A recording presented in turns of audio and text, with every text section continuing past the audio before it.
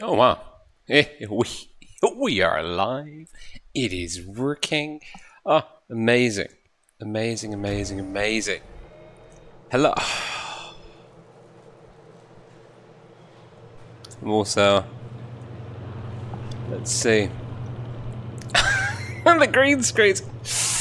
And the green screens are amazing. Amazing. Hang on. I've got a filter for that. Boom. No green screen. Slightly washed out me though. I hope you're all good. Welcome to the channel. This is a bit of an impromptu stream. One, because it's Hab's birthday. Happy birthday, buddy. The big 2020. You're officially not a teenager anymore. So, happy birthday, buddy. And then also the other thing is, well, Mad Games. And I'm a huge fan of Mad Games. I think it is probably one of the better game modes between Uprising, Burning Games, and Realistic Mode. Gravity Mode, it's my favorite. To each their own. I know everyone's kind of got their own preference. A lot of people like Gravity, a lot of people love the respawning and the craziness of Uprising. For me, I really like Mad Games because it's crazy, but it's also predictable. Tanks have got fixed abilities. You know what an i7 can do. You know what an FE183 can do. You know what you're up against. And I think that is the thing that's really going to lend itself to the tournament. And that is the third thing, which is I know I said I would never stream tournaments for Wargaming again, and that they could... let's just say, unkind words were said, mostly by me. And I don't necessarily regret some of the things that I said. I do regret, of course, some things that I said. However, I always pushed for Mad Games tournament, and it was just something that wasn't possible at the time. And Wargaming have basically said, yeah, we're going to do Mad Games tournament. And so I've had to kind of swallow my pride. Messaged Darth Antonius and say, like, hey, about that Mad Games tournament, is there a chance of streaming? And God bless him, he said yes. So I will be streaming only one day. I'm going to be streaming on Saturday the 4th. During the day, I'm going to stream the Asia server, their day 2 of the first ever Mad Games tournament. But real life schedule kind of blocking me a little bit. Such is the trials and tribulations of having a little one. Let's just see. We're also trying to hold a Discord conversation with Bolt at the moment. Multitasking is not my strong suit. So anyway, we are going to be getting back into streaming tournaments here and there. Nothing major. I don't expect to be doing lots of tournament streams. Just a few when I can, which is pretty cool. So Mad Games tournaments were enough. They were enough to bring me back. We've got Dragos. Dragos. I'm sorry, Dragos, I can't pronounce your surname. Hab's here. Hab, birthday boy, is here hanging out with me. I feel properly honoured. I've poured myself a wee dram to toast you. Happy birthday, Hab. So anyway, what I want to do is just play some birthday tanks, play some Mad Games, and then maybe have a look at some Mad Games replays. Like if you've got replays, feel free to fire those along. And on we go. So the Type 59 with a ding camo, because I am cool, is, I mean, it's a good tank all round. We're top tier. I haven't played Mad Games in a long time. Now we've got the Saboteur system, which means that we will get instantly notified when we're spotted, which is, that in itself is brilliant because it means you're not going to get taken off the face of the earth by an enemy TD. We've also got our little speed boosty mode thing. Now I don't really know what I'm up against, especially at tier 8.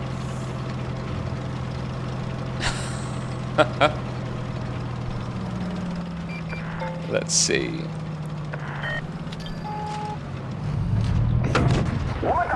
Now we're unspotted. Oh, crap.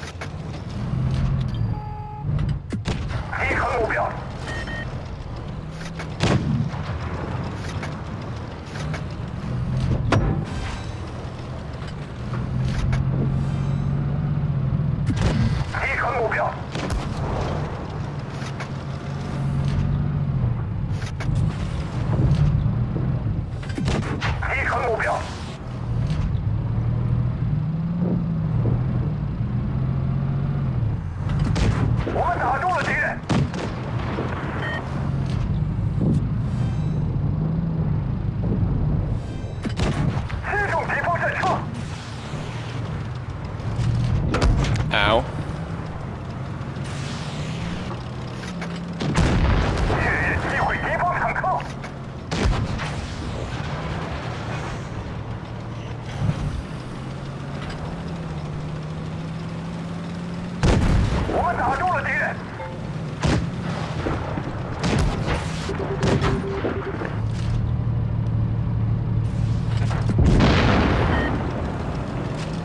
Now it looks like our team got absolutely rinsed in the city. And it is us 3. And I don't know if anyone's got healing on our team or not. Which is unfortunate because I think we're about to get clapped.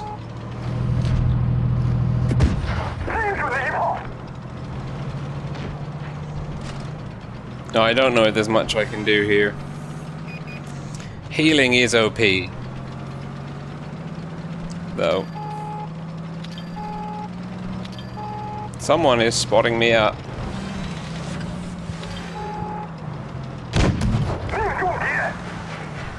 Oh dear. Yeah. I mean... our team was not the hottest there. Our team was not the hottest. Middle finger, hello, middle finger on Blitz, good to see you. So that tank's good, but you're relying on your team doing some good things around you. The tanks that can heal themselves are really good at solo carrying. IS-5 Guardian, lower tier. We can go invisible. That's pretty cool. Okay.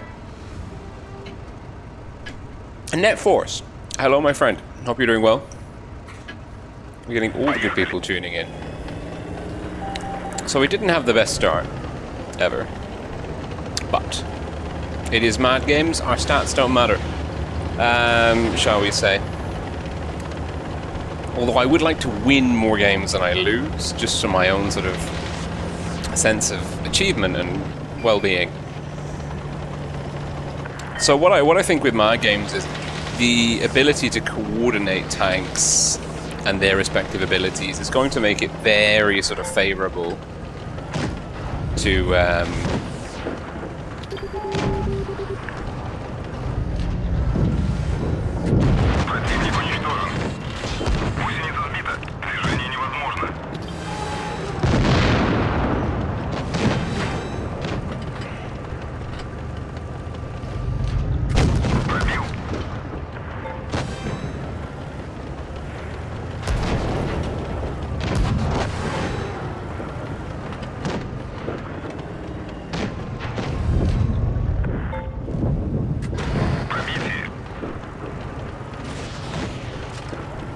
oh crap, he's gonna hit me.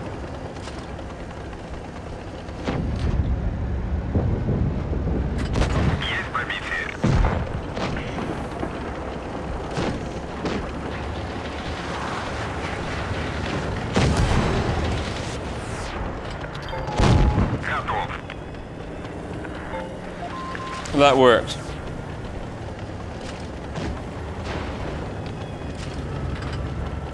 I have no idea. It's absolute carnage. I think I have to be paying way more attention. Oh, we've got Kaga. Amazing.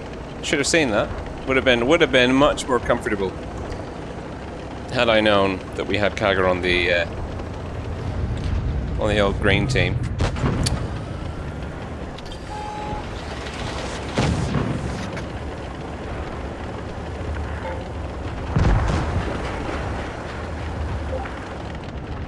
Beautiful. Absolutely beautiful.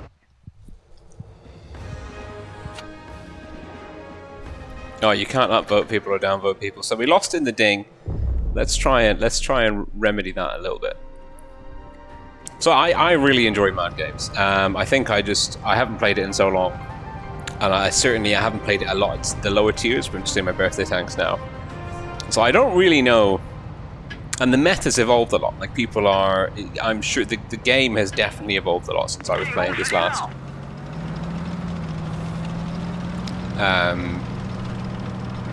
Which is great, you know. So this is going to be a bit of a learning curve. And I'm playing some Mad Games tonight to sort of freshen up my memory. Ready for... Now we're spotted, we're not spotted anymore. It's the T-49 that scares the absolute crap out of me. I'm in a good tank to kind of take him on.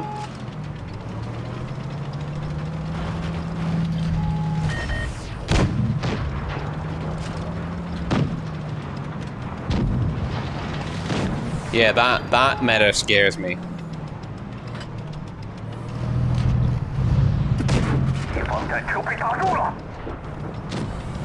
The Rami Panther meta scares the crap out of me.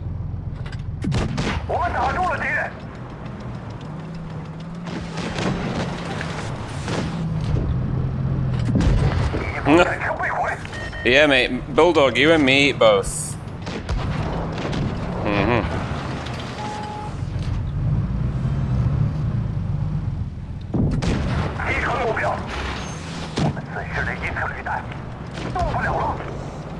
This kind of... I think they may need to...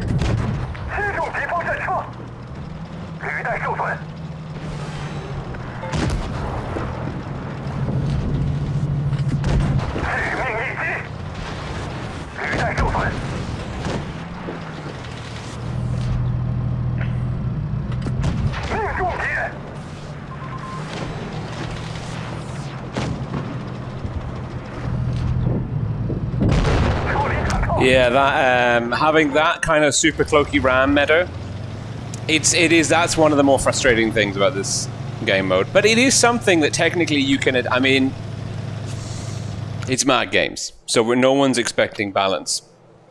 That being said, like there are some things which are like a little bit frustrating to play against and could be tweaked, and I think that they do have.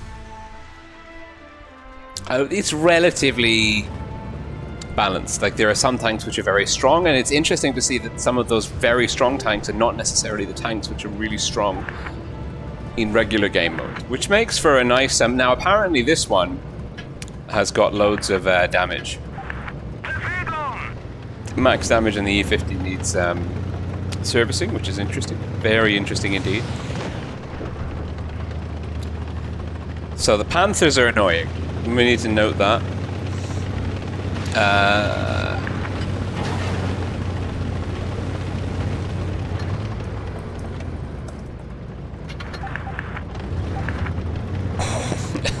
Max damage is having a grand old time. So yeah, I think there's kind of like cloaky rammers really make people play very passively, unless you are one of them or you've got the ability to kind of cloak yourself.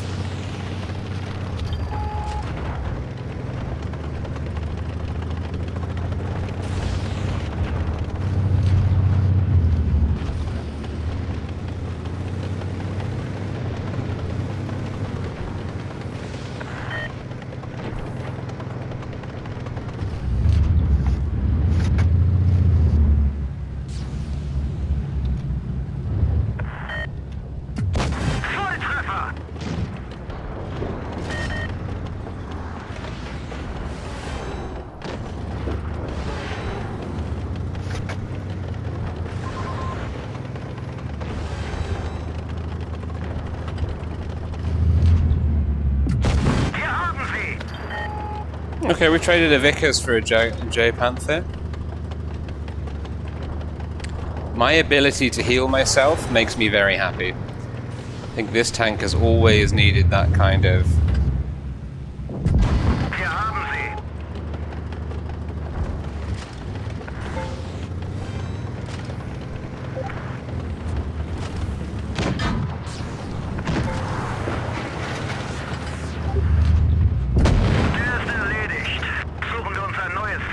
Okay, this tank is surprisingly good fun.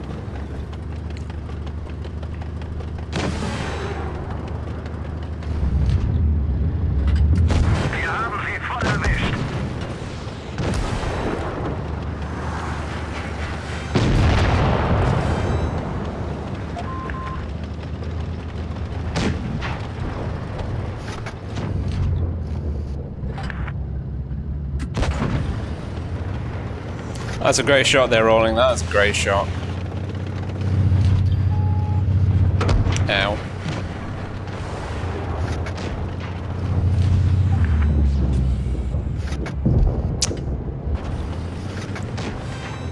So that tank plays surprisingly well.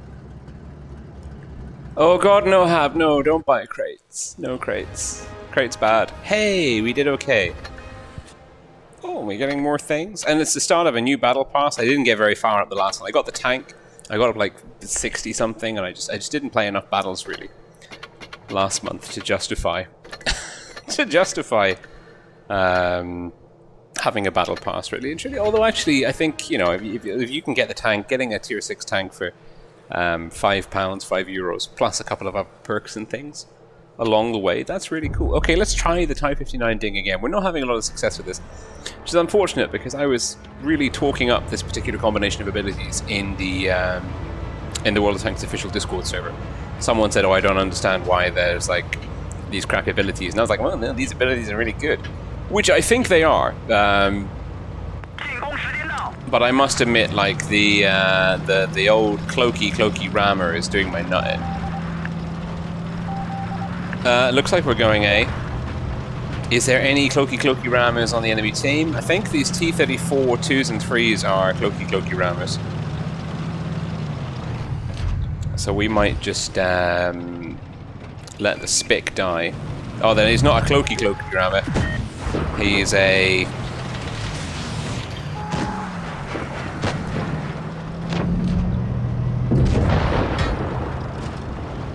Go very fast, rammer. Heal up, people. Heal up, heal up, heal up. Oh, yes, J Panther 2. If I could give you a team player award, I would. Ooh. The SP is just a little bit too fragile.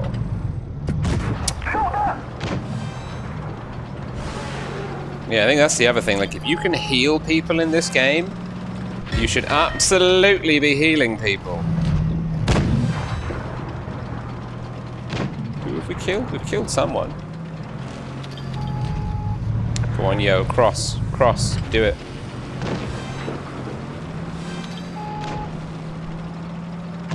Who are we going for? The yo.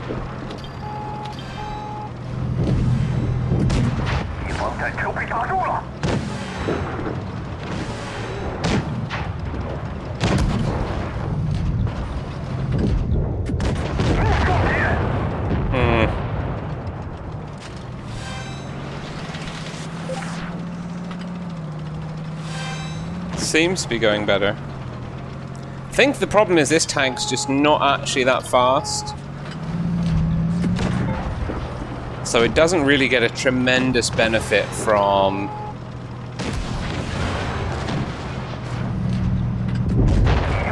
the abilities that it has.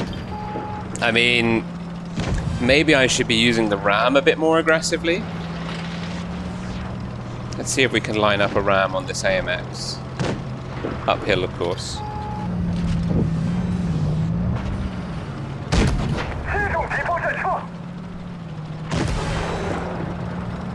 Oh dear.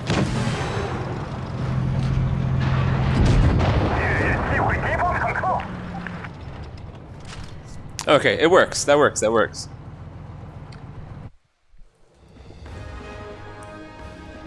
Yeah, I think when we really give the yo played well. I think we really give Wargaming a hard time about crates, which is very good and fair and true. And I think we should be.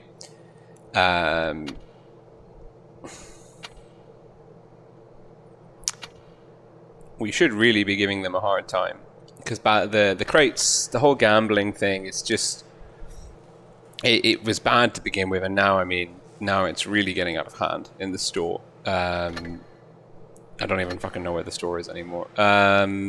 Here. Like, but at the same time, like, they are offering up like a real good, I mean, you can get tanks now, premium tanks, that are admittedly like a little bit old, for really good prices. So the store is now, it's a very broad mix. You can buy things for gold, you can buy things for cash, you've got these weird avatar containers for splinters or whatever they're called. The battle pass is a good value for money in terms of supporting a freemium game. Like, there are good products in the store. I get the feeling that these the crates now are, it's getting to a point where every new tank being released in a crate is a little bit frustrating. And also, like, the cost that you need to put in is just staggeringly high. It's absurd. I switched off from crates. I used to gamble here and there, like, oh yeah, I'll buy a crate for €5, whatever. It's like a beer, you know? I'll take my chances and get like some boosters or whatever else. And, you know, every now and then you get that. Let's get this show on the road. Oh, British crew voice is amazing. You get that kind of really good reward. But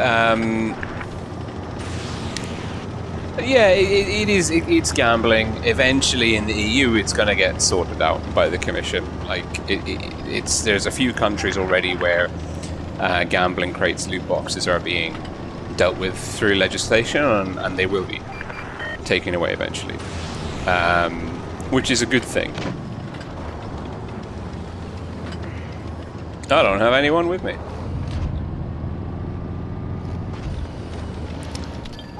Oh, I've just realised. You can see we've got 0. The issue is I can't go up to C by myself. Especially in a mad games mode. What's happening to RE75? No. Okay. You know what? Let's go deal with this dude. Enemy armor is hit. One of our tracks is damaged.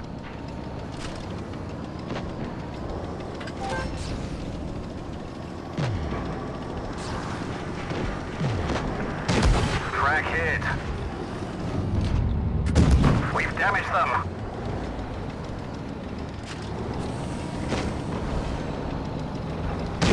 We're immobilized.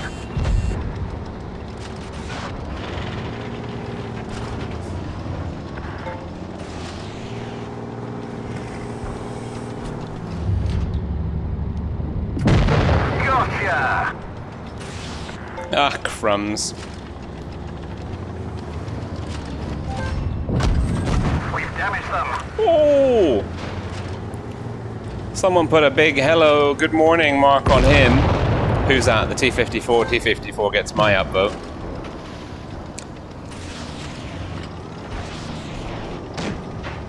Yeah, I think... Oh, AFK.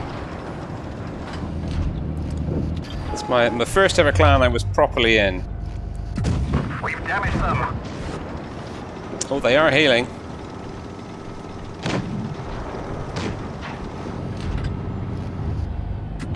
Enemy armor is hit.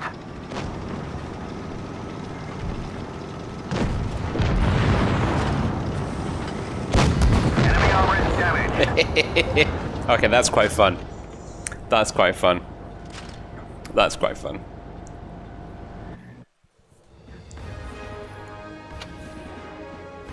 Who's that T-54? What a legend. So I think, yeah, like, for example, like the Badger is, I'm really not very good in the Badger at all. But in this, having, like, you saw the T-54 go around me, if that was a regular game mode, I wouldn't have put myself in that position to begin with, I'd like to think. But I wouldn't have had, you don't have the tools to deal with the medium that's behind you. If you're in a very heavy TD, where you can speed boost 50 meters forwards or backwards, you've got the tools, you've got an extra trick in your box, and you can really upset medium players if you time that well.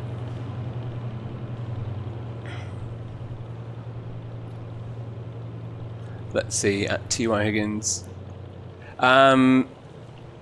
So with the autumn season, so basically I got back in touch with Wargaming through Darth Antonius, Tony, and he said, yeah, you can stream some Mad Games tournaments, don't worry about it. It's nice to have you coming back, which was very kind of him. I am not yet on any kind of, it's still very early for the autumn season, so Wargaming haven't said whether I would be streaming autumn or not. If Wargaming do put me back into rotation for streaming the major tournament series, it will be extremely unlikely that I will cover NA, just simply because it's not compatible with family life and the design of my house. It means that like where I am, what is effectively my office, is not well sound isolated from the bedrooms. So even now I have to remember to keep it sounds past 8 o'clock to keep my voice down a little bit.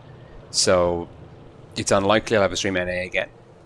Probably what I'll end up doing is streaming a lot more of Asia, because Asia's during the day, like a weekend during the day, Asia is like perfect for me. Like I can stream a lot of Asia during the day, like in the early afternoon. It's the optimal time for me.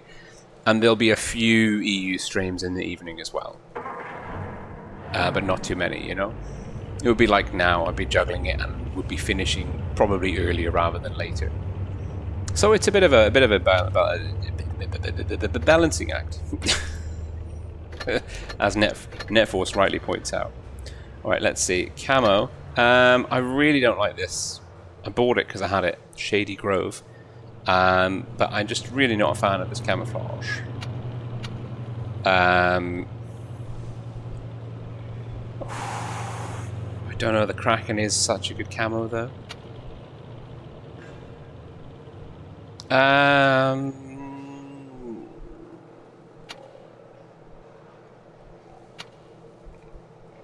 For now, I don't know if I don't know if I'm in the right headspace to deal with that.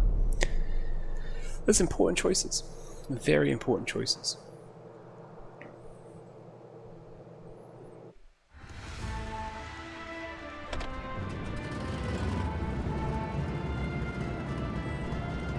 So,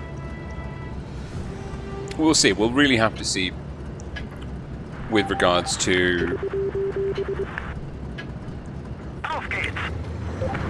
with regards to streaming NA and even the frequency of EU streams will really depend on a lot of factors. Oh, Grill Airlines. Off he goes. Now what I want to try and do is get myself right in the corner. I don't know if I like this combination, Irradiator and the kind of like whatever this reactive armor thing is down here. Oh, okay, that's awkward. Because I'm going to be chipping away at my own hit points, but not healing myself. So there is a 183 there.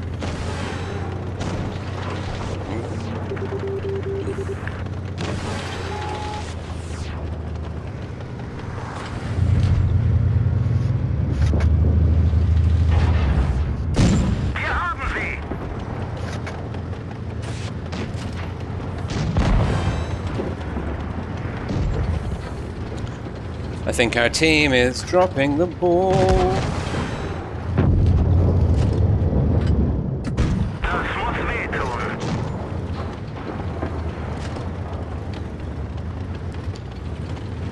Who's dead? Our useless mediums are dead, okay.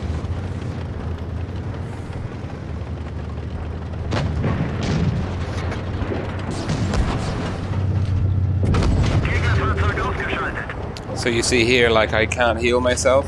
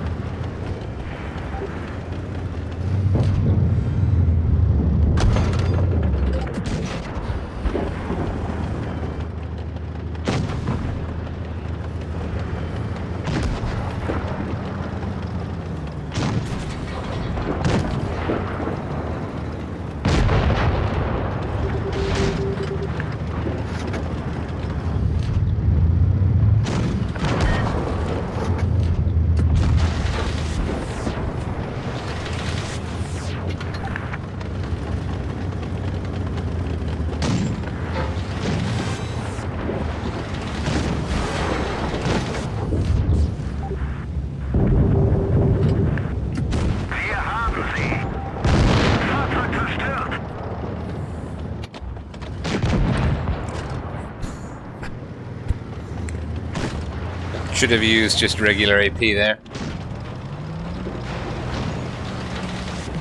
That was pretty good.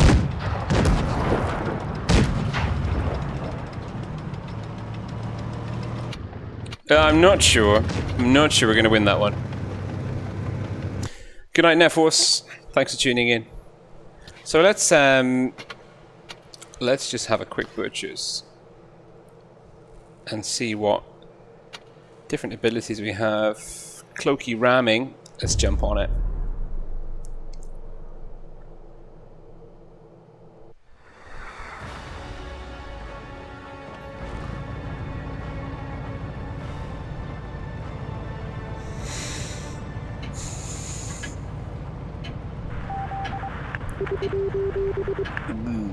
Бой начинается.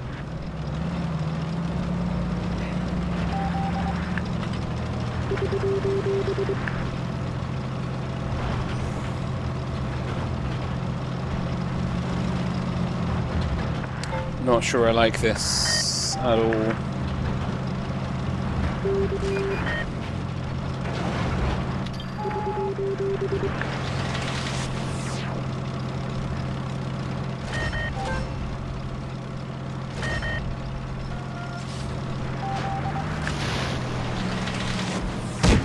Есть пробитие.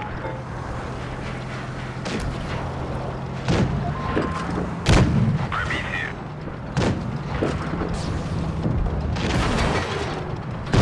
Готов. Who did we lose? A 9, 2 9s down, okay. Броня не пробита. Пробитие. Пробил. No, you stupid mother fuckers.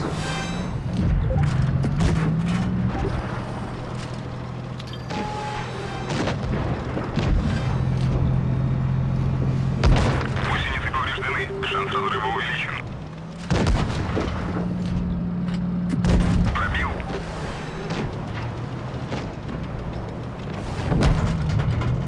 Противник уничтожен. I must admit, this is quite fun. Есть пробитие.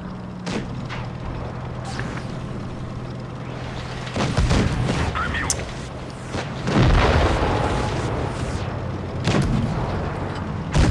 Рикошет.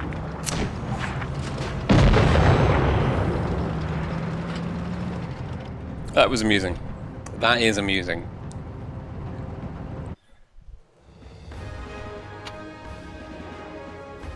Ooh. Hey, we did win this one. Our E100 had an absolutely monstrous game.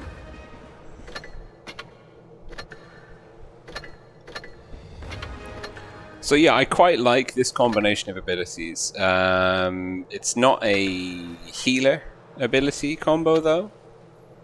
Sad but true.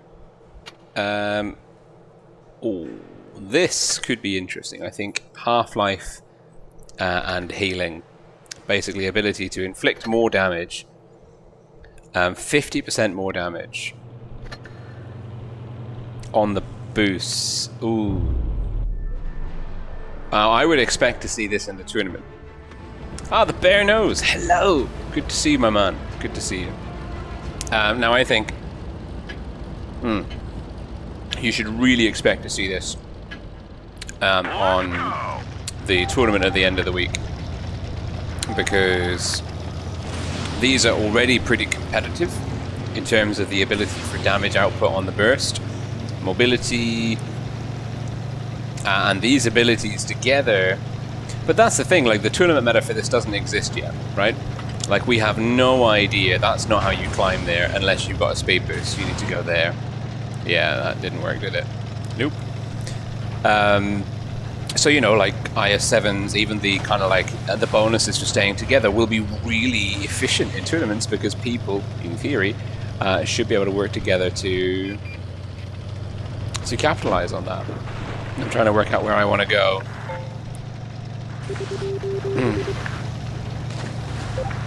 We're using the speed boost here because It's most effective. This kind of speed boost is most effective.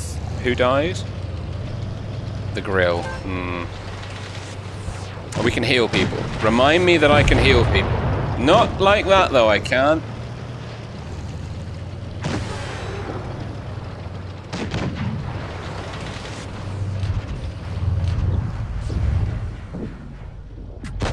Penetration. Enemy is hit. We might be losing this one. Mostly because our team is being completely idiotic. Now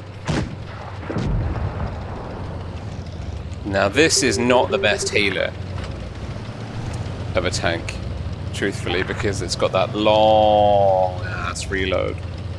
But what we've had here is our team that tried to out-camp and out-push a team with 3 TDs. It was clearly a bad idea. How am I going to do this? What am I going to do? Can I get down so I don't get crossfired from C? Who's that? BZ.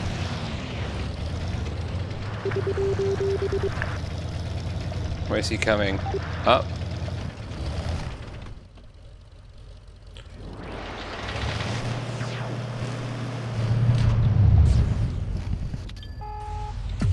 Enemy vehicle destroyed.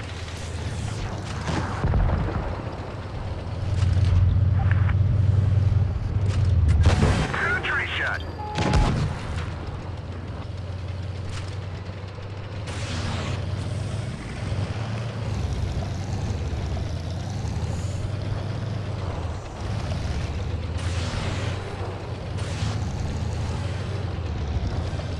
Ah, Jesus. Nice shot. We hit them hard. Track hit.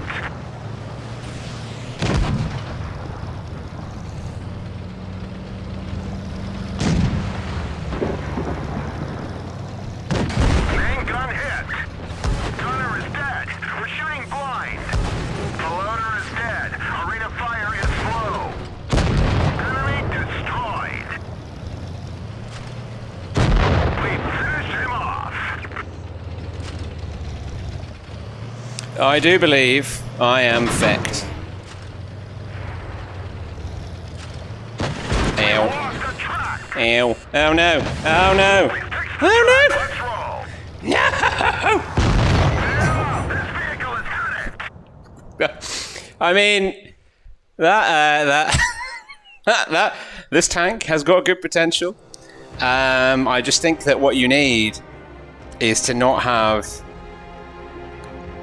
people play that badly. But it's Mad Games, so I've got to remember, like, you can't get mad at people. Ironically, you shouldn't get mad at people in Mad Games.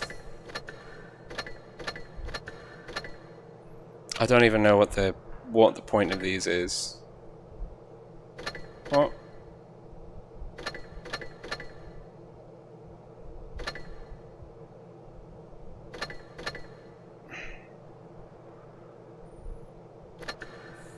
Oh god, that was fun. Let's do that again. This could be the tank we spend a lot of time on this evening. It puts out a lot of hurt. Yeah, that's actually a good point. The Mad Games tournament is tier 8. Very, very well spotted, the bear knows. It is a tier 8 tournament. So maybe we should be playing more tier 8. That's a point. We're going to play tier 8. Time to roll out. We're going to get a handle on the meta.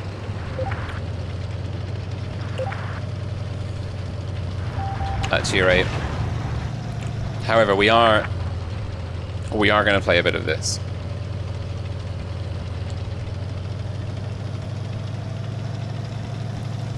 So, this tank, if Mad Games comes into tier 10, then you'll see this tank. But no, it's a good point. We won't see this in the Mad Games tournament because it's tier 8. I don't know why it's tier. Actually, no, I do know why it's tier 8.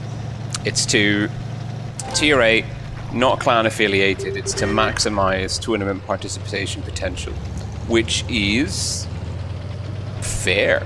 Very fair. In a non-major series. Take though, we've been spotted. We're in trouble.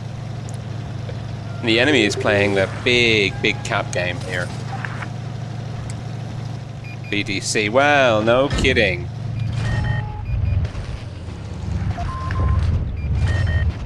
See, that's the...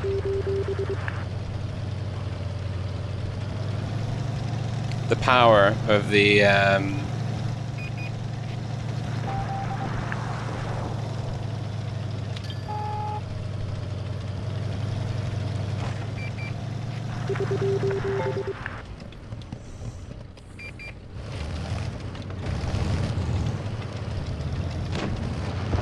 Oh, okay. 57's got his thingy on, his radiator. Not really sure what's happened here. We're going to put our radiator on. He's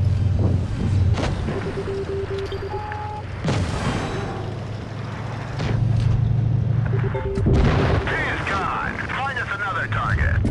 Enemy destroyed. This tank is a thing of literal beauty.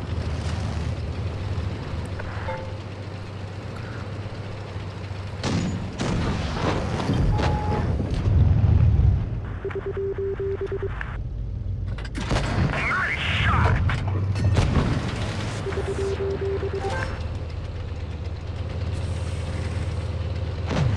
Kind of want to save our VT here. Nope, too late.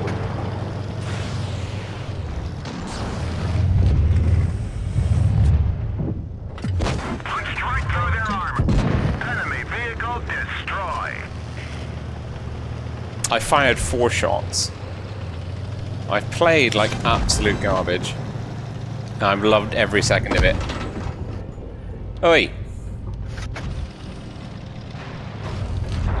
Wait.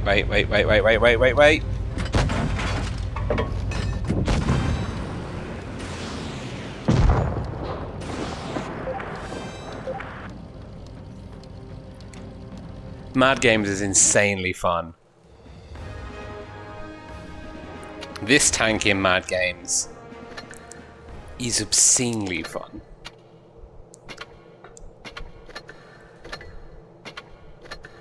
Oh, how many people are in the clan? Fun fact, I made a clan. We're accepting anyone and everyone. As long as you're doing... What's the date today? When did you last play? Not recently enough. And you there? 86... Oh, 26. I'll keep you in the clan. Oh, Basil Brush! Oh, he is amazing. It's a little like a little fox hand puppet character. Boom, boom. He had like a monocle. Did he have a monocle? My impersonation of him is terrible. Yeah, but Basil Brush is an absolute legend. What a character. So we should be, in theory, we should be playing more Tier 8. However, I've just discovered that the Yo's combination of abilities are offensively good fun. Oh, nice camo. And I think the Yo, it might be my favorite tank in the whole game. He might have pipped the T-49 because it's just a magnificent playstyle. Yes, middle finger. I know you're in. I know you're in the clan. Top man. Oh, we've been spotted. Our track is hit. It could break any minute. Track hit. Hey. Enemy is hit. Enemy armor is damaged.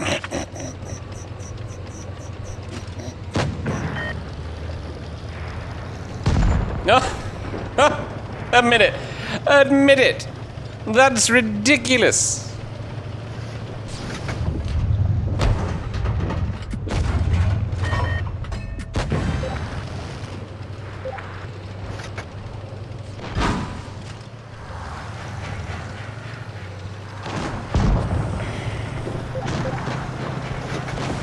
Let's keep our boy in the game.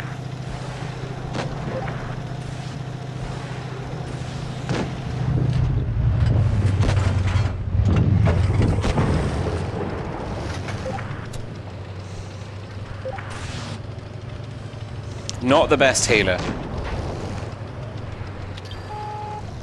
Much better offensively than it is defensively.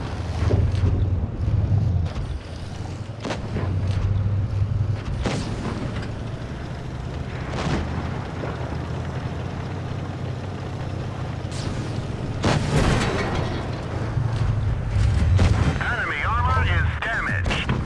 We didn't penetrate their armor.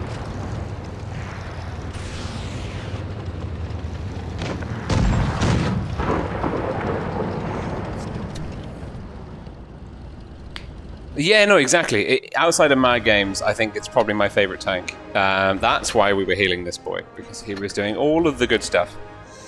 Yeah, I mean, outside of Mad Games, it's probably my highest damage. It is my highest damage tank by a long way. And my win rate's kind of gone down. I was above 70 for quite a while. But let's stick to the old tier rates. So tier rates, I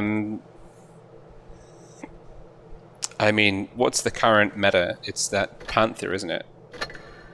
Do I have the Panther? I do. Okay, interesting. Very interesting. So this is the T49. Oh no, the KV2. The KV2. The thing is, like, the KV2 and the Smasher, and these kind of cloaky, rammy tanks, and the FV183, anything with that kind of cheese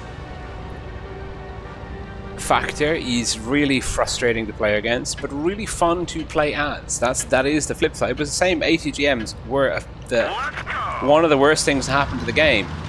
But if you were in a position where you had the ATGM and the ability to use them and your opponent didn't, then you were laughing.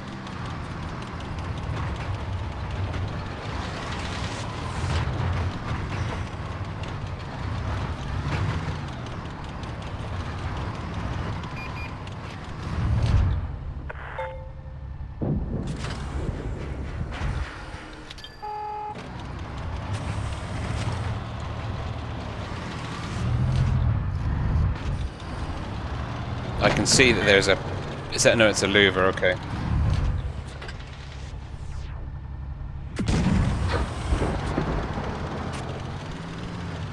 I can't heal people.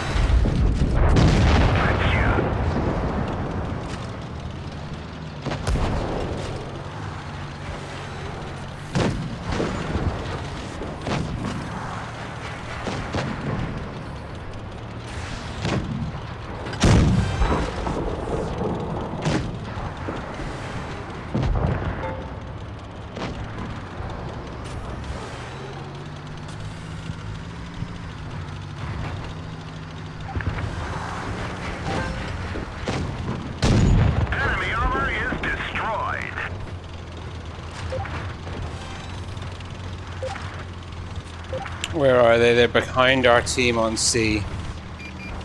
Who are they? Luva is the only one that really gives me the heebie-jeebies.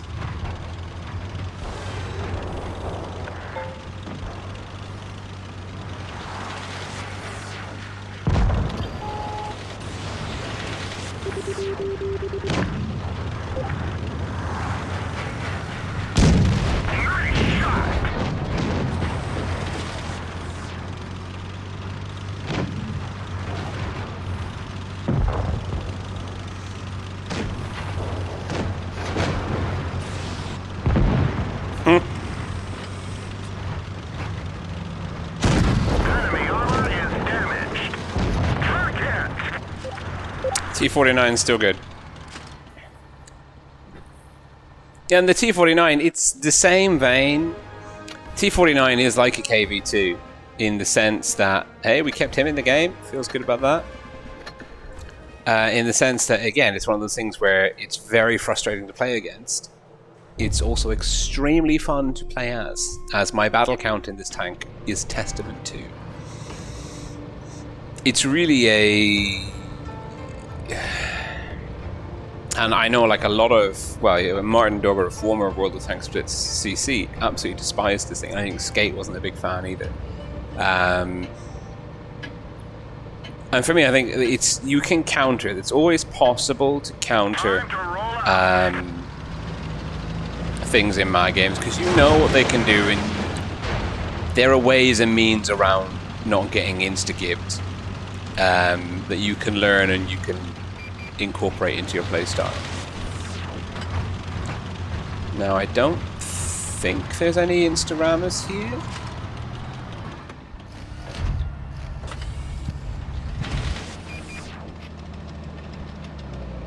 That you're going to get shot at.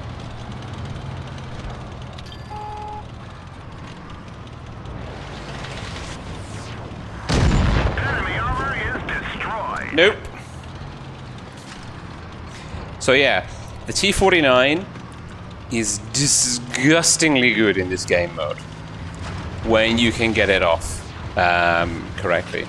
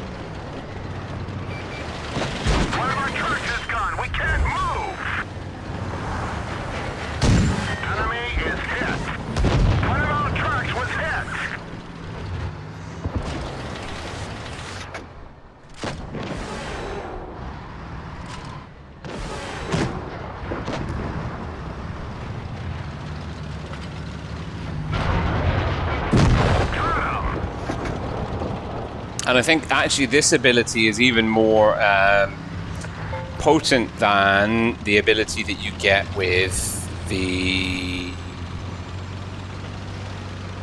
FV183s.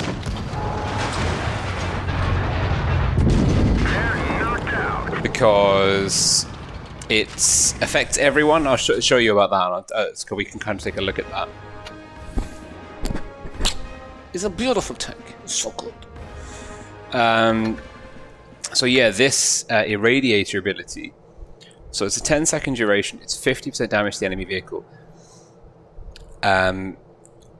Everyone shooting that vehicle benefits from it. So this is something like Irradiator on a platform would make a lot of sense to bring to a Mad Games tournament, because you can massively increase your team's DPM. So with good tournament, with good calling, good leadership, teams in Mad Games will be able to not just focus fire, but focus abilities. So imagine a tank that's been irradiated and then gets focus fired by a team. That is going to be tremendously powerful. And also healing mechanics as well. So the T49 is honestly a good contender for experimentation in the tournament meta at tier 8. And I say that as a person who is extremely biased towards the T49. So, like, take that with a pinch of salt. But, you know, this ability, I mean, Irradiator, so it's 10-second on, 20-second off. And then if we take a look at the ability you get with the Yo, It's got 20 seconds on. It's 50% to all damage, but only damage from your gun. But it also has a cost. So it's longer action, same cooldown, but 10 seconds more on means that it's like you cycle it every 40 seconds effectively. It takes HP away from you to use, and it only boosts your damage. So Half-Life Discharge is not so effective. The only major difference, which shouldn't be a factor for professional players or top-level tournament players, is that this one is like you push the button and it happens. Whereas with this one, you have to be highlighting an enemy tank and you have to select that tank, which is mechanically can be challenging at times. I struggle to get it off every now and then. So that is something that is worth really worth bearing in mind. Yes, Dragos, I would love if you've got a replay you want to show. We can absolutely whip that out onto the stream. Just send the replay into the Discord, onto the Discord, the channel on my Discord server titled replay. Jesus, it's like Tuesday or Wednesday or something. Wednesday. It's Wednesday. Andy, good to see you, buddy. We might be playing quite a few games at the T49. Just gonna put that out there. I am the only light tank. Oh god.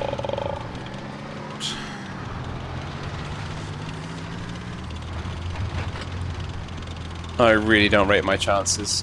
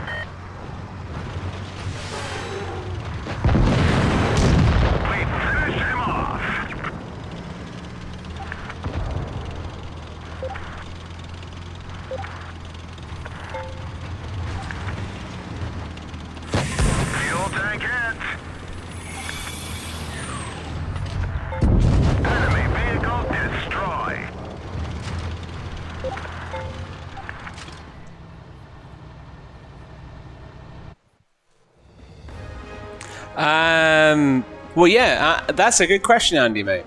Half-Life Discharge on a target that is irradiated. You'd think you'd do...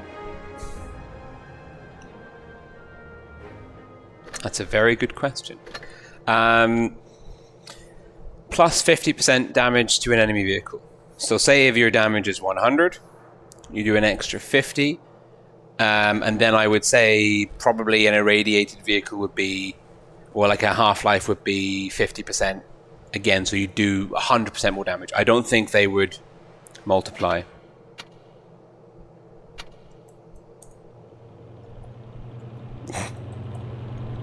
Wait. Was he the? Wait. Was he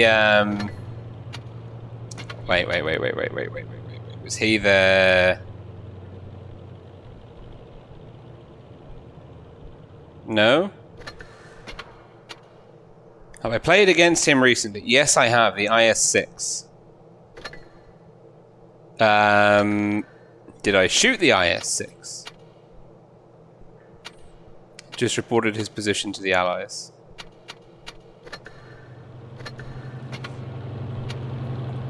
Huh. By the way, I am currently live streaming to my YouTube channel. Rolling Swarm. Not hacker. Look at my tank's abilities.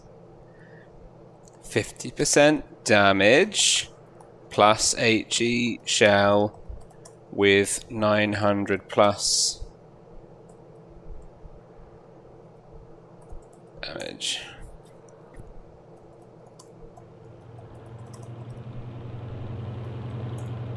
Which tank did I penetrate the front of? I'm so confused. Hang on. Which one did I do? No. I did the side of the Panther. I splashed him. I did...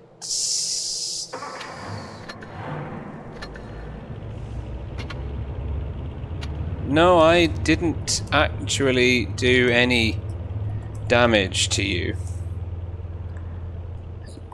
Didn't do any damage to you. Check my channel and live stream and you will see. So, Yerk destroy.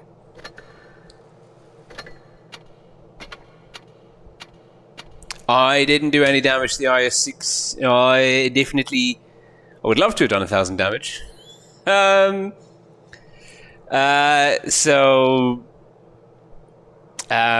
I'm sorry. Yerk destroy. I had a shot for 1250 on the Panther, which was pretty jammy. I got lucky, I'll admit. That being said, rolling swarm. Yes, check later. We're 1 hour into stream at the moment. Good luck. I get it. I can understand. I'm playing that good that you think I'm hacking. I take that as the ultimate compliment. If someone calls you a hacker and you're not hacking, how validating is that on your abilities? But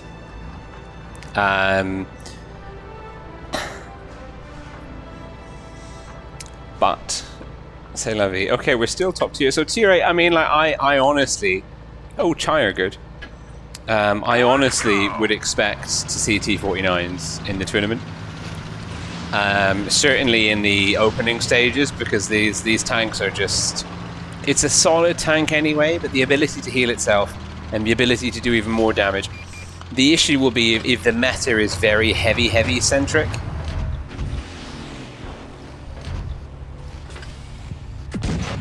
That was stupid.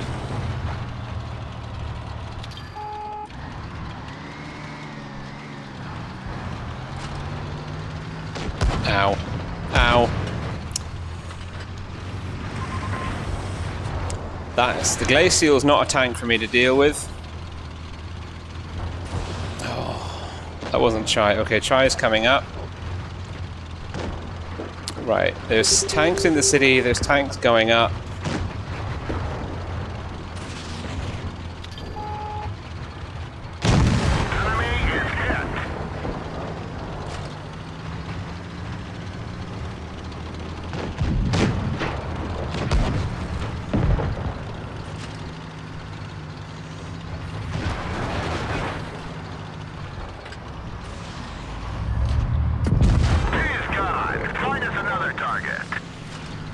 I mean, that's just, it's ridiculous. It's ridiculously powerful, this thing.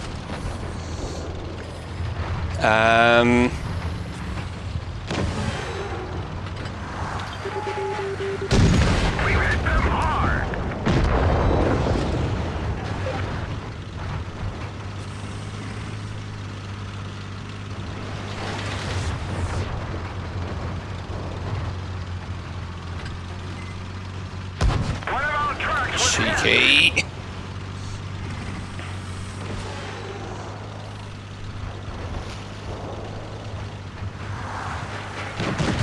lost the track. We're immobilized. Our track is in. Gotcha.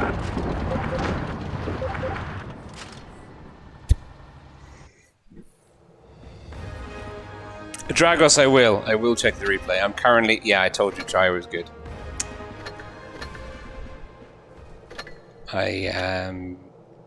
So what tanks do you think? What tanks do you think we're going to see in the tournament? I'm not going to be streaming on the 3rd. I'm actually having people over for drinks and barbecue, which will be fun.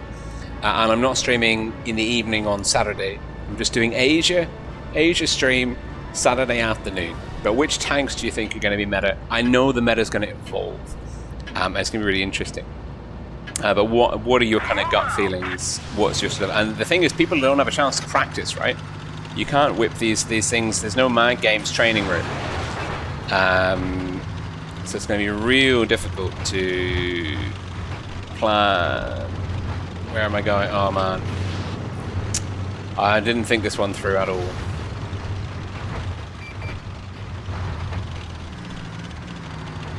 Oh, 2% loss. Exciting times. Ah, Fusilier, hello. Hello there.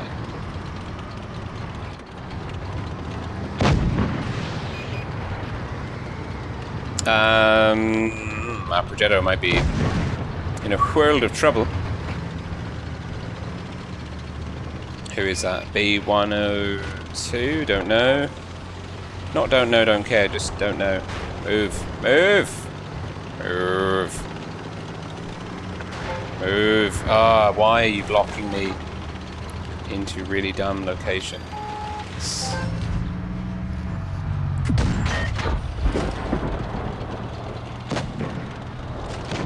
They're wrapping round. Their mediums have gone wide.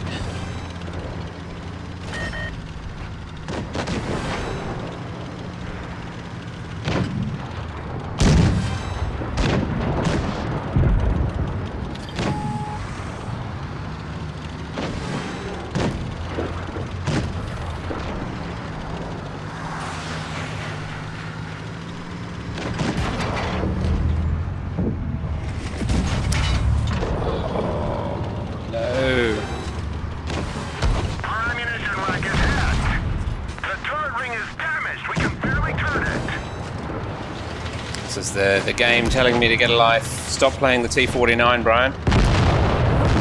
Yeah. So, not really sure what our team's doing. Sometimes it works. Well, Invisible Rammer, that's true. Dirk Destroy, thank you. Thank you for... Thank you for saying I'm not hacking. That is true. The invisible AMP, hello. The invisible rammer tanks are going to be quite... I'm looking for... Let's see, German. Now maybe...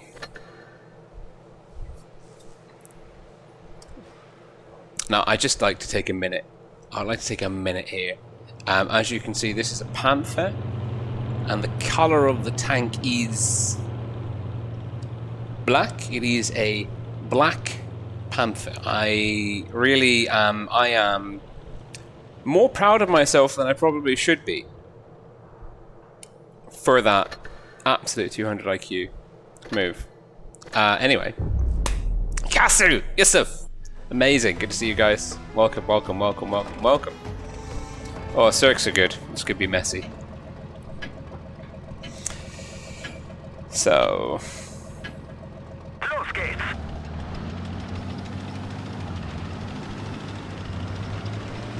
I'm Mike Fierro.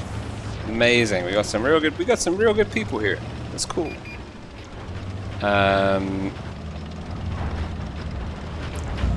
I bet the enemies all come out this way.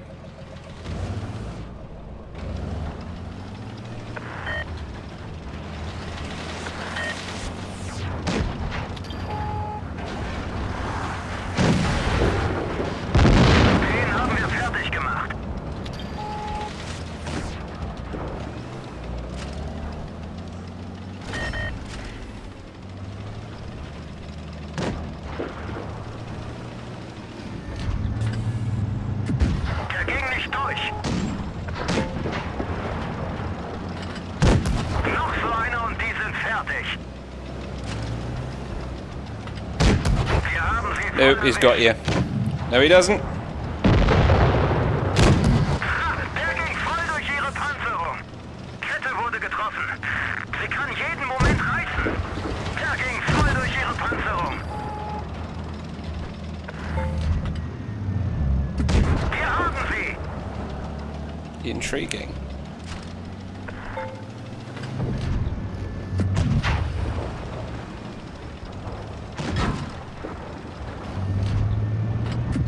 Wirkungstreffer.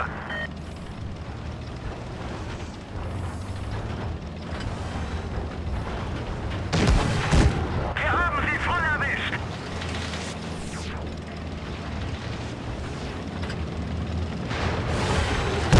Noch so einer und die sind fertig. Der ist erledigt. Suchen wir Yeah, I can bet that we'll see quite a few of these bad boys. kritischer Treffer. Oh Jesus, frickin' come on.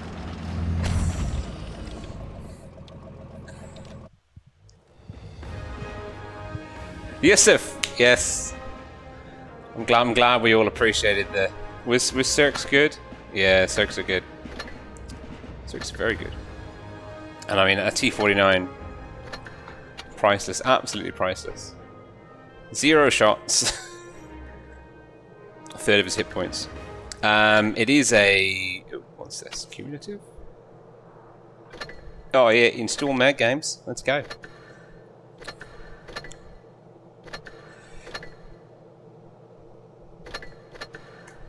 So yeah, the this tank is another one I think we're going to see quite a lot of. Certainly this combination of abilities, like Andy pointed out, probably the early, as the meta develops in the tournament, we're going to see like it's going to change. We haven't had a chance. Nobody, at least no players, maybe the devs and maybe some testers, have had an opportunity to play coordinated 7-on-7 battles with Mad Games.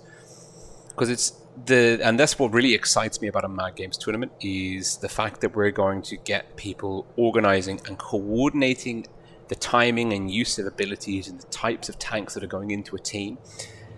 And okay, so like one Panther 2, like ninja face punching your TD, like that's pretty scary. What happens if there's 4 of them that are doing it? You know, like, and it's one of those things where I think Mad Game, the meta is just going to be constantly shifting and evolving because there's so many different tricks that can be so very, very powerful. You know, you have like 3 tanks with the coordination role all sticking together as a unit.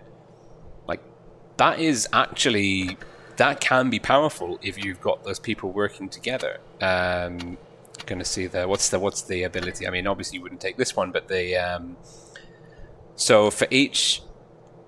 So if you've got 4 people around you, like your view range is, so this alone could be phenomenally powerful. Like 4 tanks with battle coordinator sticking together are going to have 80% faster reloading, are going to be aiming 80% faster, are going to be seeing 80% further. And that, like, okay, that's super powerful, but then, like, okay, the Ninja Panthers, super powerful. The Irradiator and the Half-Life Hammer combined, super powerful. There's lots of different, you can build different approaches to the game in the different tanks and abilities you're taking, and that is going to open up so many possibilities. Like, we're going to see not just diverse tanks taken, but we're going to see entirely different strategies taken behind the tanks in the tournament team. Like, we're gonna have tournament teams that are gonna be built around like healing. We're gonna have tournament teams built around Ninja Alpha Strike. We're gonna have tournament teams like built around ram damage. We're gonna have tournament teams built around really coordinated play. We're gonna have tournament teams built around mobility and invisibility and movement. Like when you start exploring like the different combinations and combinations of combinations you can fit into a 7-man roster, like Mad Games becomes like one of the best possible game modes of tournaments, and that is why I swallowed my pride. I was like, wargaming, can I stream a Mad Games tournament? Because I think like as a viewing experience, it could be hella fun to watch. It's going to be really fast-paced. The battles are going to be really dynamic, really unpredictable. The meta is going to be constantly shifting. Like, no two engagements will ever be the same. There won't be that lockstep formula where, like, okay, someone's gone heavy, someone's gone mobile. It's not just heavy, it's not just mobile. It's, are they healing? Are they ramming? Are they invisible? Are they coordinated? Like, there's so many different ways that you can approach each map, and it's just going to be hella fun, I think. So yeah, exactly. Like, you know, like good teamwork. So for being able to heal and being able to multiply your damage is going to be super, super strong. Mad Games tournament, I think Mad Games, like the Mad Game, or the principle of this kind of game mode tournament, like if Wargaming did this right, would be the future of tournaments, at least as a spectator sport. I don't think it's something they really want to go for. And also I do think that the fun game mode tournaments should never replace the actual core game mode tournaments. But I think, you know, if you had like a Mad Games, a big Mad Games tournament once per year, a big Uprising tournament once per year, a big Gravity mode tournament once per year, a big Realistic tournament mode once per year, like that could be really cool. And it doesn't have to be like as big as a seasonal major, but you could make it like the prize pool and the kind of interest and the hype behind it pretty damn big, and there would be an appetite for that kind of stuff. And it would really open up the competitive sphere, because the regular game modes, the top players and top teams are pretty well established now on all servers. Like, it's dominant. But having a new game mode, it's almost like leveling the playing field, because it's not necessarily going to be Rain or Pramo on NA or E7 Feast or whoever's winning on Asia at the moment, or, you know, it's not going to be your end game and your top teams from EU or 7-star from CIS that are necessarily going to have the best handle on different game modes, because they're very well practiced and focused on the core game mode. So, like, for me, that's where my excitement and passion lies in Mad Games as a tournament. So what we're going to do now, actually, is we're gonna just quickly, yeah, like rock paper scissors, exactly. So we're gonna check out this replay, from Dragos,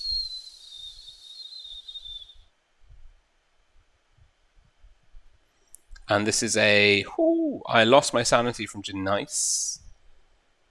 Let's see. Ooh. So this is a replay. I'm just going to put. Oh, he's got the 183, and he's in a platoon with Sayaka in the VK. Let's get this show on the road. Supremacy on Rockfield. Of all of them. All right. Let me just have a quick. I'm coming back. Just gonna magically disappear. You can still hear me. I'm just turned invisible. Oh god. Getting old, man. And you can see these two, they're sticking together, working together, good platoon mates. Now the VK, I can't quite remember exactly what abilities the VK has. We can check that out. I think he's got Irradiator. We've damaged them. Well, that's genuinely terrifying. No, he's got the he's got the Half-Life Hammer and the shield one. So this is an interesting combination of tanks, because you've got one which is really focused on doing damage, the 183, and one that is just focused on being Penetration. On basically being an impenetrable wall.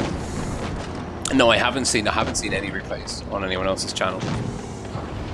Gewaffels. Oh, Habis Sayaka. Oh, look at this. Amazing. And this is a... We've damaged them. And that you know, that the two abilities offset there. So the damage boost from the 183 and the damage mitigation from the mouse just kind of cancelled each other out. Look at this, look at this. He's not even going into sniper mode. This man knows. Gotcha. And that wasn't even, I don't even think there was any effects on there. That was just a damn good roll. Holy crap.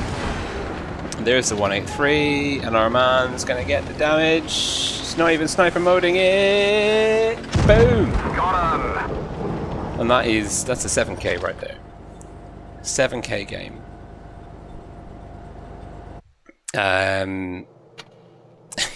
Even Hab was killing it. Does it tell you what abilities the tank has? No. That was that is what is known as a carry. When you and your platoon mate do more damage than the enemy team in total. That is disgustingly good. So let's see. We've played the. Well, actually, let's see if we can play the Panther again. Our Black Panther, because I think this one is going to be.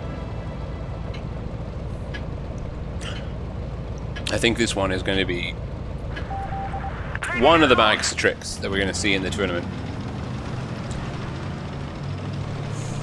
You know, 4 of these, 3 Hornets. You're gonna, but then you might struggle against a really well-coordinated heavy setup.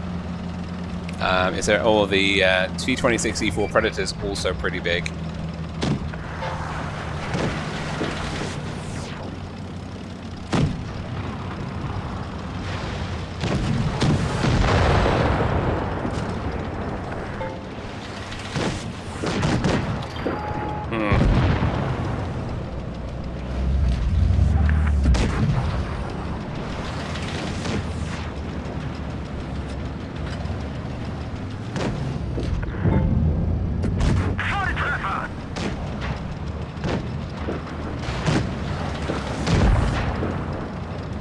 Has the Louvre gone invisible? I think he has.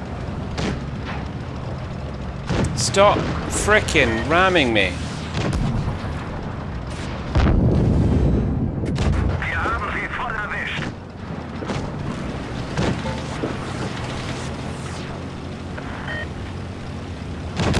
Wir haben sie.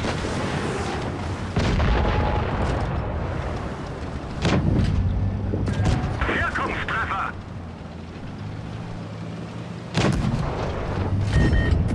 Volltreffer. Gonna assume. Nope.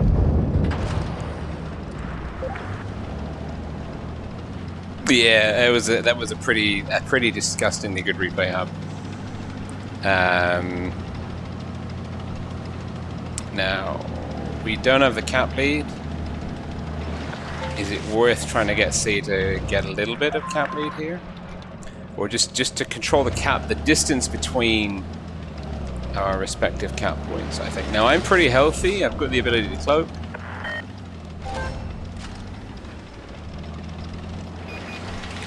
So what's the top speed on this thing? Because that's really what's going to determine the RAM value.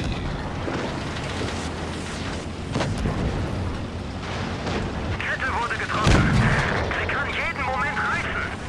Wir haben sie böse erwischt. Noch so einer und die sind fertig. Wir haben sie voll erwischt.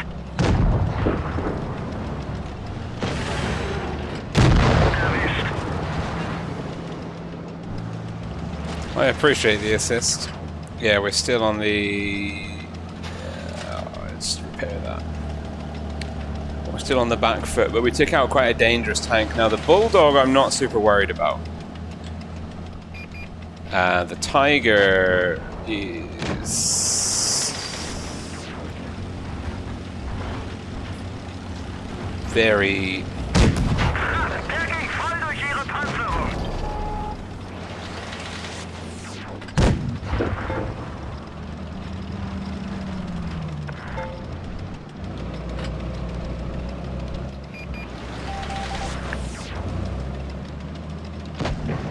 we've got options here. I don't know where the Bulldog is. I don't know if he's AFK or not. Our T-34 is so dead. You're dead.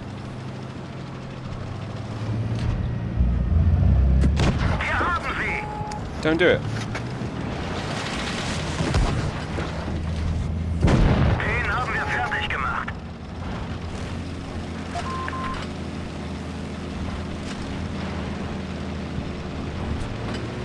No, I haven't seen the Bulldog.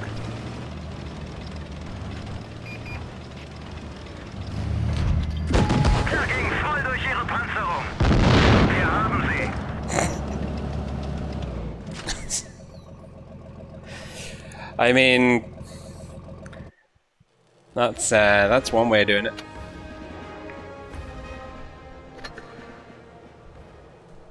So this tank, yeah, I can see this being used quite a lot. The RU-25. This is interesting. Now, you would expect, of course, the RU-251 to be a real contender in a regular Tier 8 tournament because of the view range. Well, actually, maybe not, because it is extremely soft and squidgy. Let's put the crew boosters on. However, it's got the same abilities as the T-49. It just doesn't hit as hard. I'm not expecting to see this in tournaments. I just think it's too... It's too fragile. I mean, the T-49 is pretty damn fragile, but also the T-49 is scary good alpha. In the sense that you can just ruin anyone with the right angle and ammo choice. That being said, you know, this tank does have really good DPM anyway. It might see some use. It certainly is not. It's not like an auto exclude.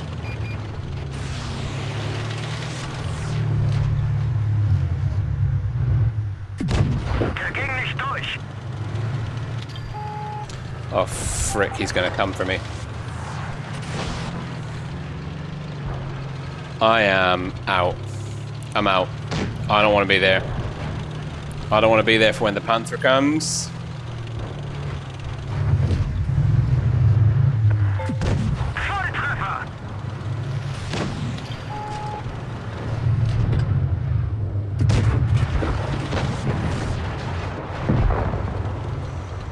Yeah, the Panther 2 is going to be an absolute nightmare. I might actually try and stick with our heavies, because they're going to be the best counter we've got to the Panther 2. You can see where I was is now overrun. A is being capped.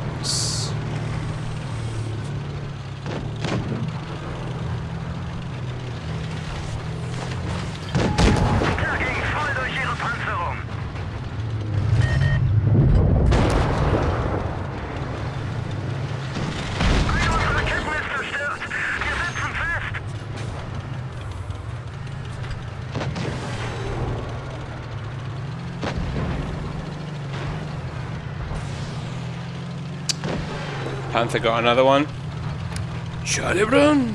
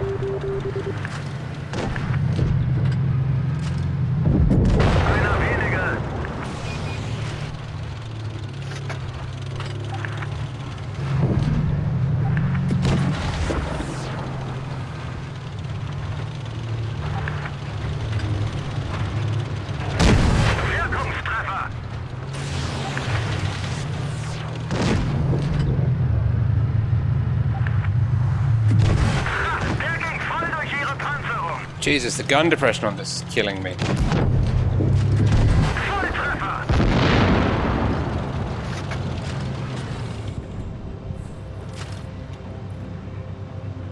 Yeah, Andy, I think you. Yeah, hello, Abraham. Yeah, no, the 251's definitely got to expose more to be more effective, and it doesn't have the gun depression, which, I mean, that I always struggle with tanks that I don't drive a lot, and then they don't have a lot of gun depression because I give them more more wiggle room than they really deserve, I think.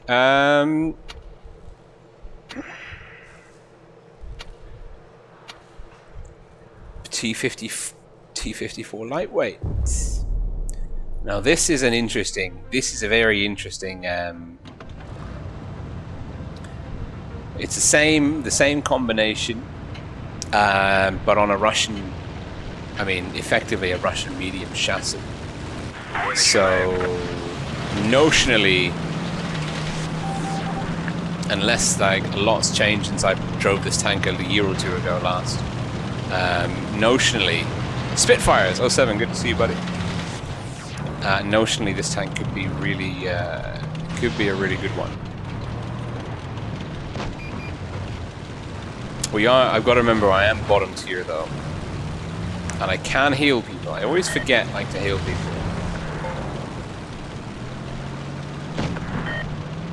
Now it looks like.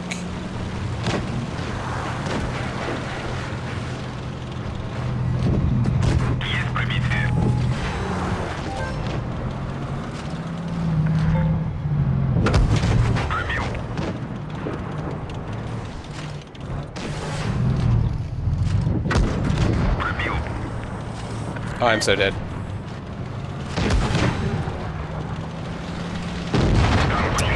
Yeah, I misread where the enemy team was and where our team went. That's my bad.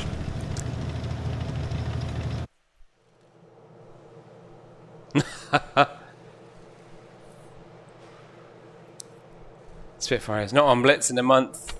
That's impressive. These tanks, this ability combination, this one could be really cool in a tournament setting, but I don't know. I don't think it's got enough panache. Like I don't think people are going to be initially playing off the crazy group boost bonuses. But I mean, if you can cloak if you 7 tanks, you all cloak, you've all got the group boost bonuses. I mean, if everyone's doing 80% more damage, that's a lot of damage, shall we say. No, don't do it.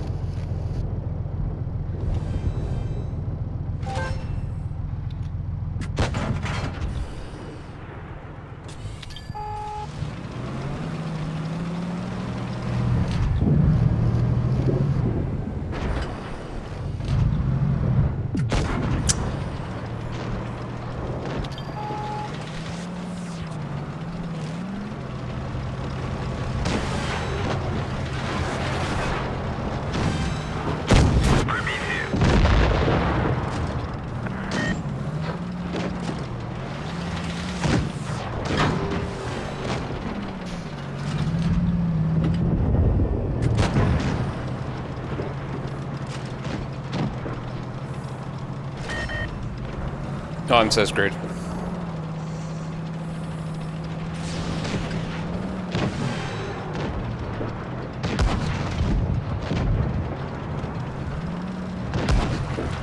Goodbye!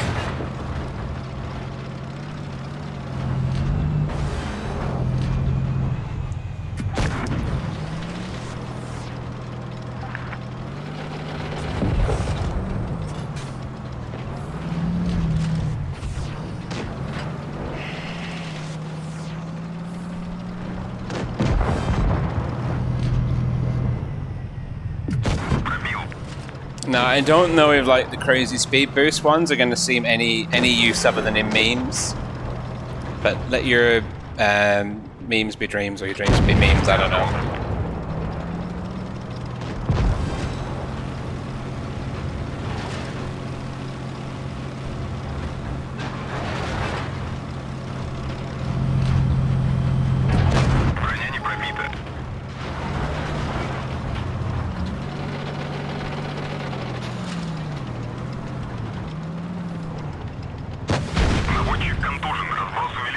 Move!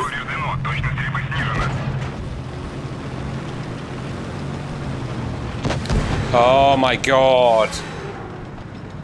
He's mentally AFK.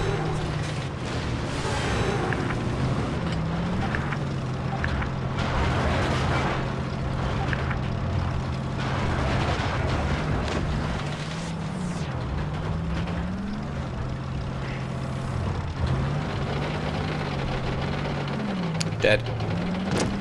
Dead.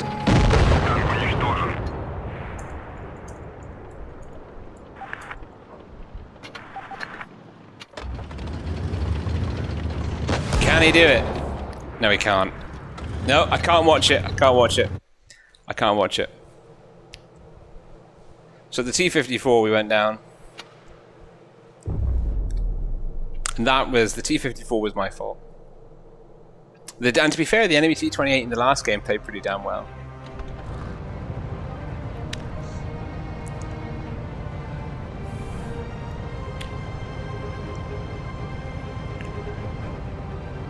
Now, looking back at the replay, what I should have done is I should have just kept going forwards and gone round to the louver. I think it is an important thing to try and rewatch your replays whenever possible. Because you'll see, like, even if you just watch it back, like, immediately after, you'll see, well, immediately after is probably best, because you'll see, like, exactly what you did wrong. Like, oh, like, I died because I went backwards. If I just kept going forwards, like, he wouldn't have been able to get a line on me or something like that.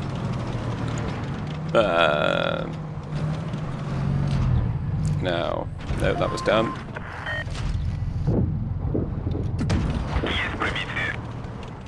We've been spotted. Is that 3? Oh, Jesus, we're getting our asses handed to us.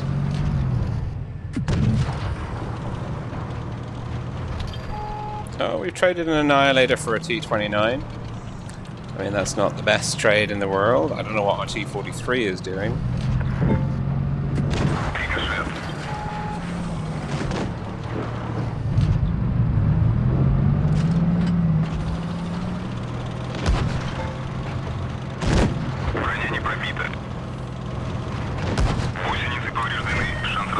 Our completely moronic bridge team.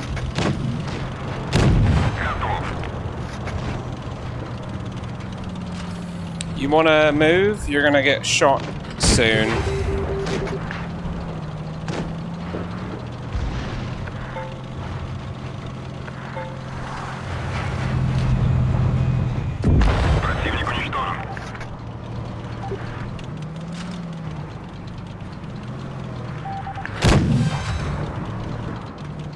He can heal me.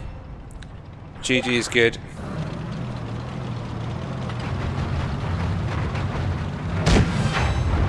You use HE to heal because you do more damage.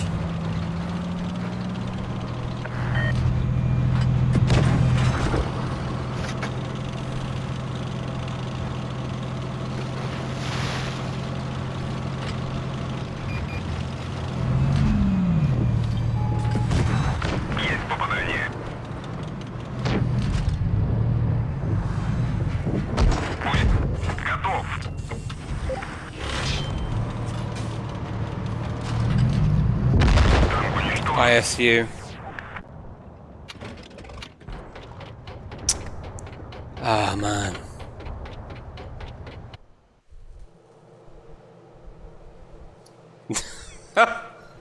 Yeah, I think let's actually have a look. That is a very good way of describing it. The Louver did forget to do the evolution. Oh, Jesus.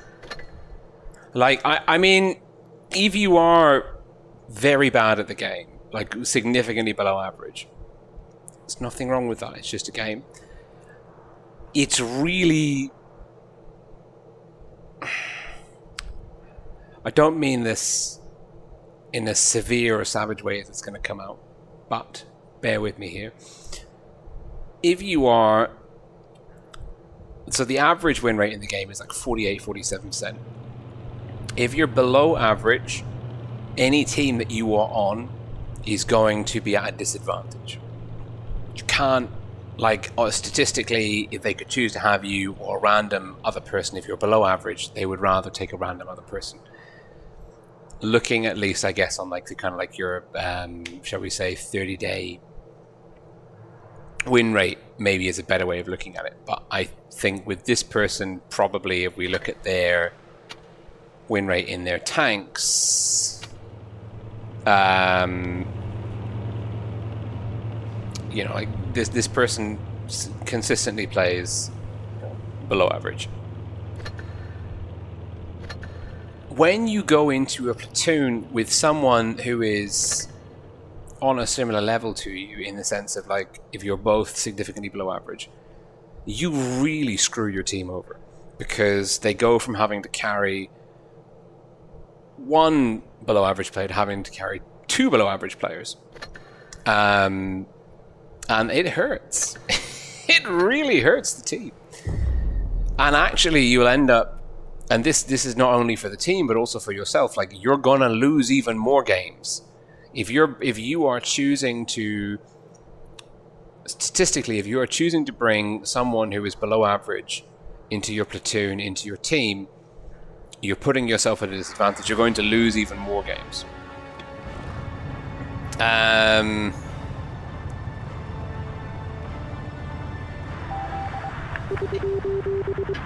So it's like you're making your life harder and you're making your team's life harder. Try and platoon with the best people possible. You'll make your teams better. You'll make your own win rates better, and you'll probably learn more. It breaks my heart when I see two like 30% players in a team together. And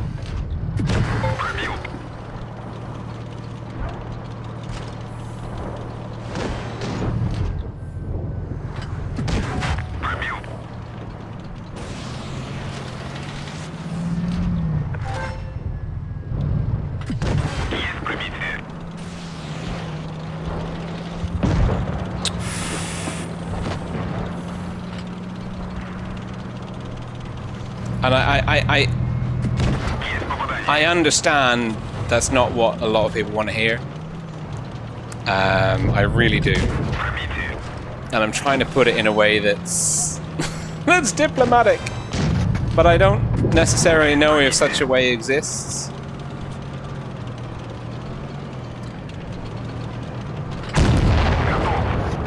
That being said, on the flip side to my being a complete asshole,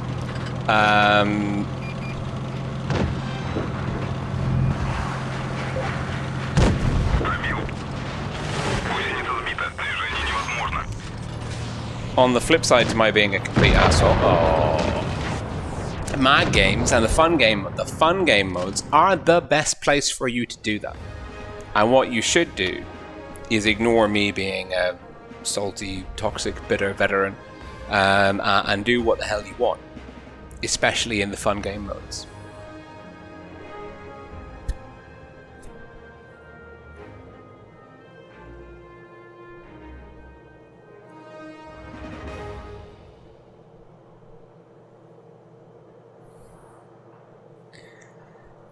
Flying Dutchman. I have no idea. I don't know.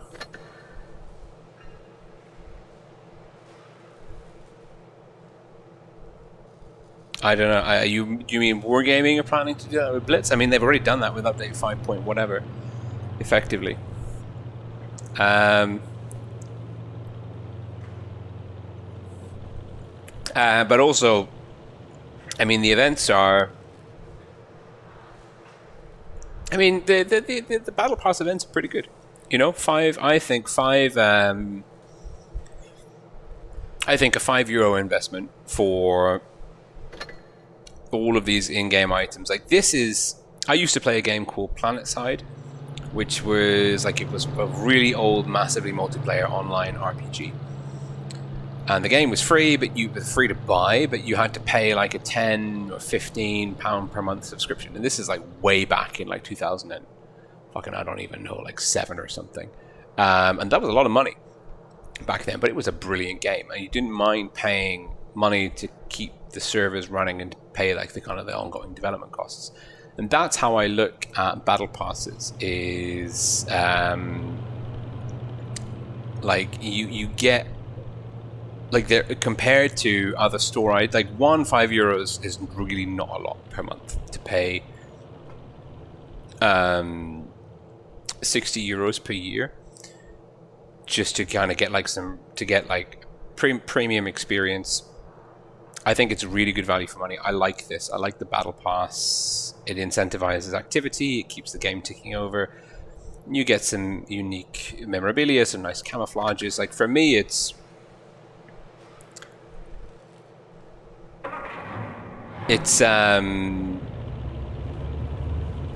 battle passes are really good. Now the other tank game that's coming out on mobile is Tank Company, which is being developed by NetEase, who I have experience with through Eve Echoes, which is a game that was coming out last summer.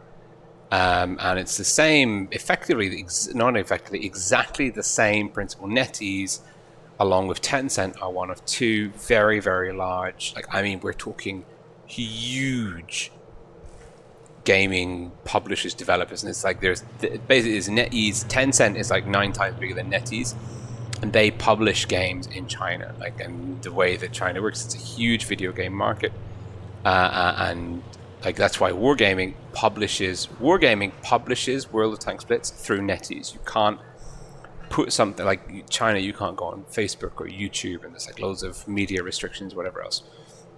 So they're kind of like these state-sanctioned publishing houses, which put the games into the Chinese market. So Eve Online is I played this long, very, very superficially for a couple of months back in uni, and it's a very complex game. And it's a real, like, if you think World of Tanks Blitz or World of Tanks are grinding time sink games, you ain't played Eve. Eve is just on a whole other level. It's bewilderingly complex, and it's fun. It's super, super fun, but it's incredibly ruthless and very complex. And it's almost more fun to read about it as a story, and to, like, there's podcasts and media posts. That's super fun to follow, but to play the game itself is actually kind of dull. But I got into Eve Echoes. It was on the iPad. It was really good. The graphics were great.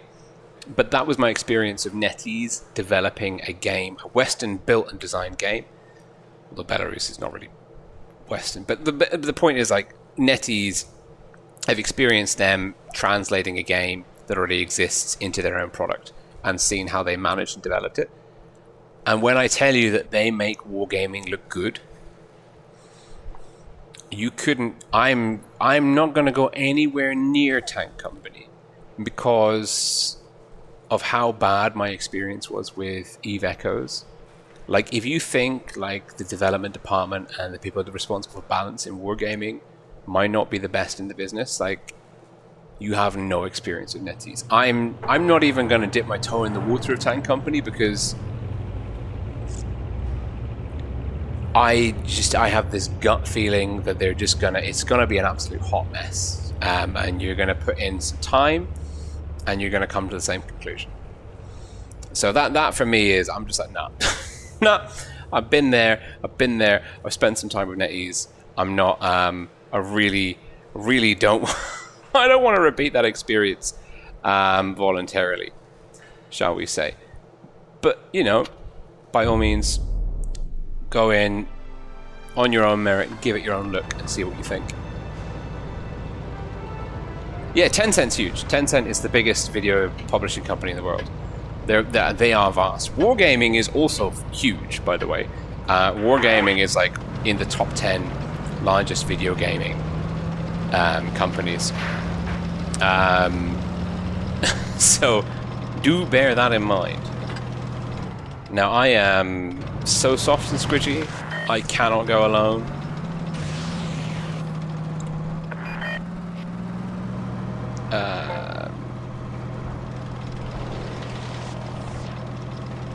But I am going alone, apparently. So, like Tank Company, I maybe it'll be good.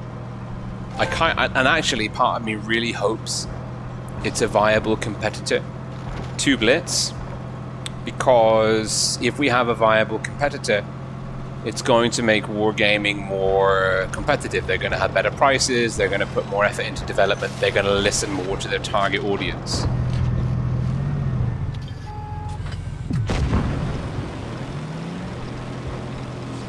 Oh, he's going to ram me. Frick. I thought I had the irradiator. Yeah. I knew it. Frickin' knew it. I got my wires crossed and I thought I had the irradiator. God damn it. Ciao Hab, happy birthday, many happy returns. I hope you have a really I hope you have a really great time. Yeah, I mean I think I put in I played Eve Echoes for about 4 months. And it was just the way that they were kind of adding in features piecemeal. That meant like you could do one thing one week and then you couldn't do another thing the next week. And it was so horrifically managed. I just thought like it was crazy. They had no long-term strategy or vision. It was really astonishing. Really astonishing. And I mean, it was fun. It was a super chill game, you know. I did like mining and I did some raiding and it was fun. I did like NPC stuff. I was part of like a really big nullsec corp for a while. Like I kind of dabbled in a bit of everything to do with the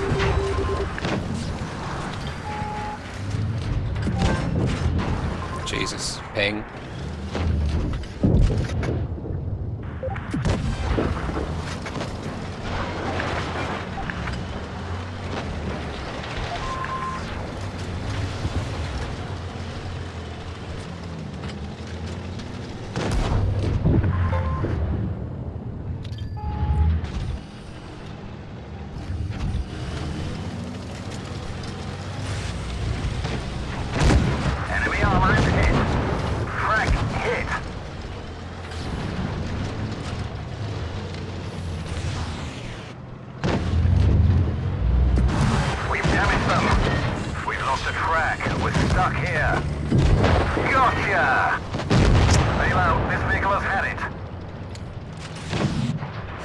We managed.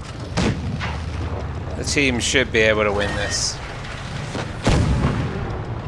Not shooting like that though, they won't. Okay, that's good. No, it's okay, don't worry. It's not a distraction, it's a very valid point.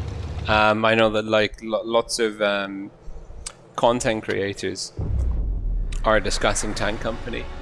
And it's whether Tank Company is good or bad remains to be seen, but I think the very fact that Wargaming are going to have the first ever legitimate competitor to their mobile title, and it's going to be like, whether the game has problems or not, or whether it's better than World of Tanks Blitz or not, remains to be seen.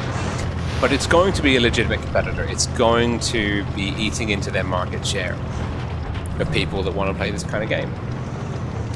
And so, like, hopefully it's going to make Wargaming as a company easier to interact with for us as players.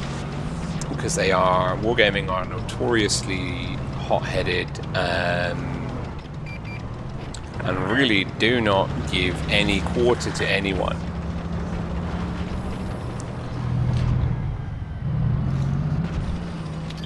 And are very difficult to work with. Who the frick spotted me? No, not a panther. No. No. No.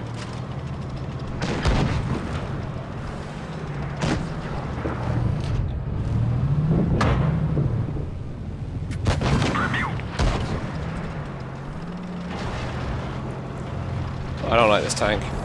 I don't like the way it plays. I don't like it. I don't like it. I don't like it.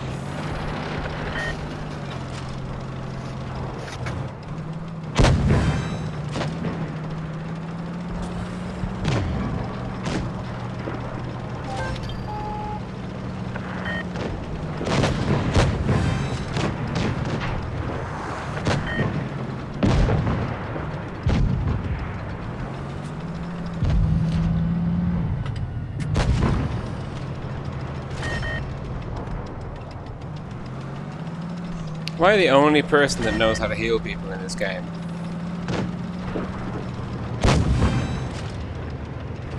Because you can heal. You can heal, Progetto.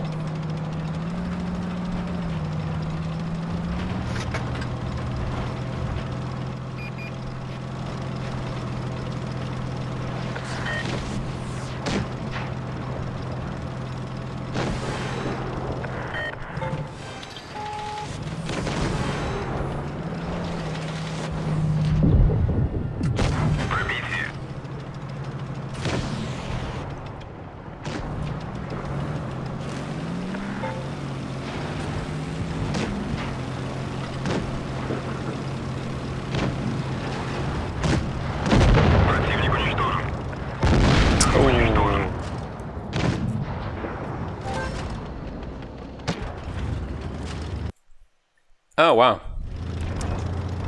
I really thought that we were plugged in.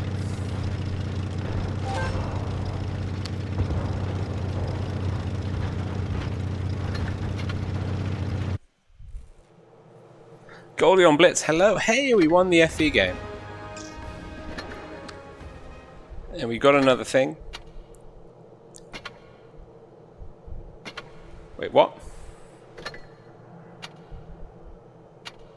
Did I just get a tank? Hey, I got a tank! Nice. Cool. Alright. That's not bad, is it? See all that, me talking negatively about Tank Company, Wargaming was like, yeah, we hear you rolling, don't you worry, we got your back. Obviously that's not the case, but, you know.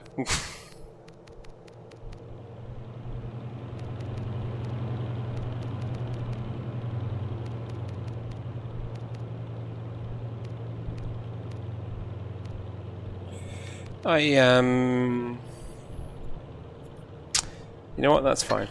That's just going to do nicely.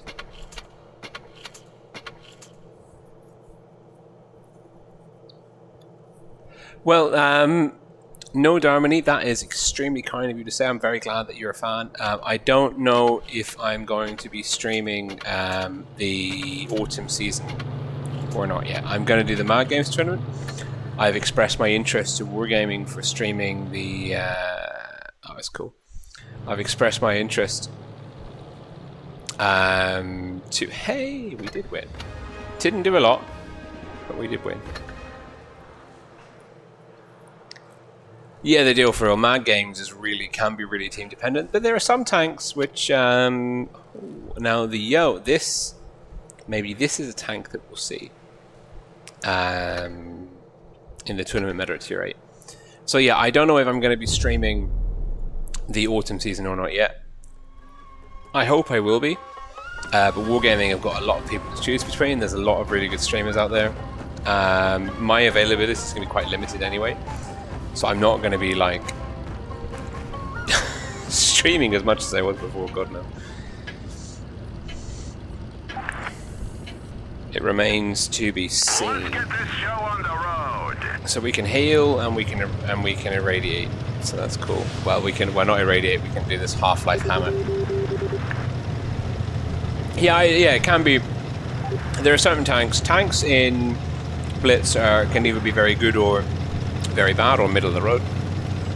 And in my games, like, the abilities really kind of flip some of those on the head. Like, there are some tanks which can carry in public matches, which get just absolutely chewed out. There's a smasher coming from my ass.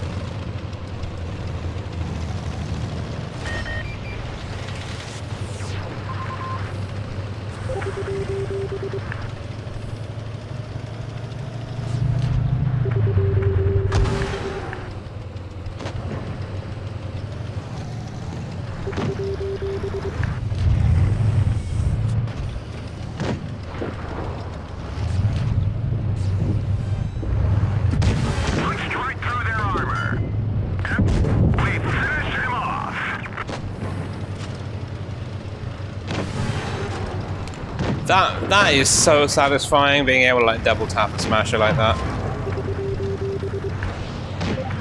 Oh, he's getting flanked by the mediums, but we should really go and deal with this RHM.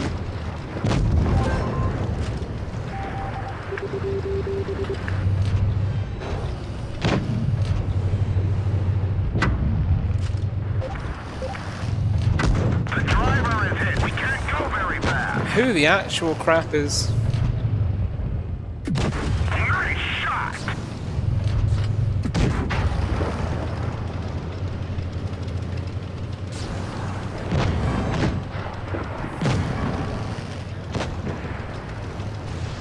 No, that was frustrating. Because I thought I had another shot when I clearly didn't. Right, let's go for... This tank will be meta in tournaments. Oh, yeah, the tournament scheduling is really bad at the moment, just in general. Like, really bad. Really, really, really, really bad.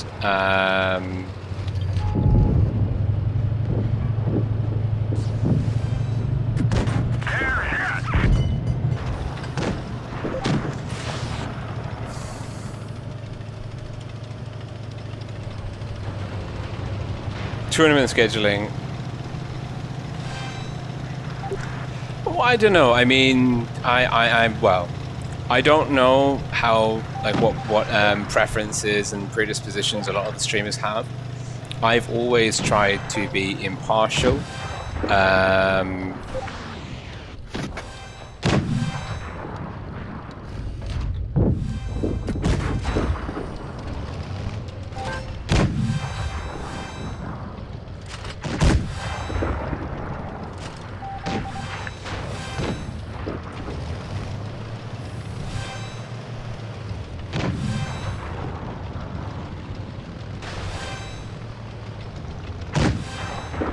This is... I got some real good team vibes going on here.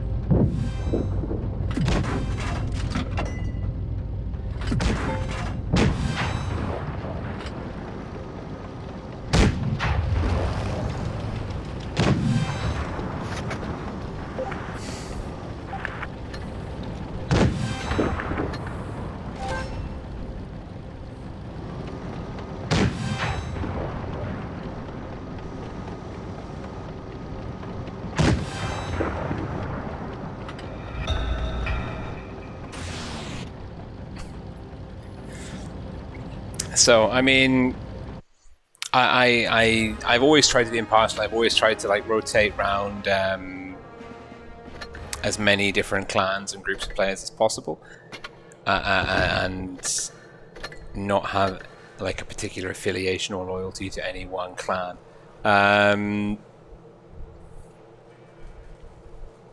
Which, I don't know, I also think like this season I'm not going to know as much about who the good players and clans are in a particular season if I get the chance to commentate the autumn season.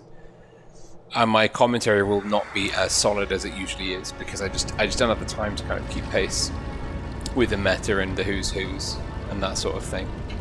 So there's lots of things to bear in mind. Let's get this show on the road.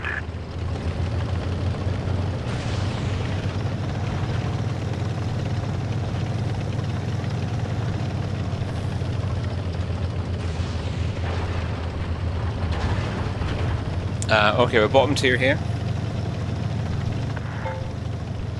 Oh yeah. In tournaments, healing is you're gonna see healing. You're absolutely gonna see healing.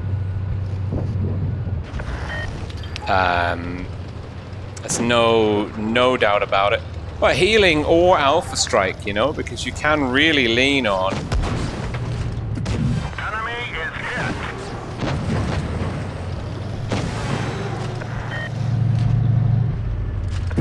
Gotcha. I should really have healed him.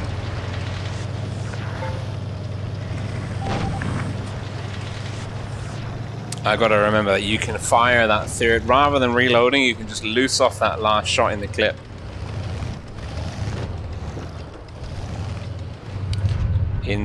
But look at this.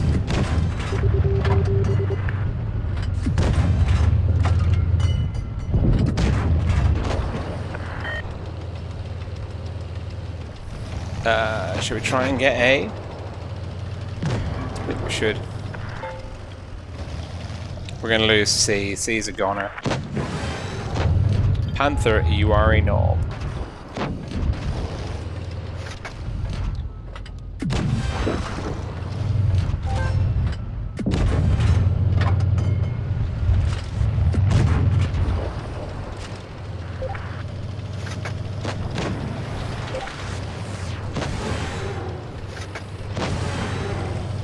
And I think this tank is a really good healer.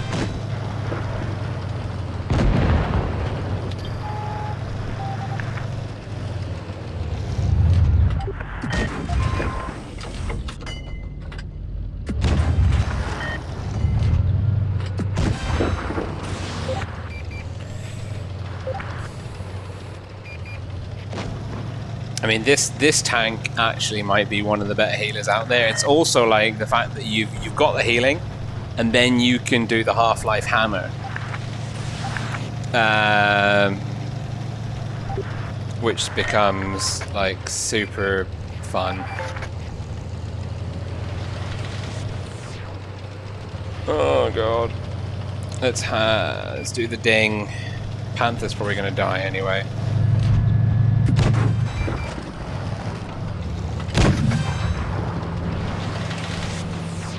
I mean, we've healed 2,300 HP. We put another tank on the field, right? In terms of hit points. That is awesome.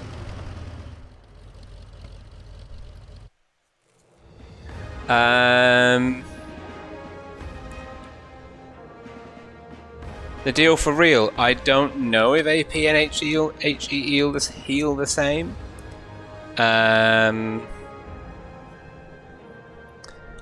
I don't know. I've never checked that. Maybe I can. We'll find out. I don't know. I don't know if it's the same. I always thought HE did more healing. When they do Mad Games tournaments, well, the teams are going to be balanced. Since it's good, you're going to have the balance is you can take 7 tier 8 tanks. The composition that you take is entirely down to you. So the optimizing your combination is going to be on the teams, on the players. It's not going to be something Wargaming controls.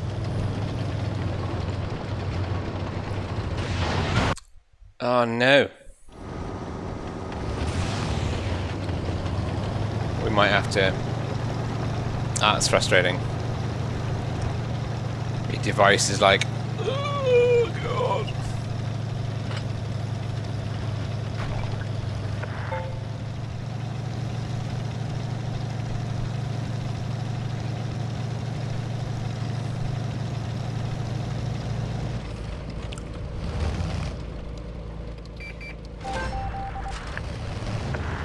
Oh no, maybe not B.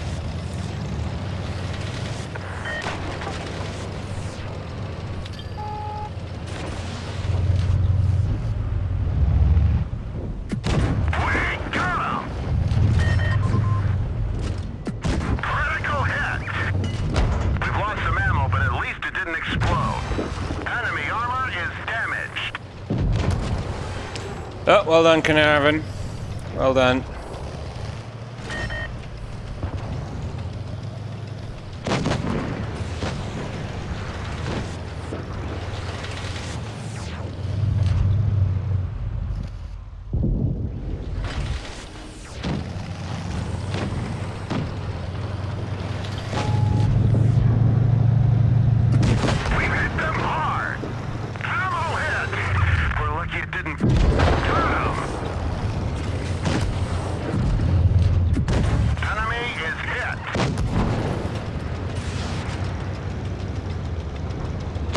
Oh god, T95, T95. Oh, this is so not my cup of tea.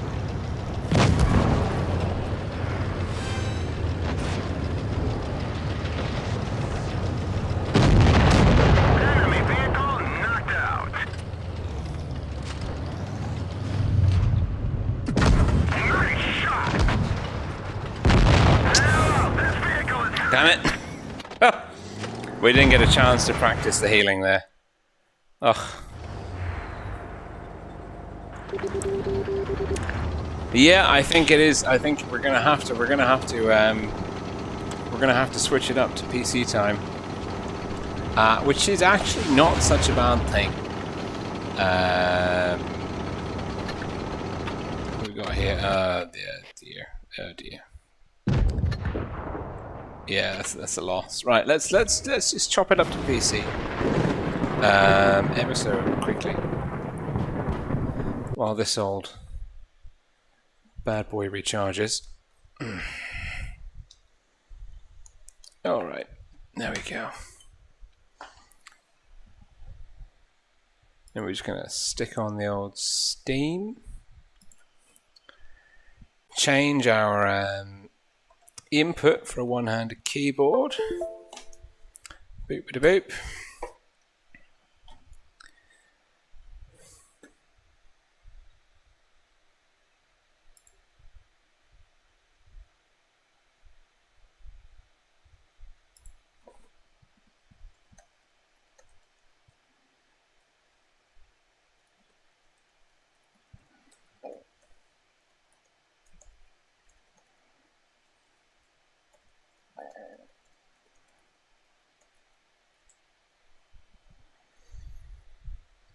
Let's see.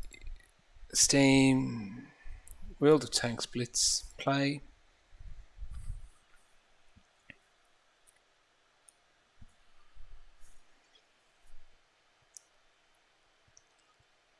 Well, Andy, yeah, that is spot on. There's not going to be a meta, and I think that is a huge wow. Who organised this? That's some good work there.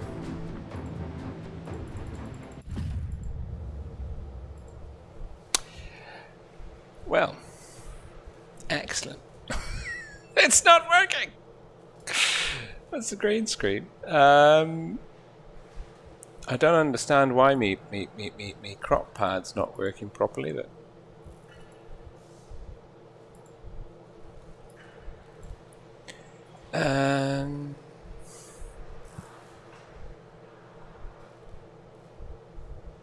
all right.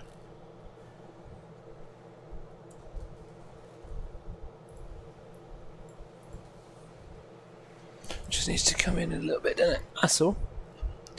Sorted. All right.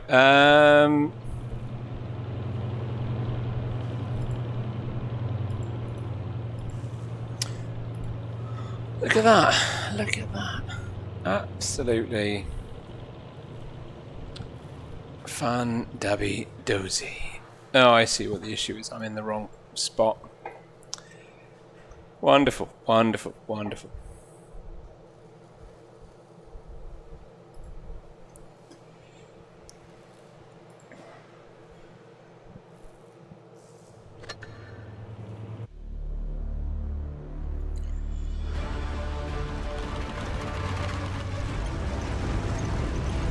Alright.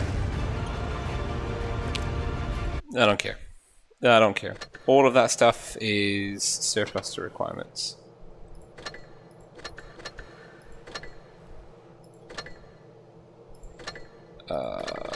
Yeah, you can see I didn't get all the way through the last event. Oh. Oh, Jesus, really?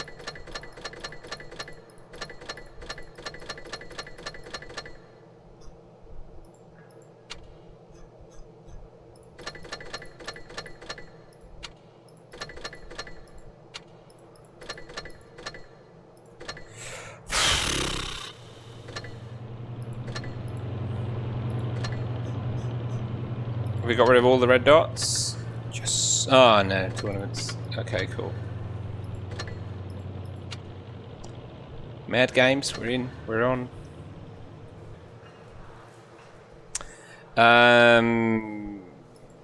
PC controls, yay! Oh, they completely suck.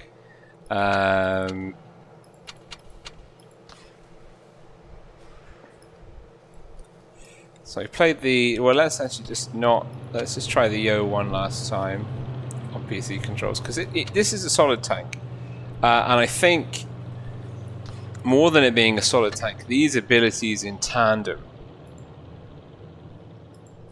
are very good. And on this chassis, that is quite efficient.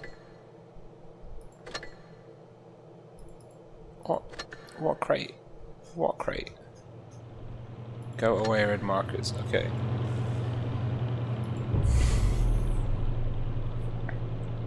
So I think, but this it's also the thing that because there's so many possibilities and it is a bit like rock paper scissors. What you're going to see is like teams will dial into like one particular strategy, and then a counter strategy will be developed to that. There's just so much more room and space for like continued evolution of the meta in the mad games. My god, the green screen's gonna do my freaking head in. Oh, if we actually get in, that is. Hey, 15 seconds later, here we are. Okay.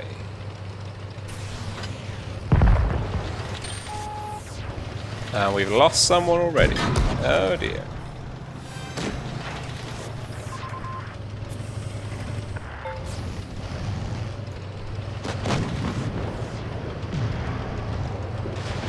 One of our trucks is gone. We can't move. Enemy is hit. Nice shot. We've hit them hard. Yeah, we might be dead here.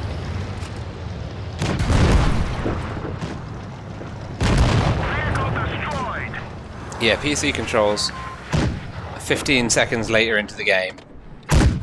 Not the best, if we're being honest. And I don't understand that because, and I don't understand why it's like 15 seconds later. Let's try this one quickly. Because I'm on, if anything, I should be faster because this is on a wired connection rather than a wireless one, and it's the same network. I'm going through the same router system. It's the same account on the same server. So if you can let me know why my like first game on my laptop was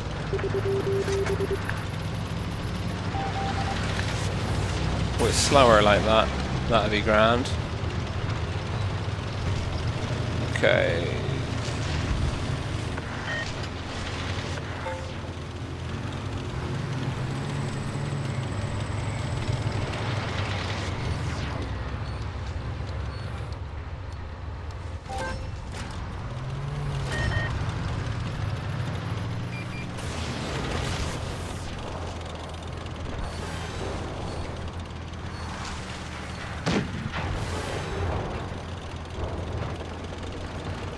No, fuck you. Oh, you stupid IS-6.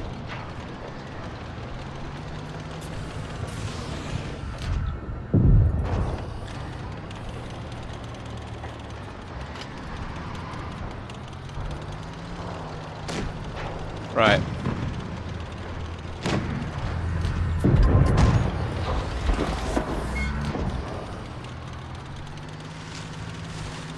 Yes, Steam is really bad apparently. I might have to switch to the Microsoft Store because this is some bullshit.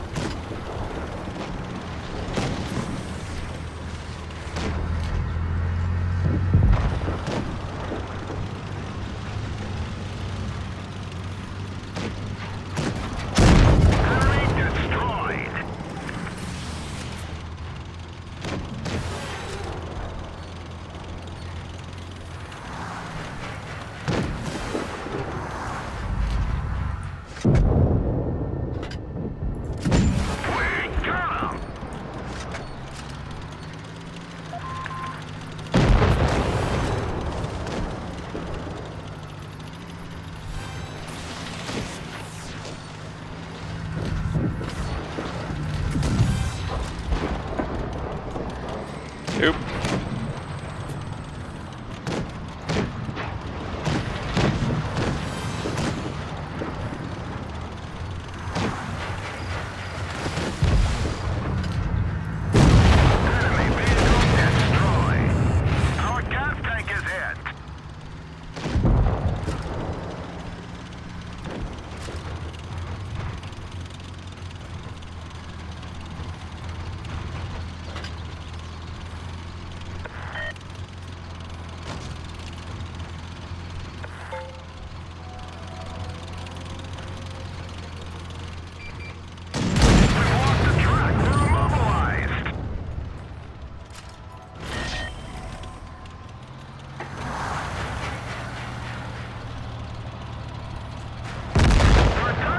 Fucking invisible rammers.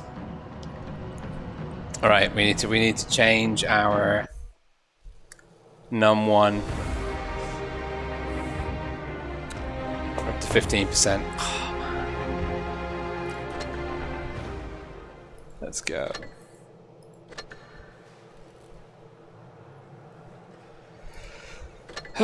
Controls.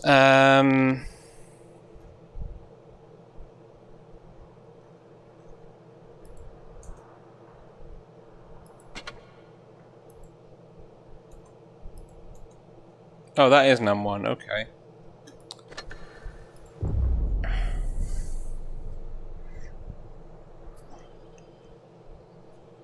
Number 11 is actually num1 on my one-handed keyboard. Check Predator is good.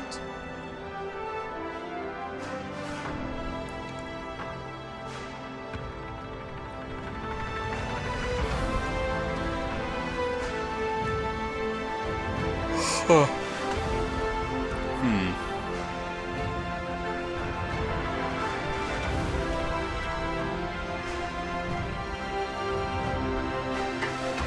How far into the game before we start? I don't know.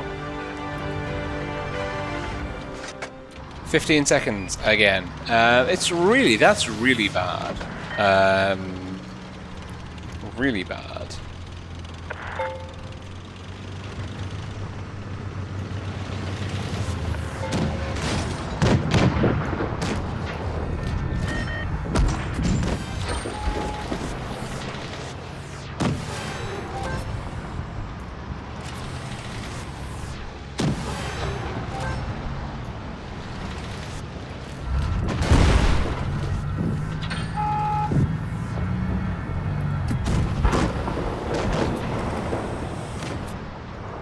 Come on guys, let's get aggressive.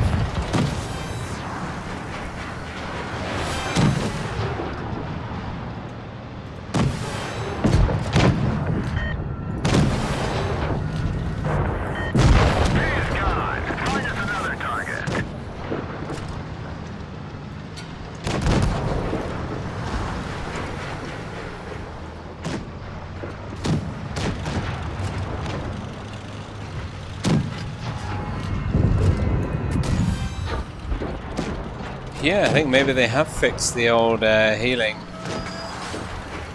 mechanic.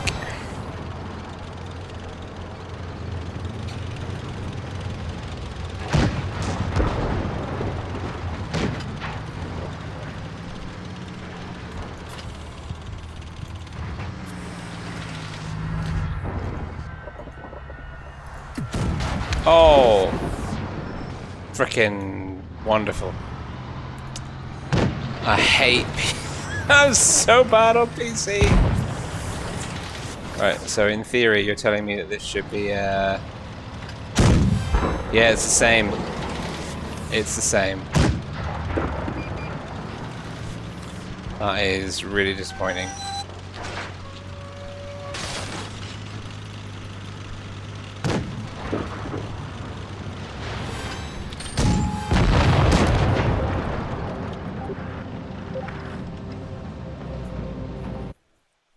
Abraham Rizzi, I have played the T49 the most. It's not even a close contest. It's like I'm on 1700 regular battles. It's not even close. It's really not even close. G&A are good. Like the avatars on our clan, on our platoon. And even their tank combination is quite a good one. Quite like to get into the game, to be honest. It'd be nice.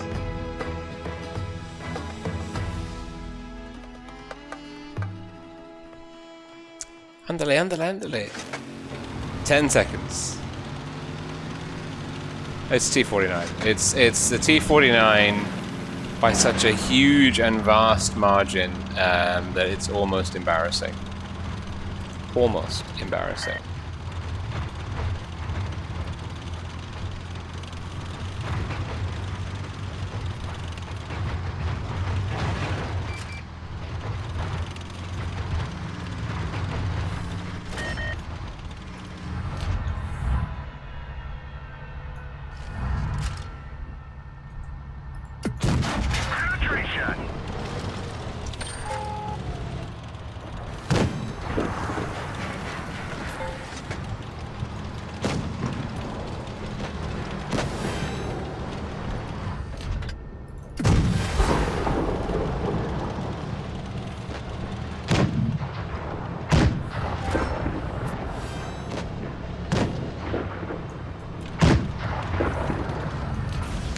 Don't frickin' push.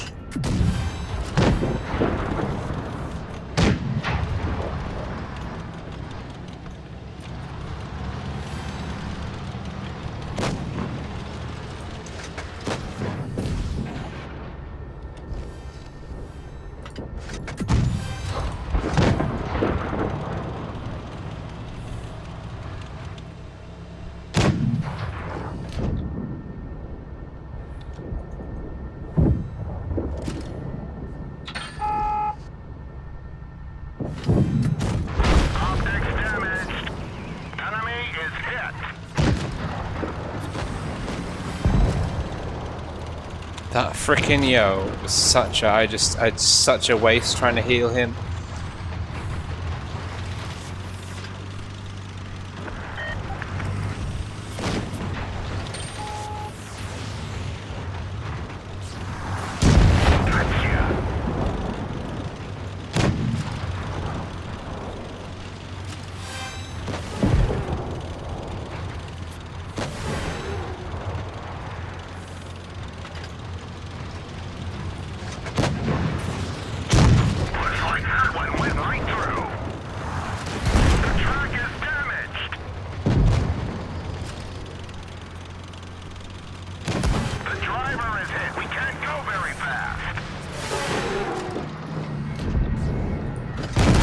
Oh man.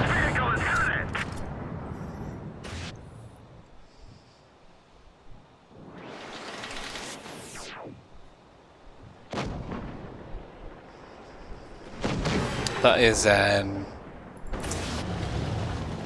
very frustrating.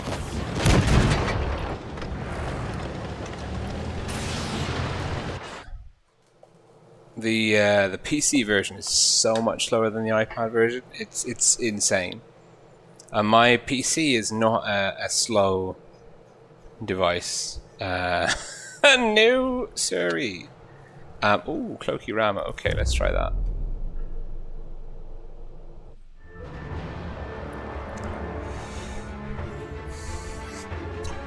So this is another Cloaky Rama. I don't think it's quite got the weight or the general sort of solidness of the Panther 2 at tier 8. However, this thing does have a pretty decent alpha.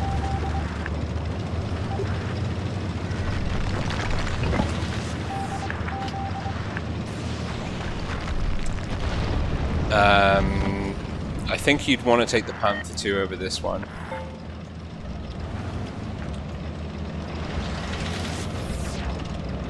No, what are you doing? What are you doing? Why are you doing that? Don't do that.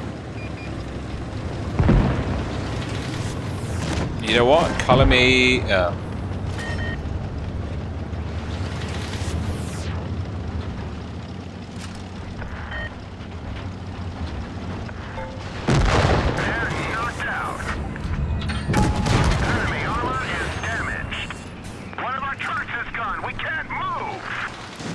Let me get past, let me get past, let me get past, let me get past.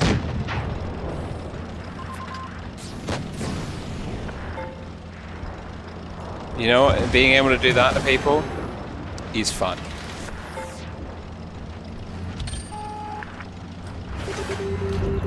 Critical hit.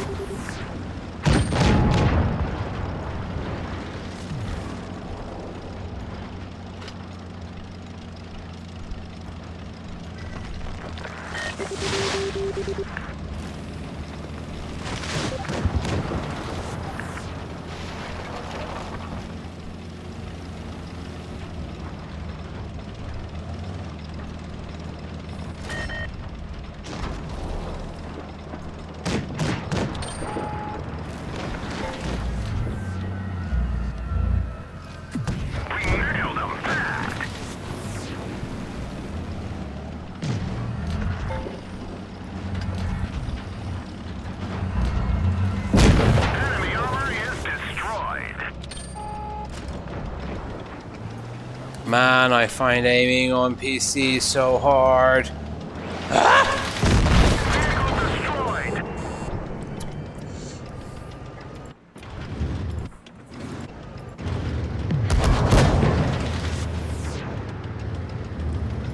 I really lament my team in this one. To be fair, it's interesting to know that you can do that to the SU, but I think ideally I would be picking my my moments slightly better. Retrospectively, trading all of my hit points like that was not such a hot plan.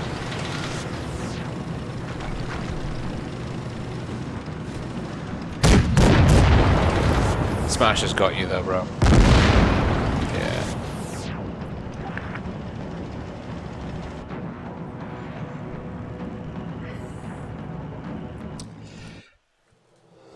That's a good effort. I think when you've got people that play that bad, Jesus, it's mad games. Can't be mad at people for playing mad games. I don't think we've won a game yet on PC controls. Which goes to show you the difference it can make. Okay. Supremacy Canal. We've got some...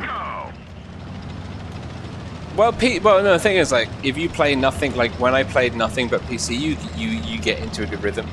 And I was like high 60% win rates in it. It's all about like familiarity. You know, if I haven't played on PC controls in a couple of months, of course I'm going to be rusty. There's muscle memory, there's lots of different things to consider.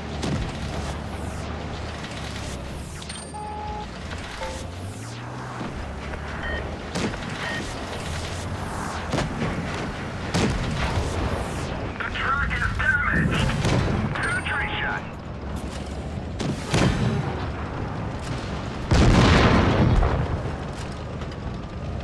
Did I get the kill? No, I didn't. Just got the assist. Enemy armor is Yeah, I don't know. Maybe this one, maybe this tank will be preferable over the Panther. It's got a solid ram, and it's got like a really good alpha.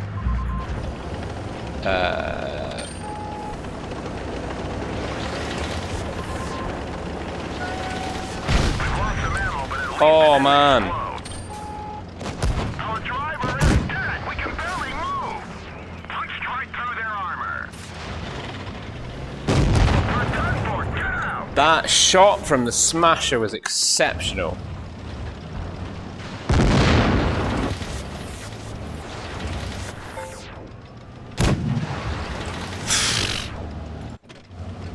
Almost. He's like, I can do it, I can climb on top of the hill. No, exactly. Like mobile, like, if you play on PC more often, you're gonna find PC easier. If you play on mobile more often, you're gonna find mobile easier. It's really, it's not a complicated thing at all, really. It's really not a complicated thing to figure out.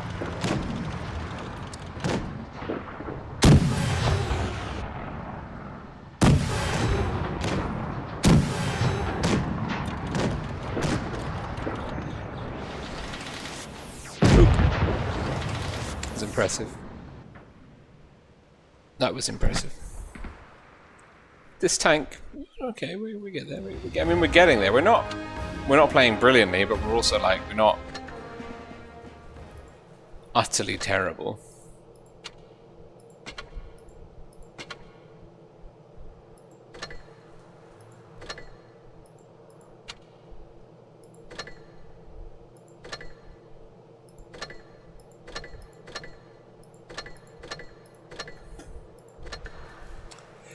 Let's give that one more go.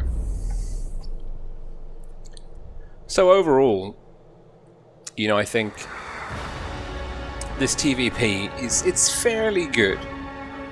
It's fairly good. Oh, TXC. No. There we are.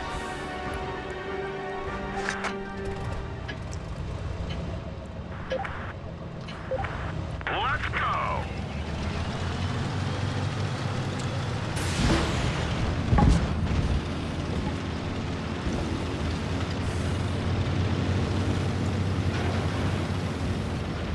Well, no, and I think Middlefinger, that's correct. Like the Wargaming, they've got business assets like, and titles which cover people with a PC. So for me, it seems like kind of crazy to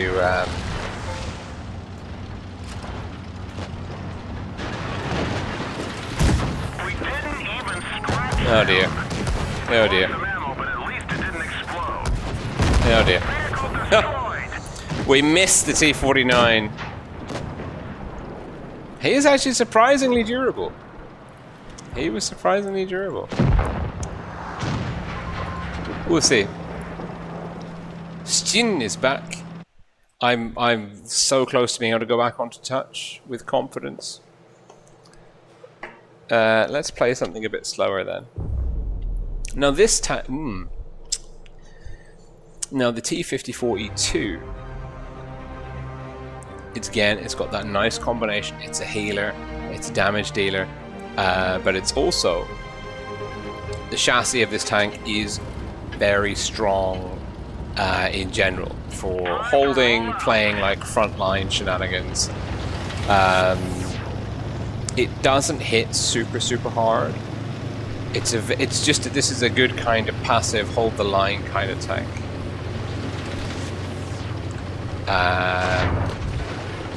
And it might Although it is, but again, like actually, you know, there are tanks that can go invisible. This is an American tank with all of the foibles that brings to the table. Penetration.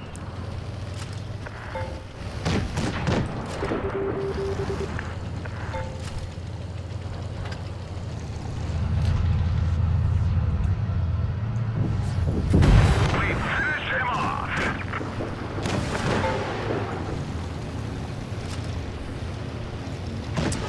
That was unexpected. That was very unexpected. Looks like that T25-2 is down. We've got the cap. We're about to get... He's about to come in.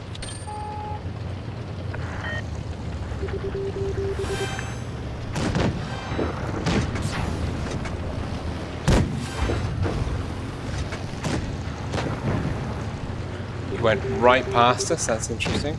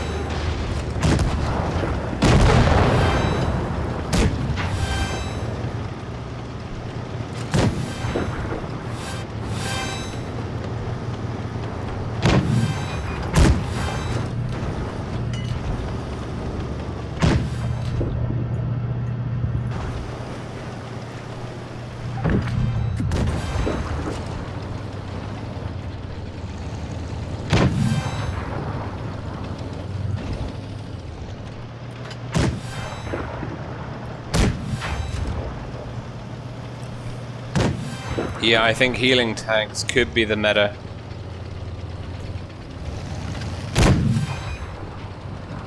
You know?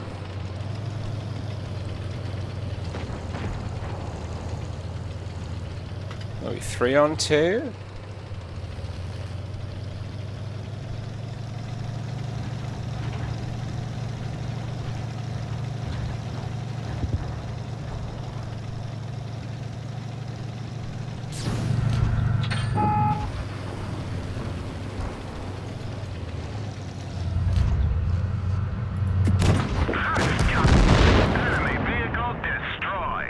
Oof.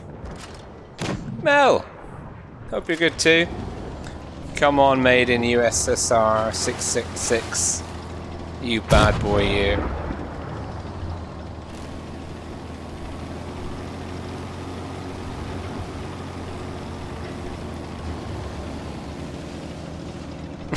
And he's like, go away, Mel. Come on, Action X. Cap B. My C cap is going to be racking up loads of points here. B, take B, take B, take B. Oh no. He's already on C, mate. It's too fast. Oh no. Come on.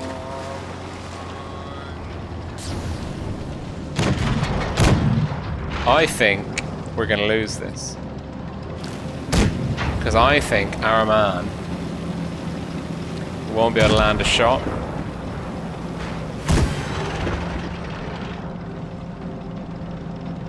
I think this guy is typical.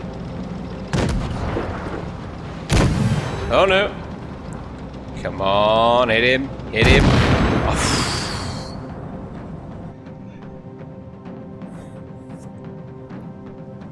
Oh god.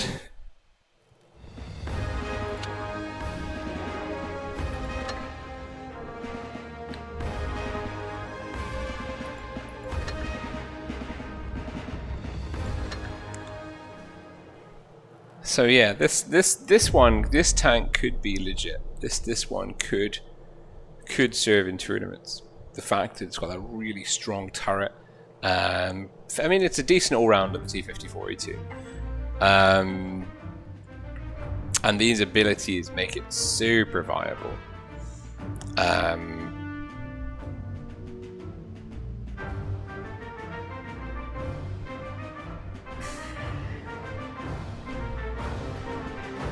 Jesus, Elim, Sis. Good lord.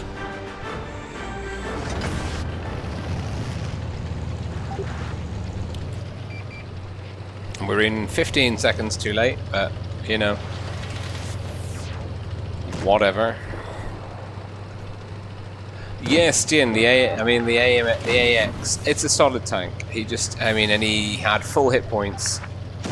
Now imagine if I hadn't healed him, we'd be in a losing scenario.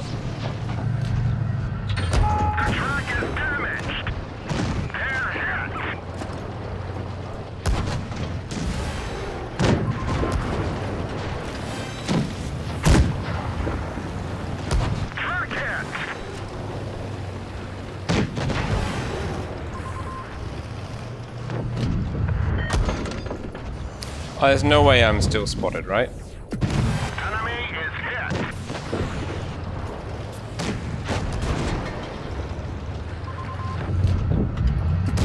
We got him. That is true, Blitz. It's quite a stressful or stress-inducing game. We hit them hard. Oh.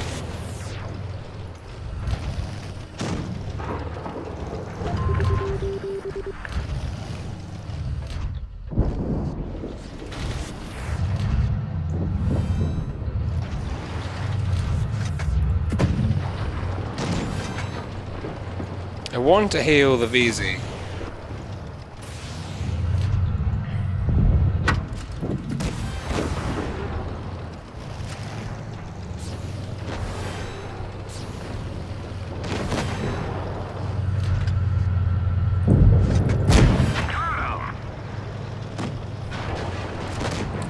But I'm just going to act a little bit too late. That T-34's got to go.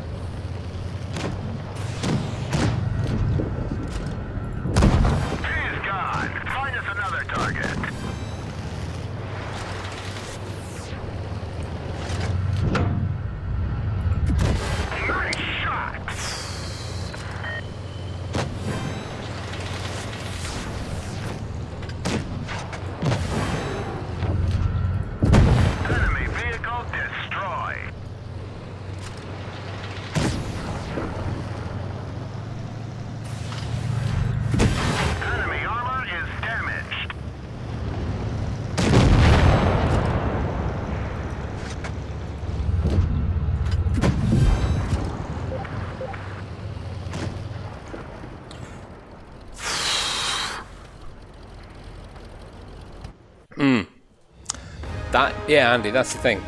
No one's going to be able to predict. Absolutely no one's going to be able to predict what people are going to bring. Even a tier 8, it's a complete... Oh, I mean, even this tank. Maybe not this tank.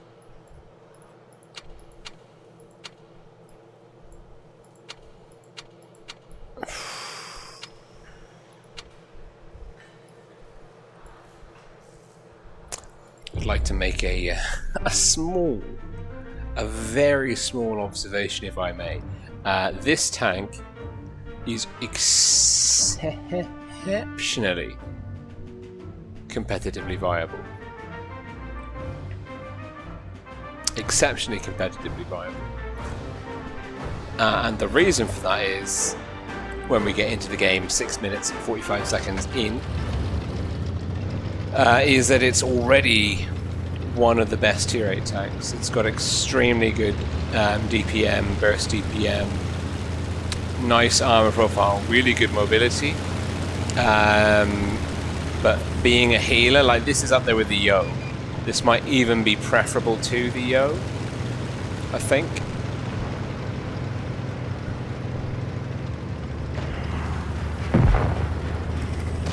Well, that is unfair.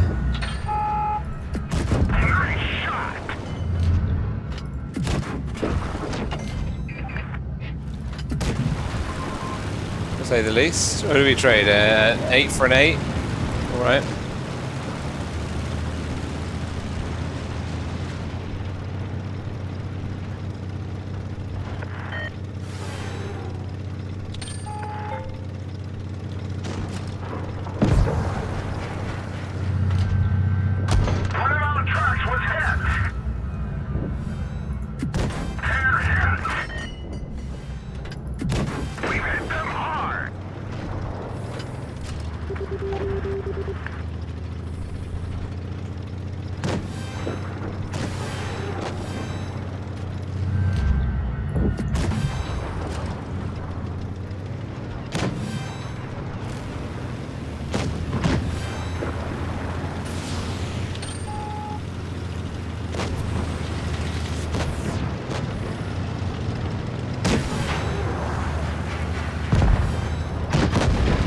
About to find out.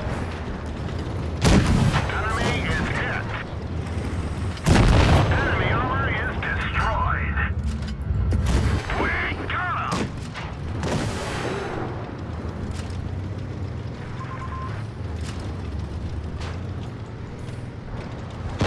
We've lost the track. We fixed the track. Get going.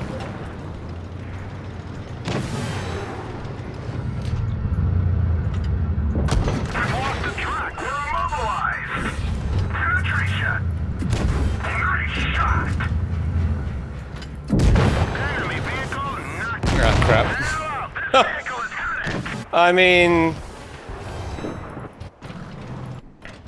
I did what I needed to do.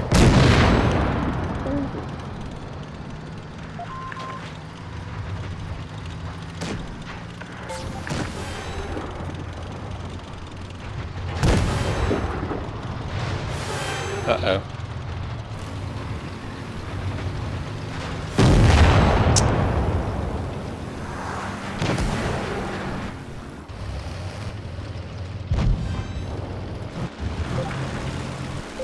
That works. That does work.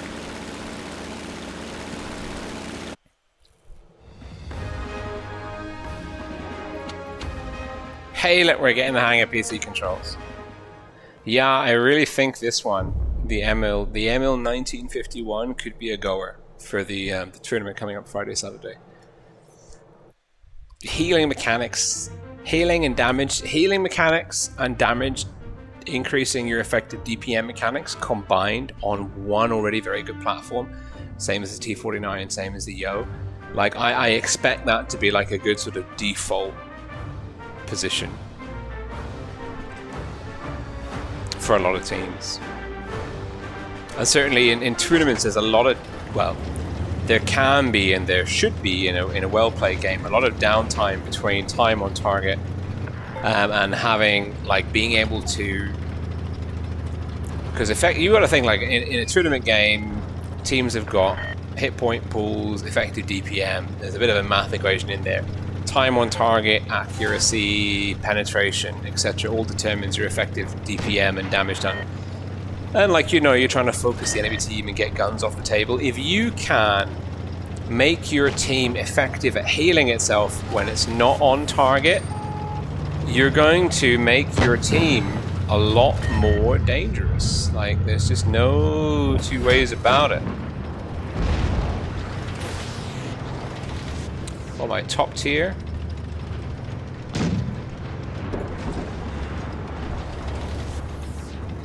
Maybe we go for the charioteer.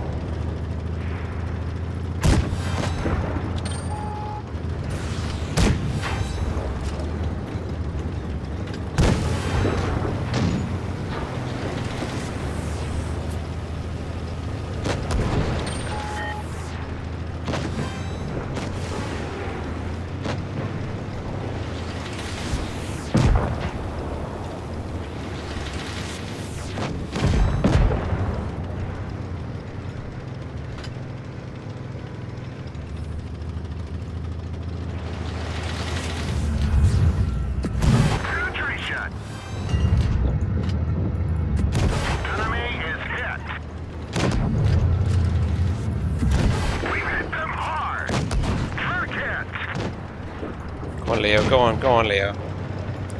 Oh, Luva, no.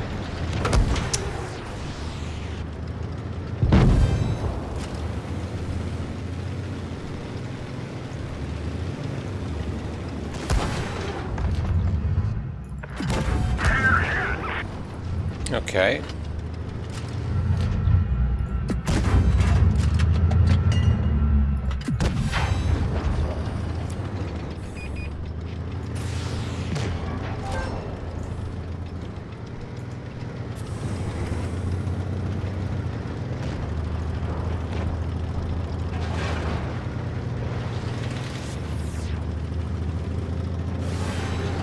Yes, Jen, I think, like, it will be to begin with, but, you know, I don't think we should ever sort of underestimate. Nice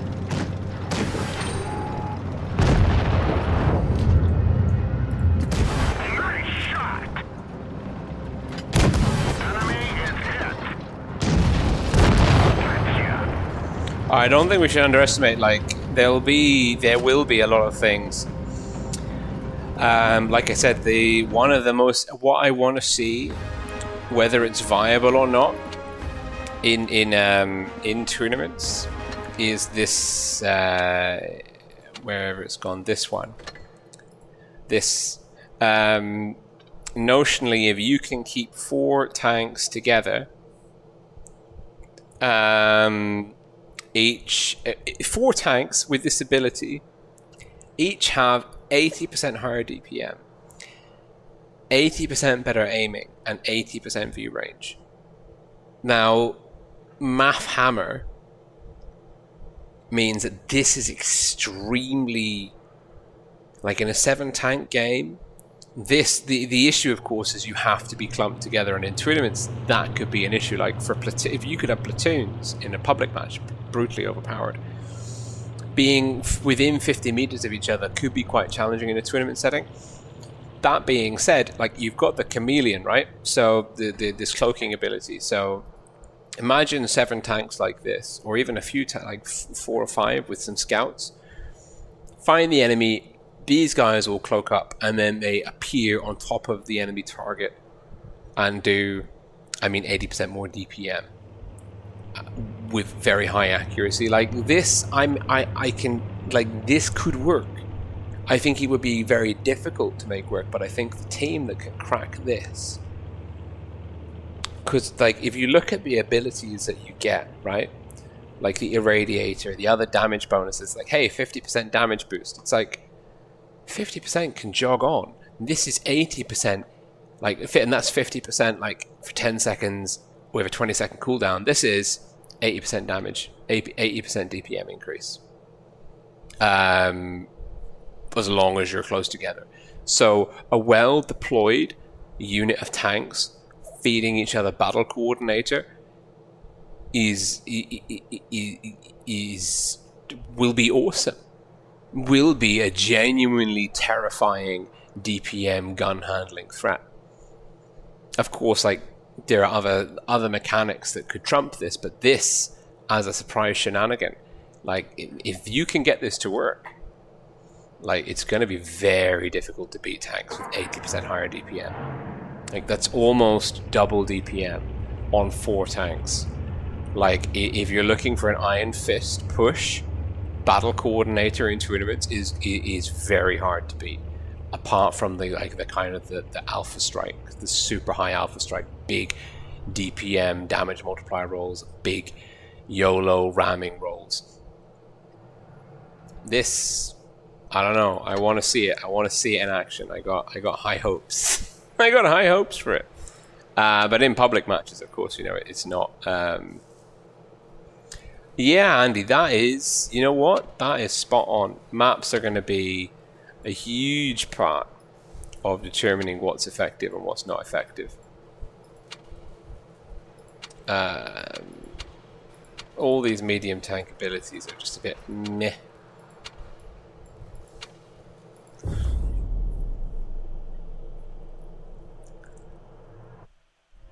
Yeah, and I think that's the other thing, like, because it's only one tournament, it's a minor fun tournament. I don't think like the top teams are going to be committing their all to cracking this meta.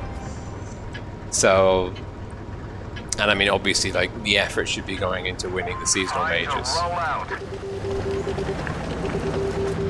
Nah, you're good.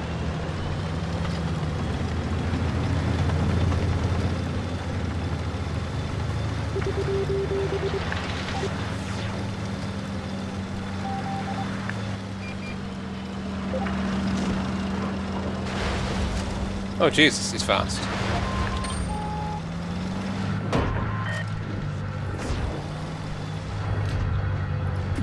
Track hit. Critical hit.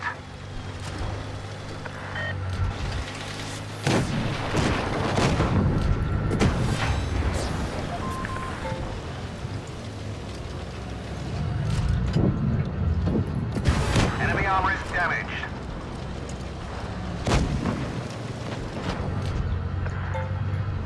Ammo rack damaged. Enemy armor is damaged.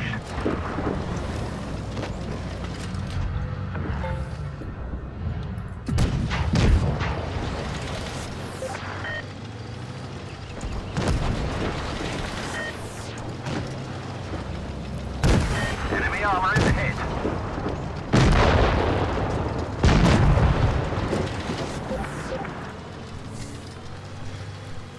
All right then.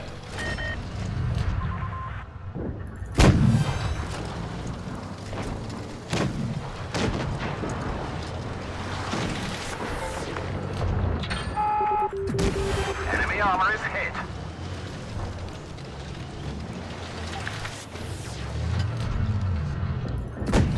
Enemy armor is damaged. Yeah, I don't think this tank's going to be like just the alpha damage in general is not like Penetration. amazing. Even with the damage boost, you're still a bit like meh. You know what I mean?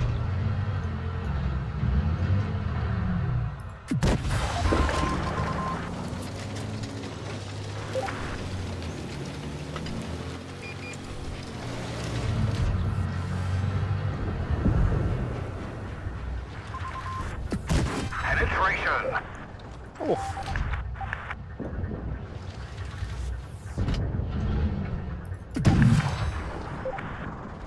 That's a solid tank.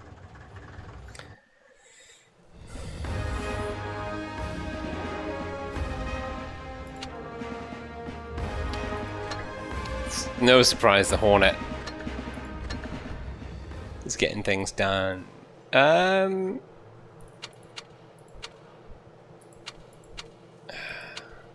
Yeah, this combination, I just don't. It's not super exciting to play on stream, but I think it could be really good.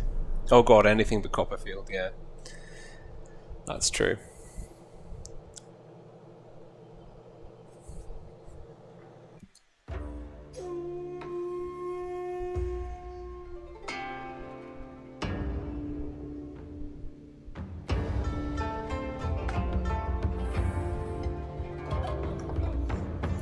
Okay, Dynasty's Pearl. This map could be quite interesting because it's so small. This is like the worst possible map for this tank as well, or one of the worst possible maps. So we'll really have to see. What I can heal. That might just be my role for this game, is keeping other people alive. I think the Scorpion's got a really raw deal because it's just so easy to just take out. Like, it's vulnerable to ramming, it's vulnerable to the big T-49 Derp Alpha. It doesn't really have like a lot of survivability.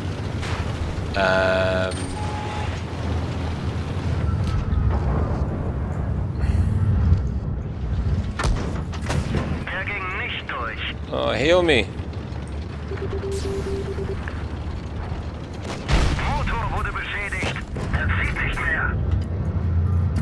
Wir haben sie. Help. Help.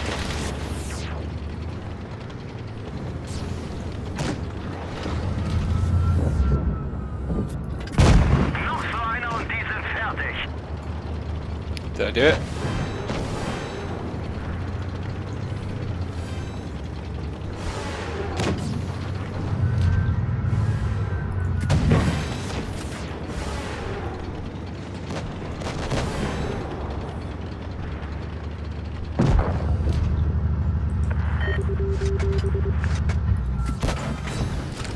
Oh, I think HE does heal more. Is he AFK?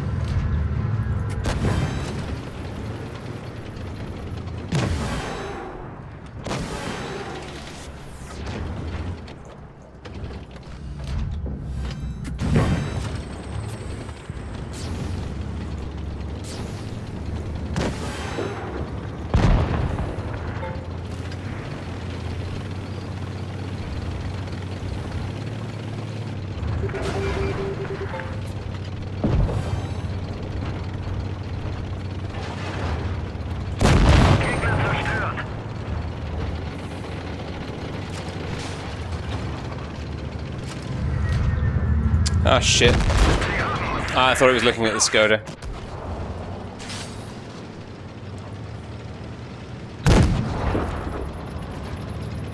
Nah, he's got you beat, mate.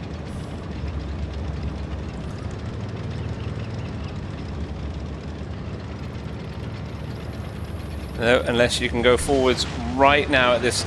Oh, that was amazing. Come on. No, he's got you. He's got you. No. Come on, Saxigno. Oh. Wait for it. Don't go. Don't go. Wait for your cloak to come back. Or for him to push. No, that was so dumb. Oh, you're dead. You're dead. Cloak. Cloak. Cloak.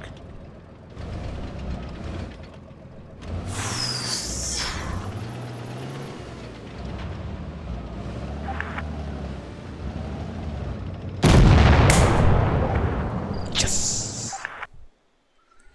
What a legend. What a legend. I did. How much should I do? Did I get there? I did all of the healing. I think I unsung hero right there. IMO, unsung hero. HE does more healing. HE did more healing, and the Scorpion at least. That's worth bearing in mind. Ciao, Kerfuffles. Thank you for tuning in. Awesome to have you here. Okay, we can go back to the touch controls imminently.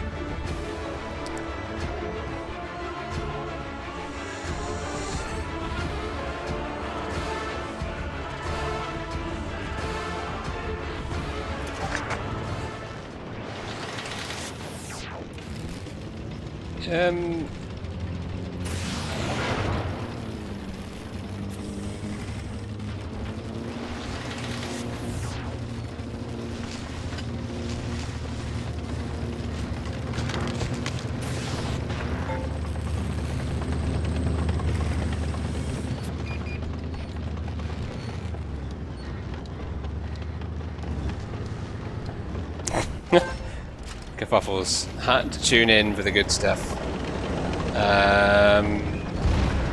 Can we play the ridgeline? Yes, we can. Is C being capped? Yes, it is.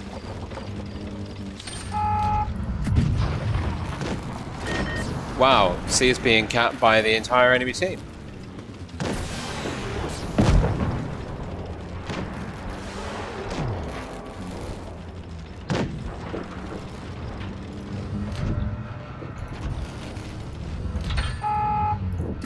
Critical hit.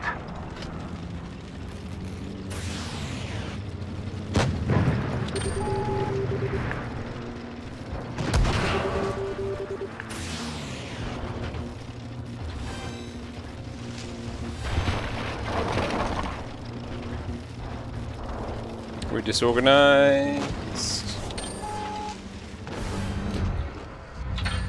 Penetration. Enemy armor is hit.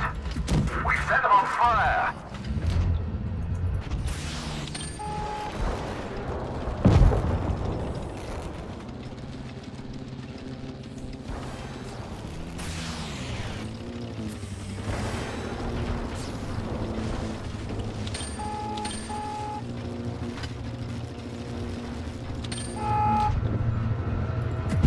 We've damaged them. Enemy armor is damaged. Great shot. Enemy armor is damaged.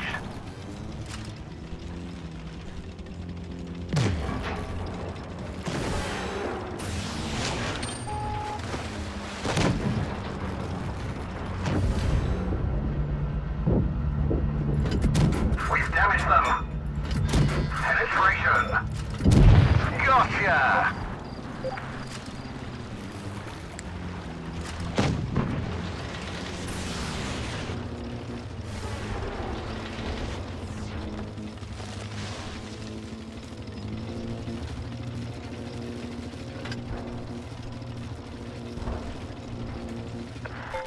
All about that win. All about that win. Mad Games, they could easily flip this game on its head if we let them. But with 2 caps to none and 2 guns, well, 2 guns up, it's more or less a foregone conclusion. The damage farmers might be turning in their little damage farming caves.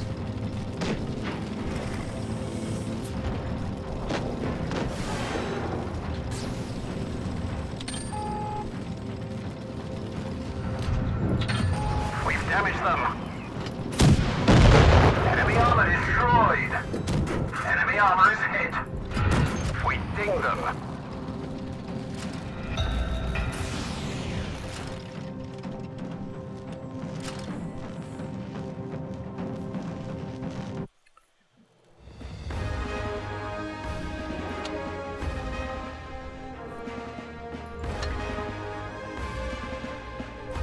Hey, did I get the kamikaze medal?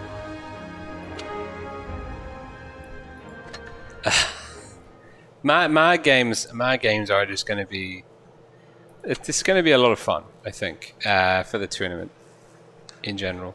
Let's see. Are there any like, really fun tech tree tanks that I don't have in my garage? Not really. I don't know. What's this one got in Mad Games? I don't know, let's buy that. Frick it.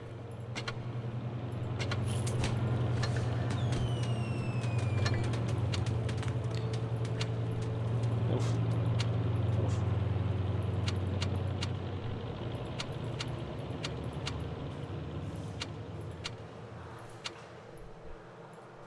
Yeah, why not?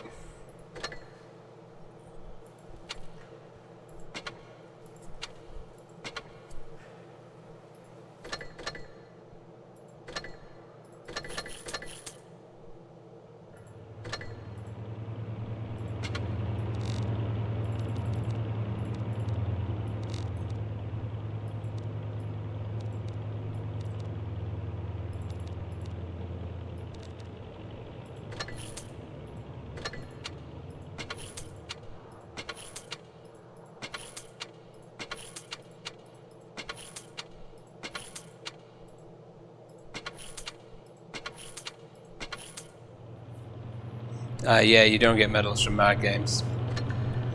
Which is fair, to be fair. Oh, it's a boring one. That's disappointing.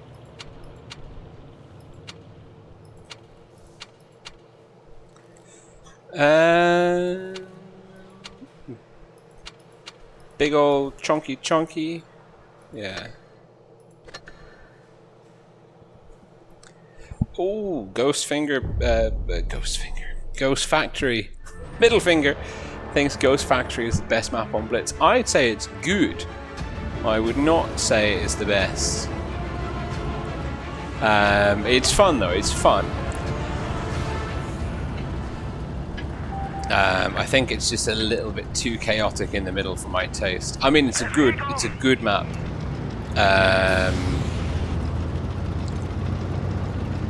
I've yet to have like a sort of a solid opinion about it, shall we say. Alright, we're big. We're very big, very chunky.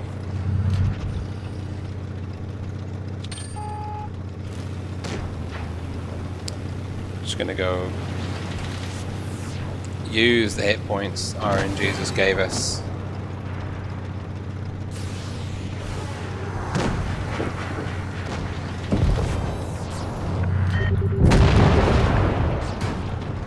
Boink.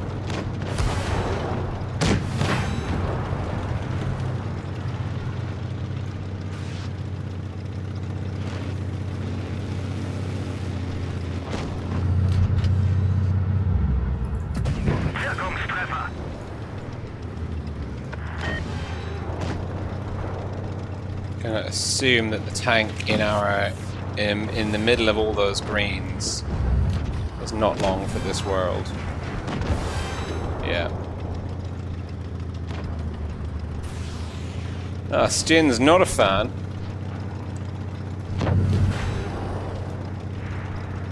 Oh god. Kill the Leo. I can't kill it for you.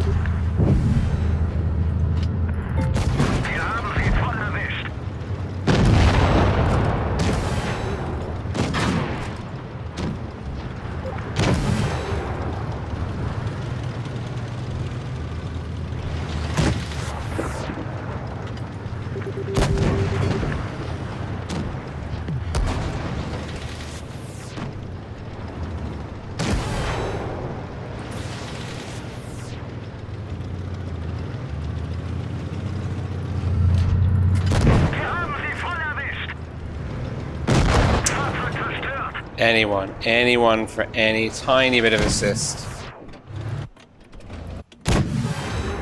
Oh, you could have healed me, you bastard.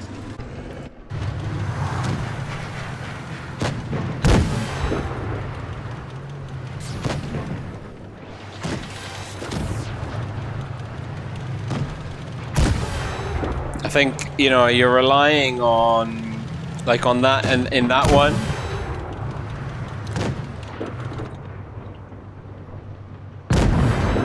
I think, you know, you're very much relying on teammate. Like if you have a teammate that can heal you and you're in that tank that can mitigate damage quite effectively, it's awesome. But then if you're in a team where no one backs you up at all, it's quite sad. It's quite sad indeed. I don't know if I want to. Let's try that. We're still on PC. We're actually like we're remembering our PC control skills, slowly but surely. I feel like we've come a long way from the first 5 matches where we just failed miserably. It's always good to brush up on the skills on the alternative control set, I think. Anyway. Let's go. Okay. Okay, there's some nasty tanks on the enemy team. Mostly the T-49 and the Action X. Both of whom can wreck my face one way or another. This is a bad idea. That's the Action X. That's the Tiger. LTTB's up there. Big TD ISU. Action X is not playing in a way that I consider scary.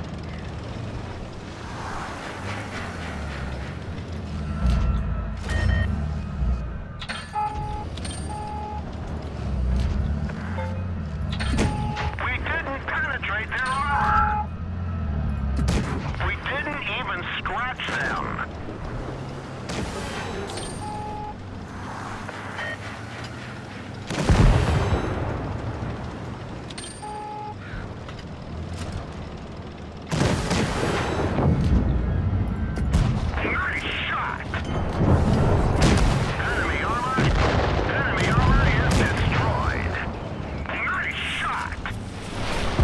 Oh no. We hit them hard.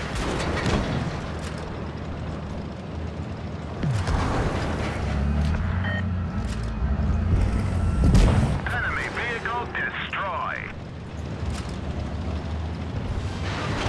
We've lost the track.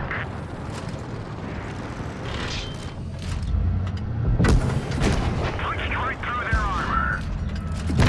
He's gone. Find us another target.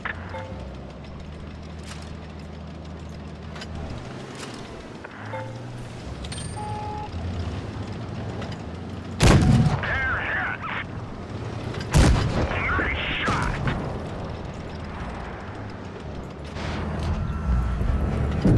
Gotcha.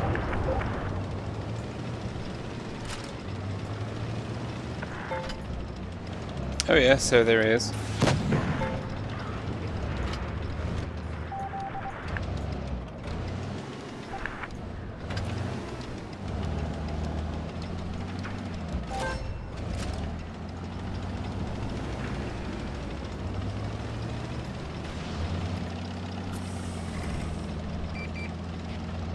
I'm not pushing the ISU. I'd say you guys can do that. I'm playing for the win. That's why I'm not pushing the ISU. We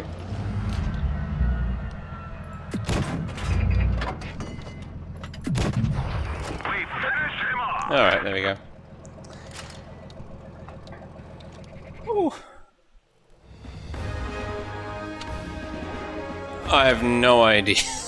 I have no idea how we managed that. That is, that's one of those games where you I didn't deserve to win that. I don't know what I did. I don't know how I won it. I wasn't in control at any point.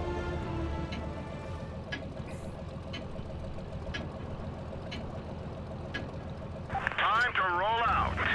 I quite agree.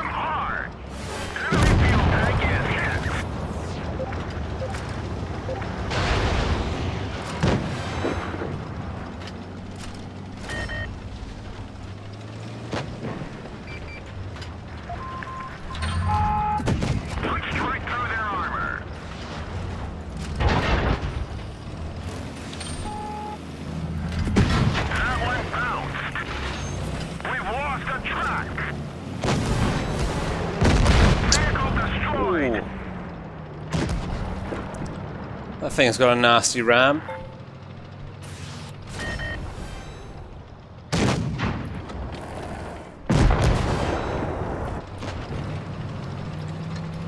Need to remember that.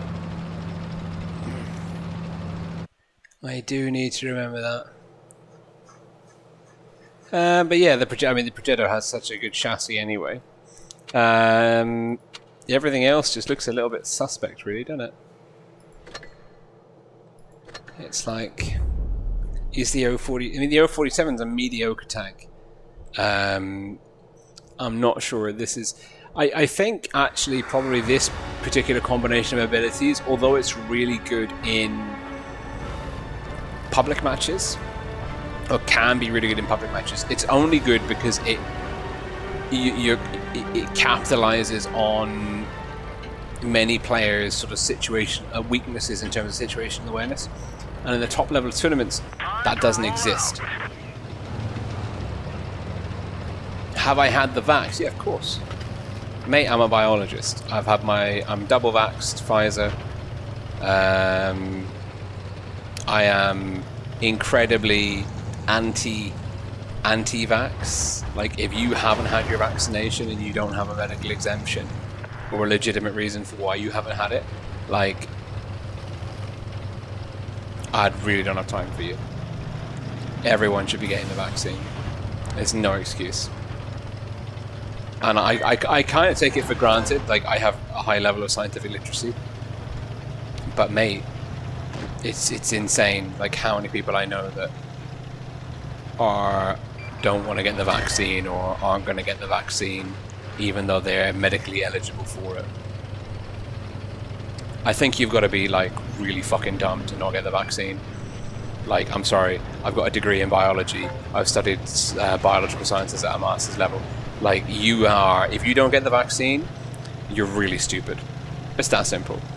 Like, it's like a 25% win rate move to not get the vaccine if you can get it. So, like, if you're not getting it and you don't want to get it, fuck you. That's my opinion. And I won't even sugarcoat it. So yeah, that's where I stand on vaccines and the vaccination process. No, I wouldn't. If you haven't got it and you're avoiding getting it, like I wouldn't hang out with you. I'd tell you to fuck off. You're selfish and you're just being super detrimental to everyone. Wow, like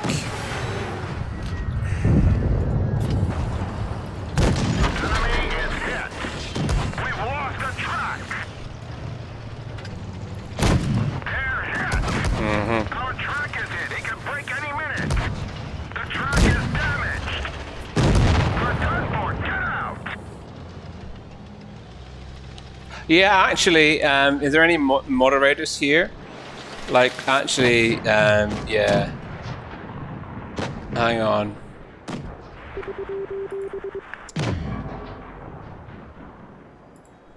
Yeah, that's a good point. That's not an acceptable name.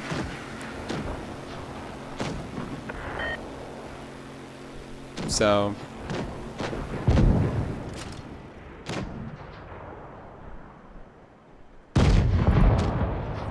Lightning is correct. Like, if you're anti-vax, like, I mean, like, you're probably a 30% player with a black win 8.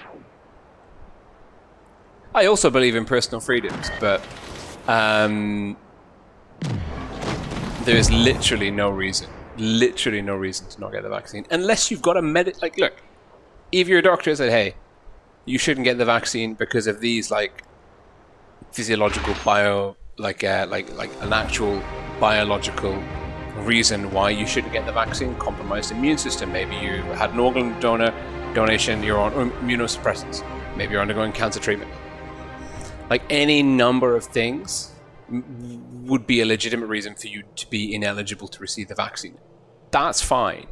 That's absolutely fine. It's the fact that we have people in our society which are immunocompromised, that are unable to receive the vaccine, that are relying on everyone else that is medically eligible to get the vaccine to take it for their safety.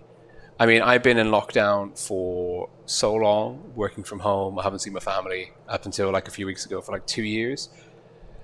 I know so many people that have made huge personal sacrifices in order to preserve their health and the health of their loved ones. So for me, anyone that's choosing not to get the vaccine is just a fucking dickhead. Like, I'm sorry. Like, everyone that I speak to from my course or from, like, you know, the kind of the scientific circles that I'm in, like, we're unanimous. There's no reason not to take the vaccine. Absolutely no reason not to take it. Like, you've just got to be a really special kind of stupid to believe all of the fake news bullshit that's going around, like all the anti-vax crap.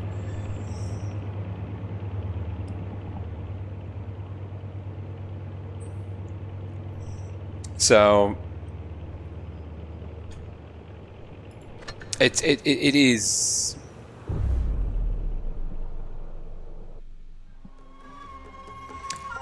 Well, Griffin Gaming is the point is, like, I'm not worried about my safety. I am worried about, like, I mean, my immune system is pretty good, I would say.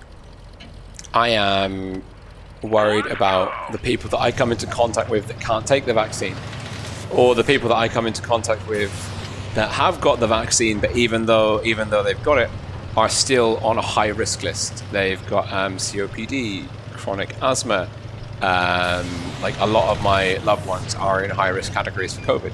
And vaccination can protect you from severe risk, but it's not like a magical bullet. It's not a guarantee.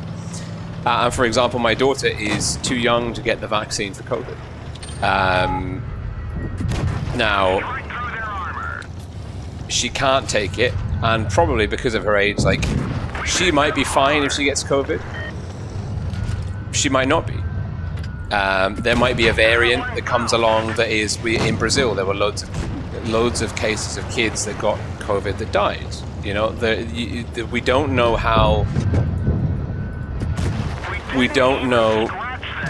how the disease is going to change and alter.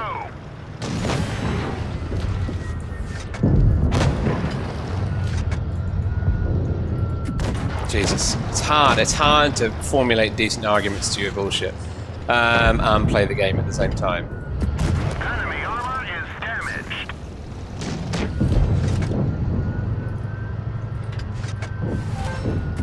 Don't stop.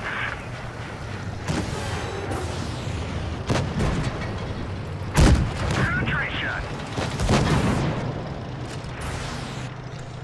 So, like, you know, would I knowingly put my loved ones in risk by, like, hanging out with you? No. Do I think that you're being really irresponsible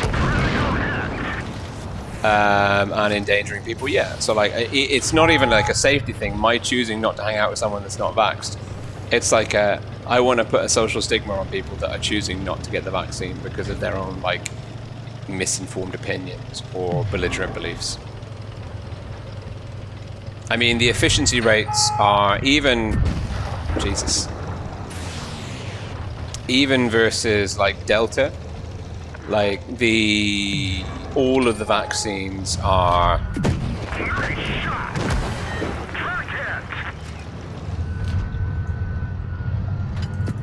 Enemy armor is damaged. oh, come on, so close.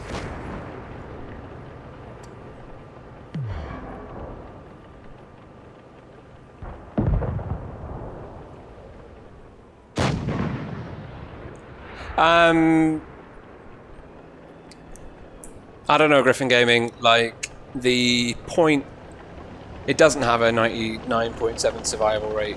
COVID has got a 1 to 2% mortality rate with all of medical science thrown at it.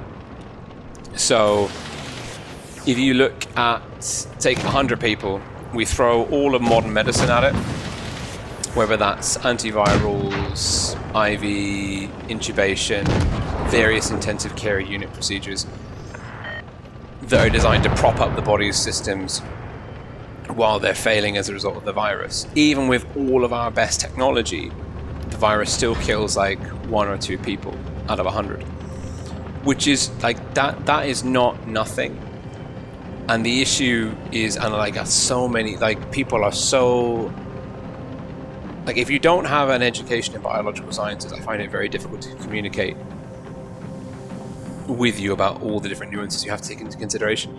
This is a novel coronavirus. It is proved that that mutagenesis is possible. We've already had within, like, flu's been around for centuries, right? And we know that the genome is composed of like 2 different halves that recombine, H and N.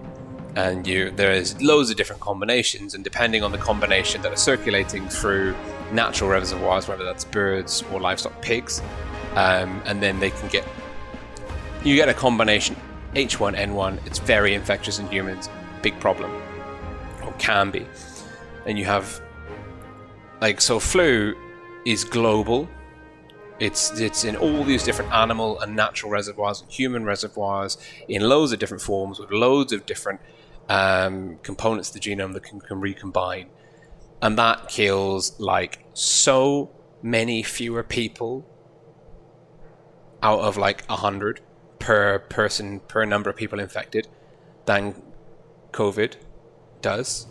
Like, the fact that people are comparing it to the flu is mind-numbing. So COVID is more lethal. Like, it's 1 or 2% out of 100. Within less than 2 years, we've already had one variant, the Delta variant, which has a viral load which is staggeringly higher. Now, the vaccine still provides you with protection against severe illness, but, like, even if you're vaccinated, you can be pretty poorly from the Delta variant. So what human society needs to do is everyone needs to get vaccinated as quickly as possible, and we need to suppress it as quickly as possible so that the virus has less instances and less opportunities for mutagenesis and develop even potentially more dangerous strains. Now,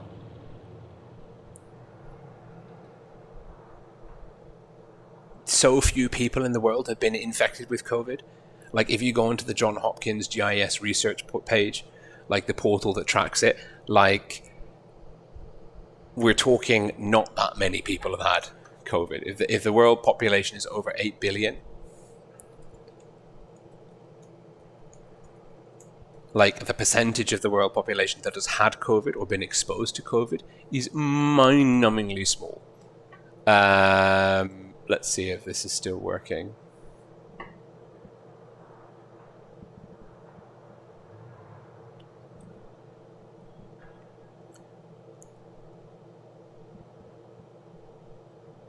It's loading. My God, it's slow. It's GIS. It's a web service GIS. So there have been 5.3 billion vaccine doses administered. Now, there have only been 218 million cases recorded. And there is the issue with the fact that, like, a lot of cases don't get recorded, but then there's also the issue that, like, a lot of mortality, which is due to COVID, also isn't reported. And in some countries, that's just due to poor bureaucratic processes. In other countries, that is due to, like, them trying to not look really shitty at managing the crisis. But I would say that, like, if you've had 200 million cases and you've had 4.5 million fatalities, your mortality rate, the mortality rate is 2%. With all medical science in play. Now, that varies from country to country. Of course, it skews with age and even, like, ethnic demographics, lifestyle choices, healthy if you're a smoker or not a smoker, etc.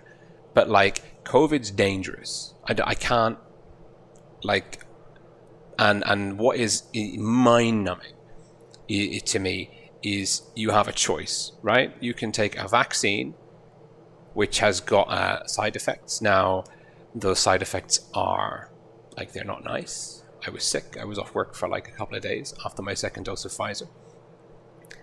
There are some people that get, like, various different complications, but, like, ultimately those complications are 1 in millions. Now, if someone said to you, you can take this pill and you can have a 1 in 2 million chance of dying, or you can take this pill and have a 2 in 100 chance of dying, which one are you going to take? You're going to take the fucking vaccine. It's just staggering to me that we're still in a there are still people in the society that are like, I don't want to get the vaccine. COVID's not that dangerous. Like, objectively, if you have even half a brain and can understand statistics, you will take the vaccine. COVID is like, it's not the most dangerous thing in the world. It's also like not a static entity. It's going to keep evolving. It is dynamic. It could get a lot worse. Like, it could work its way. Like, you could have a much more lethal variant of COVID. You could have variants of COVID that the vaccines don't work against, which is why it's important that as a global society, everyone gets vaccinated. We reduce the number of infections. We reduce the natural number of instances of the virus in the world to the smallest amount possible, so it has even fewer chances to mutate and we get less instances of dangerous variants. That is my position. Preach.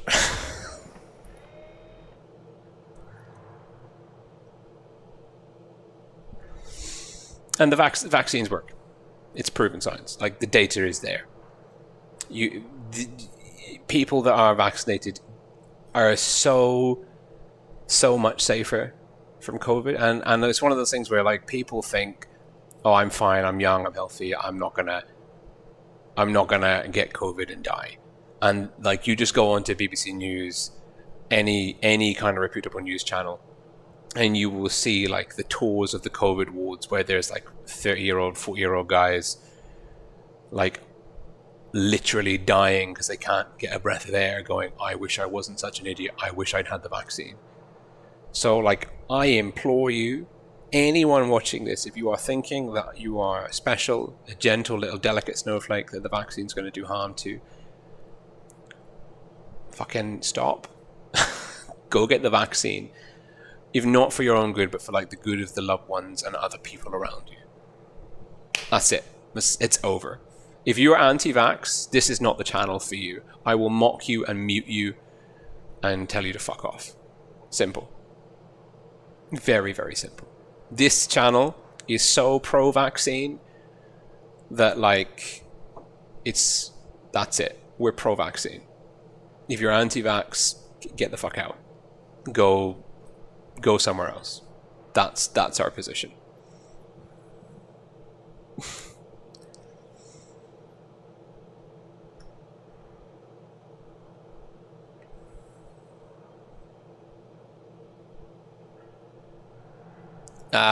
Griffin Gaming is unfortunately brain dead and has now been hidden on the channel. So, if you're under 40, you can still die from COVID.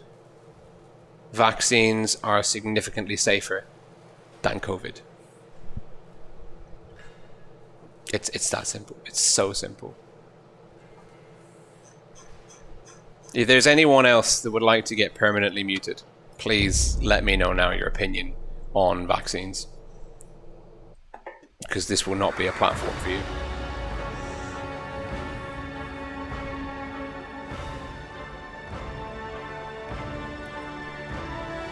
With vaccine development, the only reason it takes so long is because of the rigorous process of clinical trials. All of that was sped up. All of the kind of the stop gates to do with Let's get this show on the road.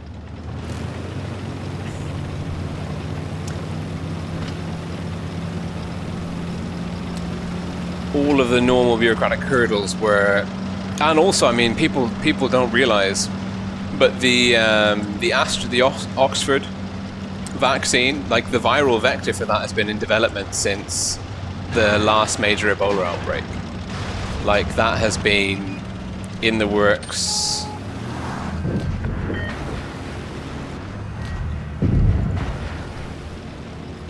since 2015. So like a tremendous amount of legwork for a lot of the vaccines had already been done before COVID even kicked off.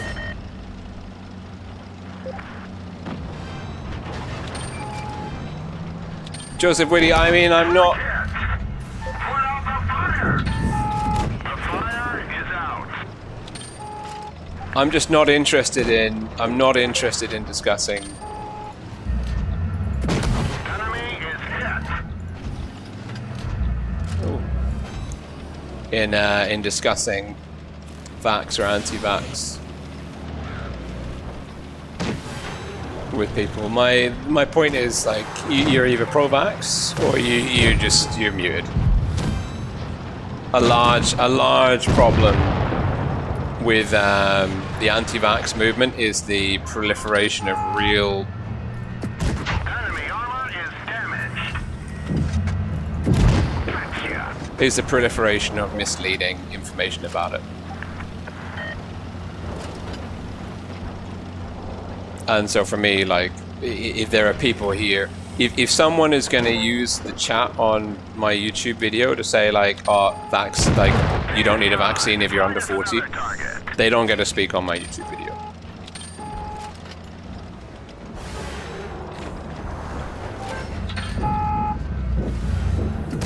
Punched right through their armor. We got 'em. Enemy armor is destroyed. They're hit.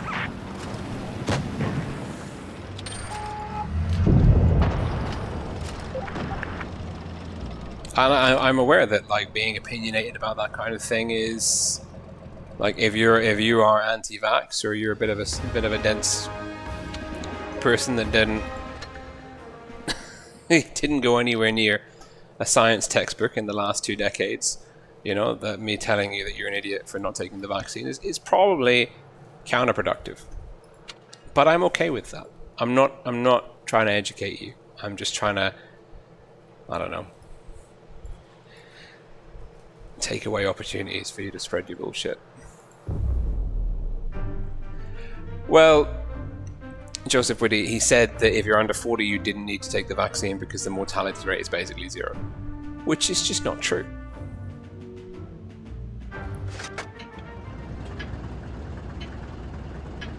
Up and at 'em, lads.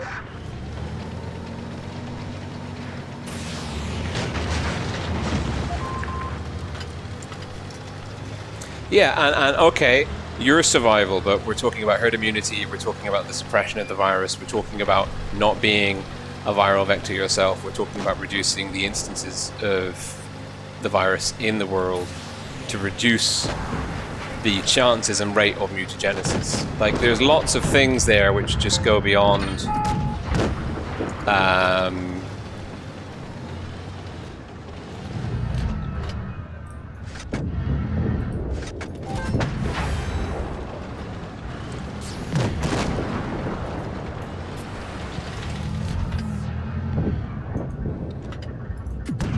Ricochet. oh, Jesus.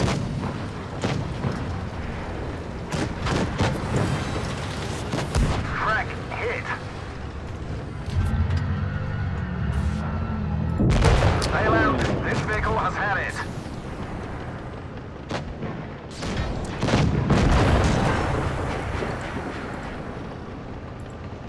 Andy makes a very good case. Man, that sucked.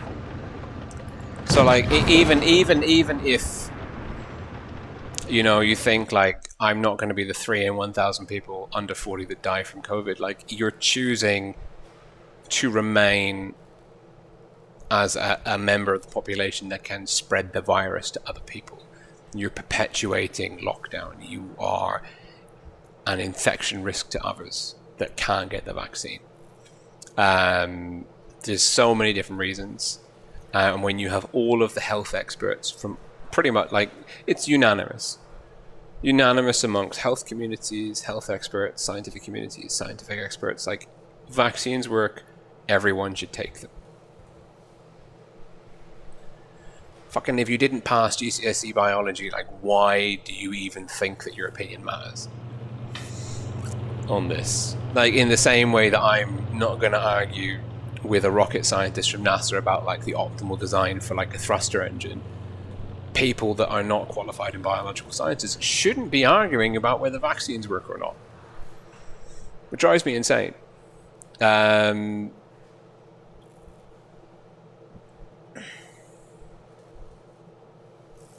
Joseph Whitty, you know what? You're getting muted too.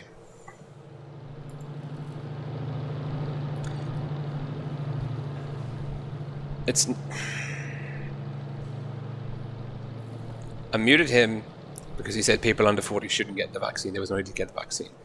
That is misinformation. That is an oversimplification of the issue. Fucking stupid people. I hate stupid people. I really hate stupid people. Like with a deep burning passion.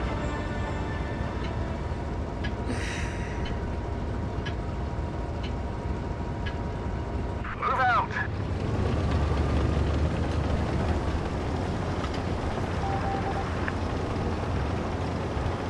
And to be clear, I'm not saying stupid as in like you didn't pass exams or your IQ is like whatever. I mean like stupid as in there is a plethora of information and expert opinion and advice on vaccines out there. It is unanimous that you should be getting a vaccine if you're eligible for it. And there are people saying, people that are not experts on the topic saying, I don't think I need it, I don't think I should get it, or I'm safe, I'm low risk from COVID, I shouldn't get it. They're just not even considering so many different aspects of viral pathogenesis. And it hurts. It hurts. You can't argue logically with stupid.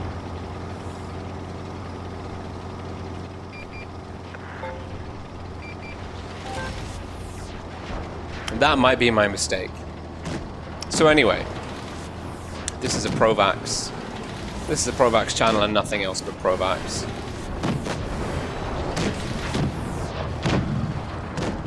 Now, let's see what this tank can do. Enemy armor is hit. We've damaged them. Enemy vehicle destroyed.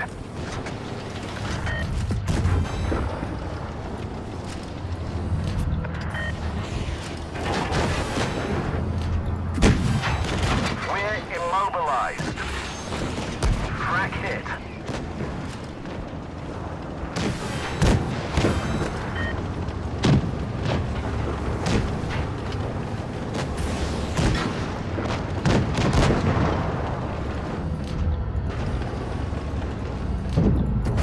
Enemy armor is damaged.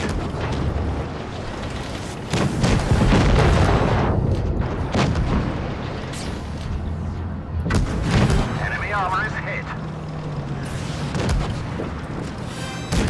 Penetration. Bail out. This vehicle I feel like our team is not here.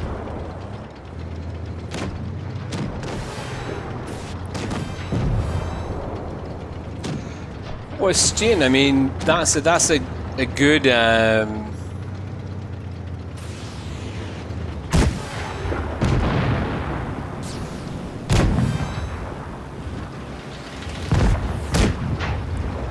it's a good point, because like square one, again, it's the same thing with like the mortality rate of the virus is 2% with all medical science thrown at it. So square one is a scenario where it's controlled. Now, if you take COVID and you say like, okay, we're not going to control it, we're not going to have vaccinations, the mortality rate isn't 2% from COVID. The mortality rate, of course, will skew with age and comorbidity factors. But what you're going to have is, we know from every 100 people that are not vaccinated, 20 people will require hospitalization from COVID. Like 1 in 5 people will require some form of like medical assistance or hospital treatment. Of that 20, I think it's something crazy like 5 people will require I don't know the exact numbers, but basically of the people that get COVID, so many need hospital treatment. Of that many that need hospital treatment, so many will need intensive care intubation. And then of those that are intubated in intensive care, 2 die. Now, if you take away the intensive care, it's quite likely that everyone that got to a point where they needed intensive care would die. So that is an immediate jump, even if we're taking a conservative figure of every 5 in 100 people that get COVID need intensive care. That's a 5% mortality rate, which is twice as high as what the current figure is. Now, I don't know if you have any idea how limited intensive care beds are. Just Google number of intensive care beds per person in my country. In the UK, which has got a free public health service, loads of hospitals, it's something crazy like, I mean, at least pre-pandemic, there is an intensive care bed for every so many thousand people. So, if there's an intensive care bed for, I think it was 8,000 people, one intensive care bed per 8,000 people. So if we assume that everyone, no control, everyone gets COVID simultaneously, you have a huge overburdening and a straining of the health service. If there's only one intensive, I'm fucking gonna Google that just to get the number right. How many ICU beds per capita in the UK?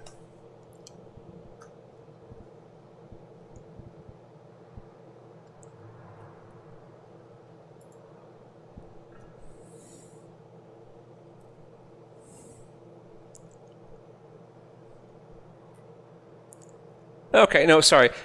It's in the UK. It is 7.5 intensive care beds per 100,000 people. That was pre-COVID, and that is on a scientific journal. That is from a paper. Oh, it doesn't have the date. Fuck.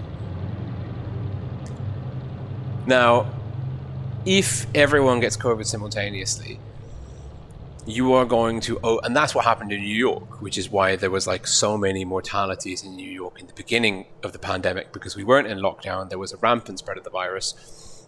Everybody got it, and anyone that needed intensive care treatment, it was a lottery system. Do you get the intensive care treatment or do you not? And we saw the same thing in India when they had the shortage of oxygen, which is like, I think, why a lot of people ended up dying in India unnecessarily, because there wasn't the medical facility to treat them through the symptoms of the virus, and lots of people died. So when you consider the amount of treatment that goes in to like achieving a 2% mortality rate, and then you think we're going to, if you were to just stop vaccinating, stop lockdown, and have like insanely high virus case numbers, even if you discount the possibility of a mutation, of a variant with a higher, like Delta, for example, which has got like an obscenely high viral load factor, which is why it has more severe pathogenesis, like symptoms. Even if we just stick with the regular COVID, you would be looking at like potentially anything up to a 10 or 20% mortality rate from COVID. Take the fucking vaccine, Jesus fucking Christ.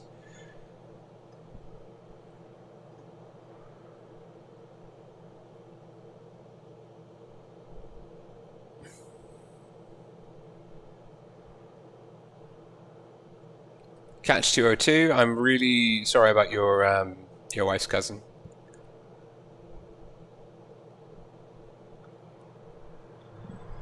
I mean, like, and being, you can be into all sorts of things. Like, you can be into natural health, alternative health remedies, but just when the data and the evidence is there,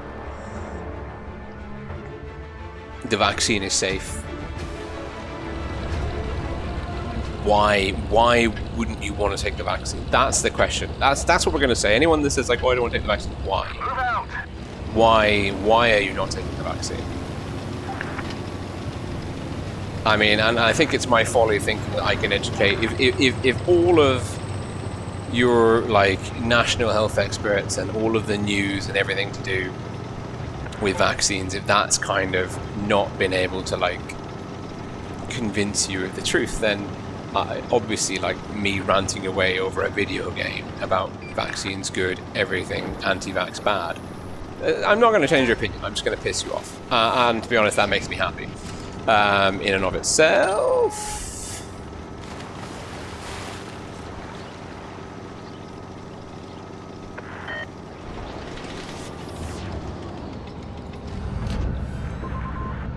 Yeah, I will. No, I won't. Great shot. Oh, it was really not a great shot. It was an absolute... Enemy armor is damaged. We've lost the track. We're stuck here. Penetration. Enemy armor is hit.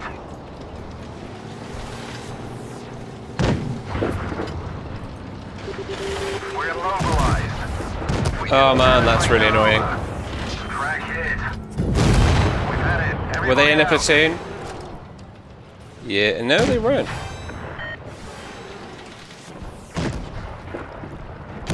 Oh no, they were. They were.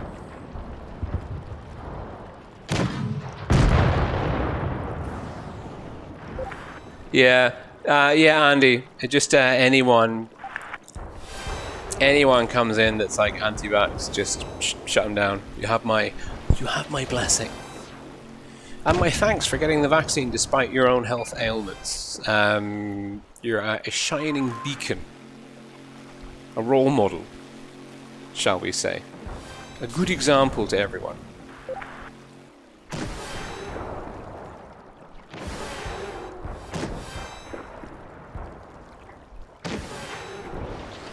Let's see, what did Mark say? Ah, Jesus. Yeah, that's pretty dumb. That is pretty dumb. Don't feed the trolls. That's the #1 mistake.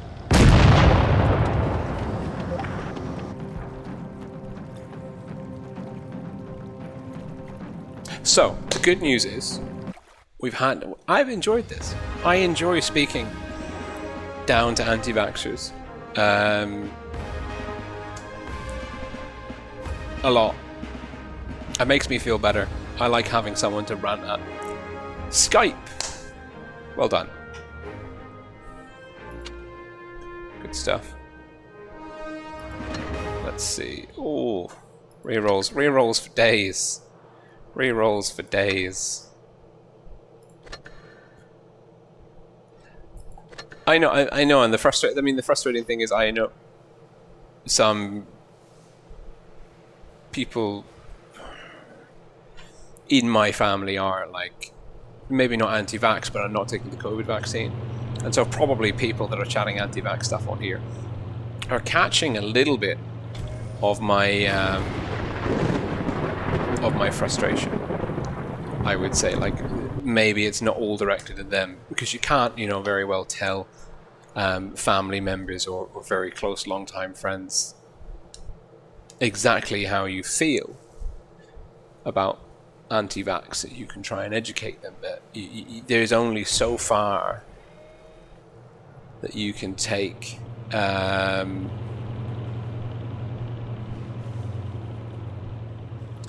There's only so. Please wait.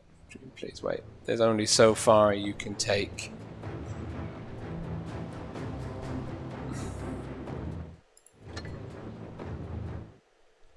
Let's see.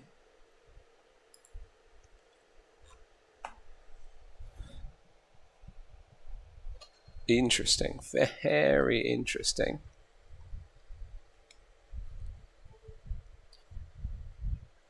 Is that we may not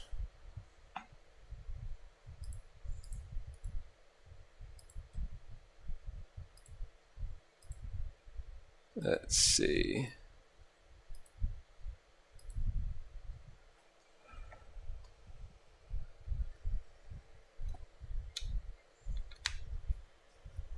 It's not cooperating. It's not cooperating.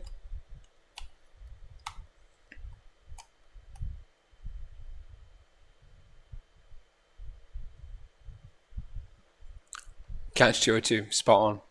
Spot on. It's like, for me, like I was never really particularly concerned for my own health or well-being. From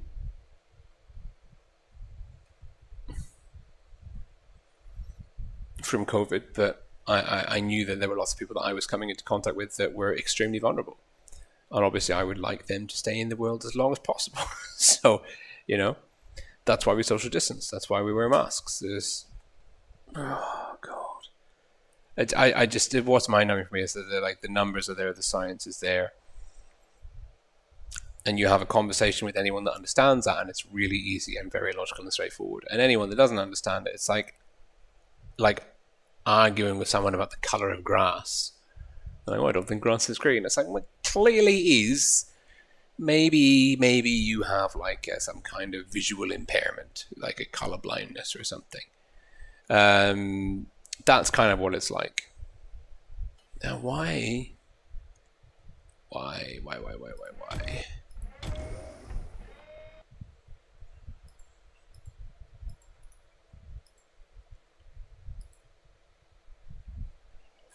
Let's see.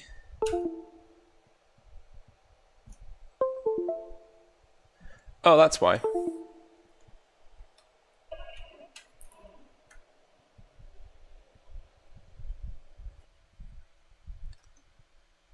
Hang on. Hang on. Hang on.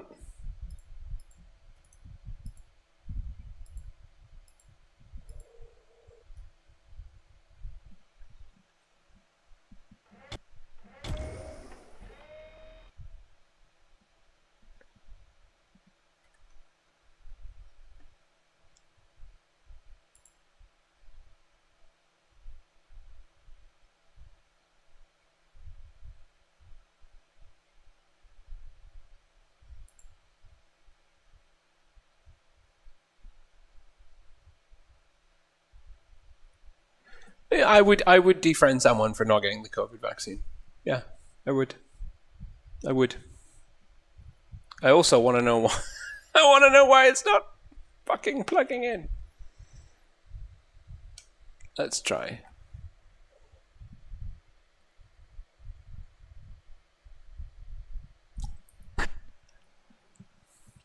Let's try this again.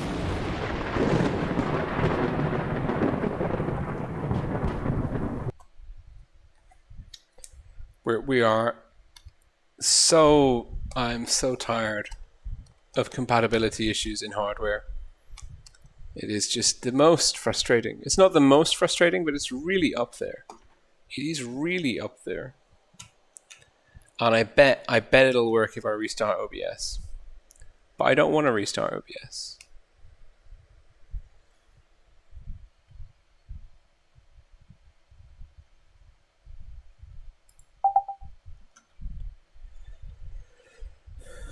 Okay.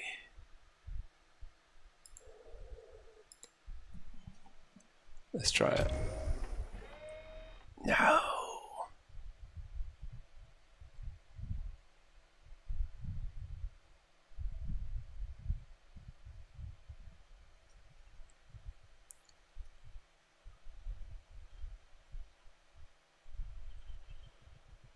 Yeah, Eric, I know. It's very frustrating. It's almost as frustrating as this, as this not working. Oh my god. Oh man. Right, we're gonna restart OBS ever so quickly. Let's see if that does the old trick. So hang on. Yeah.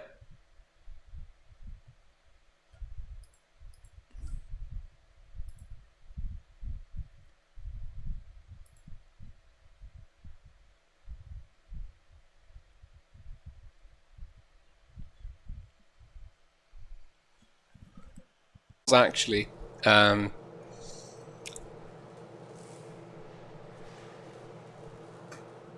Andy, that's okay. Catch 202 is asking about crawling swarm. It's okay, She's good. She's crawling. Yeah, for you missed. We had some anti-vaxxers come into the chat, and that. Yeah, that didn't go so well for anyone, for the chat, for the stream, for them. They were anti-vax, and I'm anti-vax, and so we just had a little bit of a discussion, and obviously here on my YouTube channel I am not all powerful, But if I don't like what someone's saying, I can stop them from saying anything at all here, which is what we did.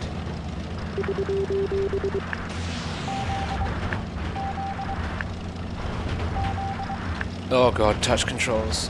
Oh, that's so much better. Quickly.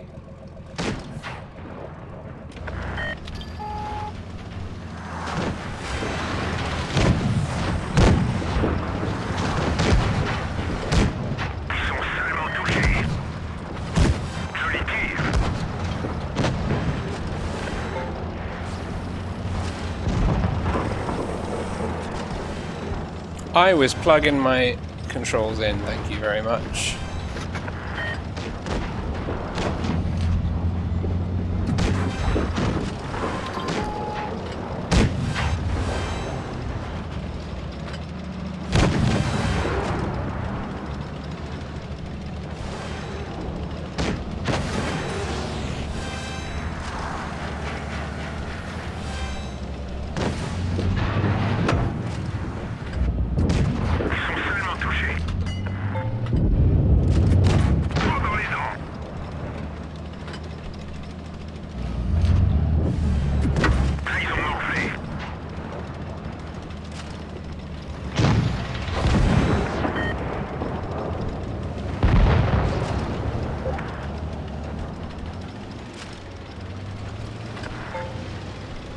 Yes, Phil, yes, yes.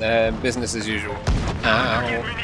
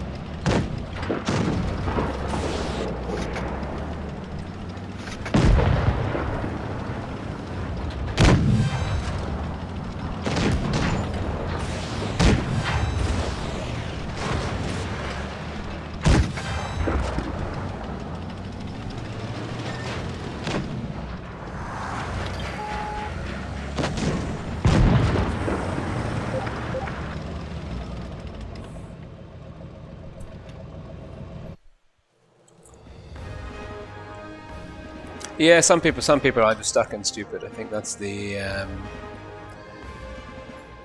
very good way of looking at it.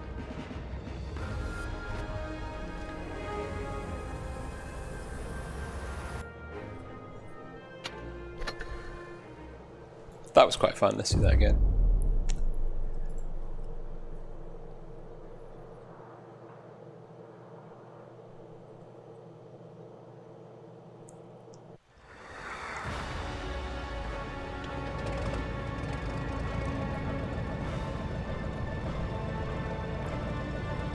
Yeah, Eric, I hope your fam come round to the whole vaccine thing.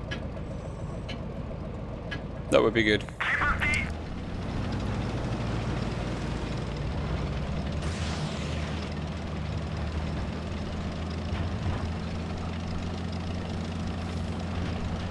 I don't know about. I mean, I guess it depends on your country and lots of other legislation and factors and things.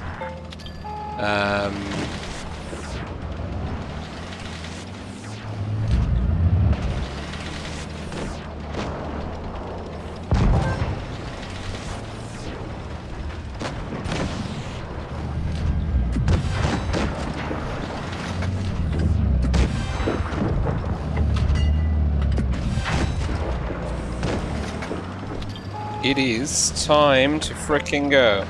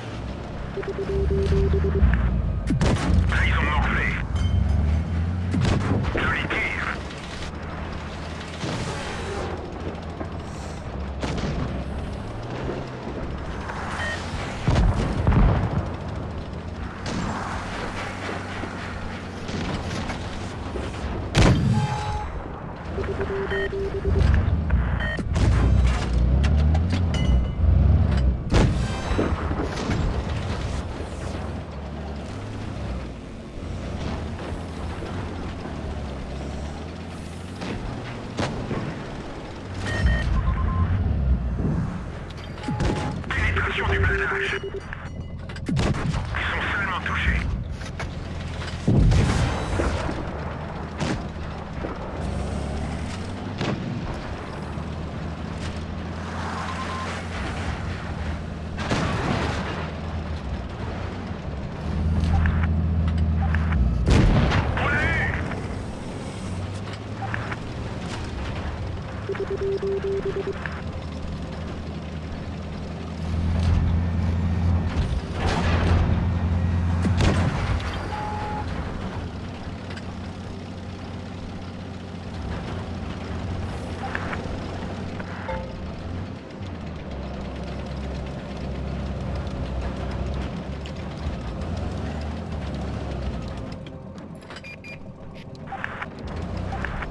Well, yeah, that's the other thing. Like, people are acting like COVID is like the first time anyone's had to do like a vaccine certificate, right? Like, you've needed vaccines to travel through and into certain countries in Africa for yellow fever for like literal years, decades. Just like fucking, I don't know. People are pretty stupid, didn't know that. You know?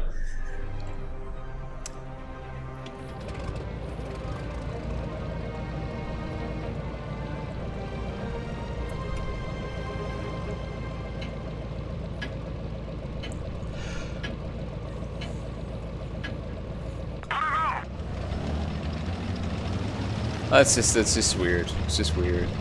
And you have all of like, that's what another thing that I find really amusing. You have all of these like preppers and crazy people, particularly in the United States, like getting ready for like doomsday and the apocalypse, and like ready to weather out like a nuclear winter or whatever else. And they can't even handle like wearing a mask to the convenience store. It's like, if you had to endure any actual hardship for even the smallest amount of time, you'd crumble. It's incredible, truly incredible. Oh no.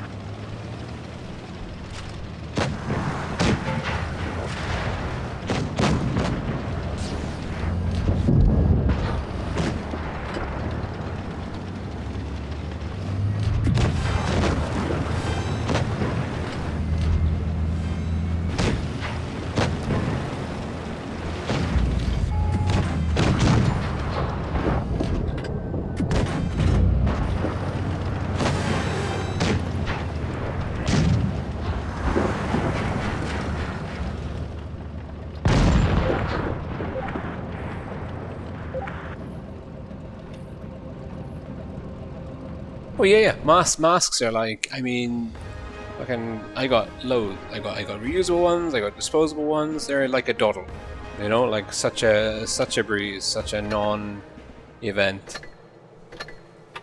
And you've got like people going, oh, you can't, against my rights, and you can't make me wear a mask. It's like, well, actually, legally, lots of places can.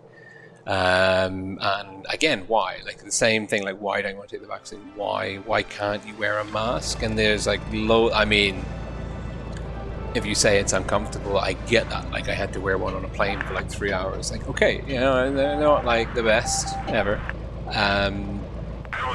But also like it's a small, very, very small thing to do for the payout that you get. But there have been some really weird, like wacky ascientific things, like, oh, it pollutes your air and that you don't breathe as well. It's like that's not how it works, but it's alarming that you think that.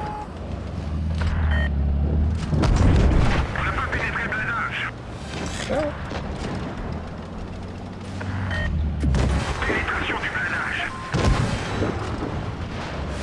I got no support.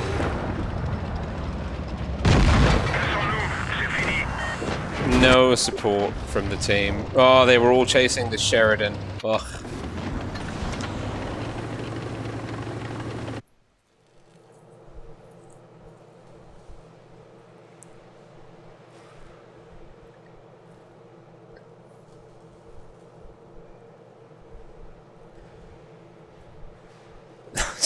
Stin is right. We are here for Blitz rather than Vax talks. What do I think about the new Battle Pass tank? I mean, I think it's pretty cool. It's got some nice little turret animations. I mean, I hated the Churchill gun game carrier anyway. It's a good looking tank. It's probably going to play like trash, but I don't know. The stats DPM 2k for a tier 6. That's pretty hot. You know, I mean,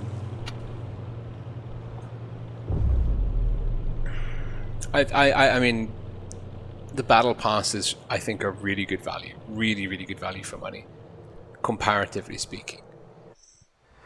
I'm always very happy to go like, yeah, €5. I'll chip in, keep the lights on in the server room, you know. It just gives you something like something to work towards as well. Fun little challenges and whatnot.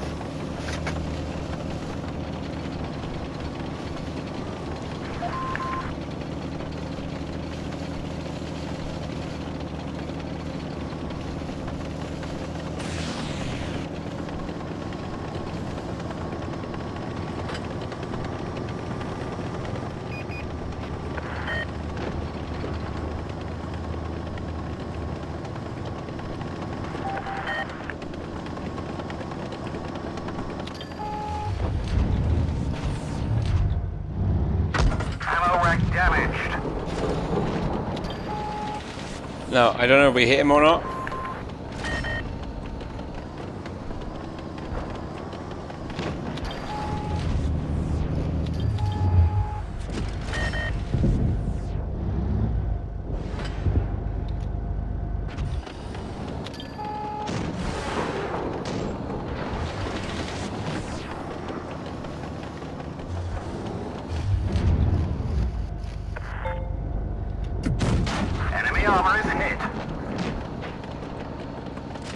We did hit the other guy.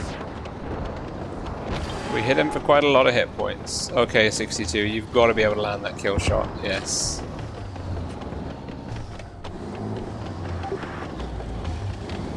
Oh, my #1 favorite tank at the moment is the Yo. No contest.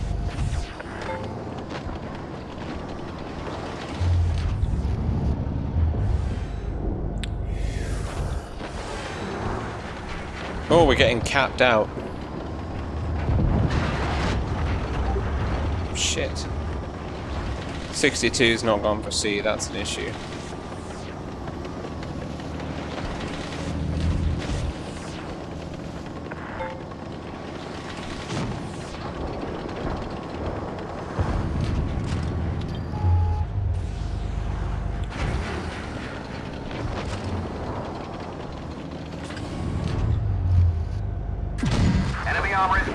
Hello!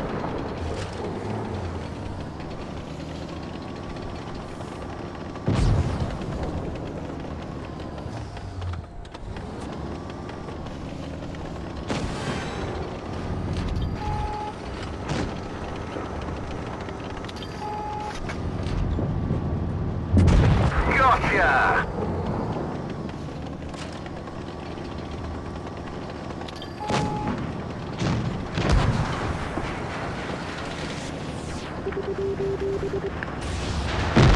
Enemy armor destroyed. Idiots. We're gonna lose.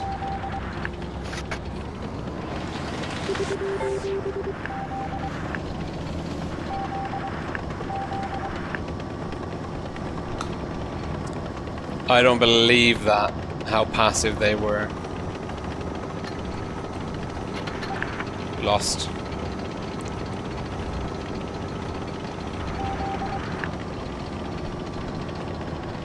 It's lost. No one's on A.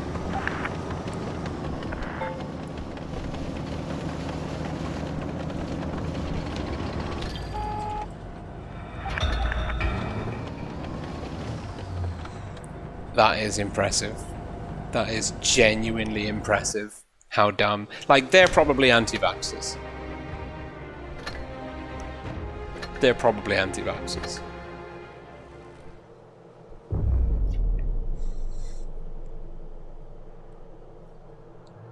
.183 is a great tank. But again, like, okay, in mad games it doesn't really count, but this is one of those tanks where you're very much at the mercy of your team. You can have amazing games, or you can have games where, like, it just falls apart. Up and at 'em, lads.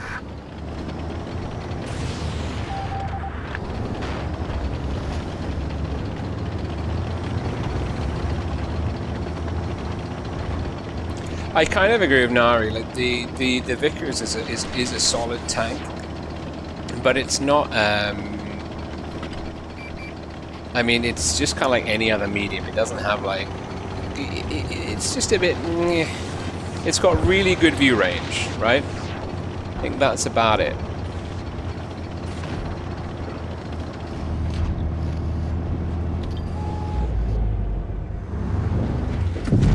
Enemy vehicle destroyed.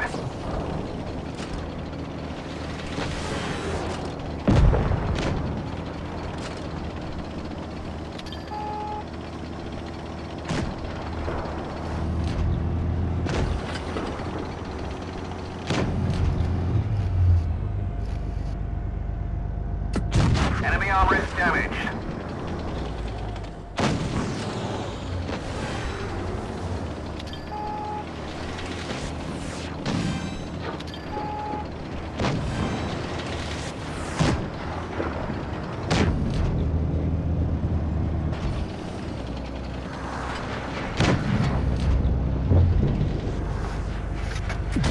Enemy armor is hit.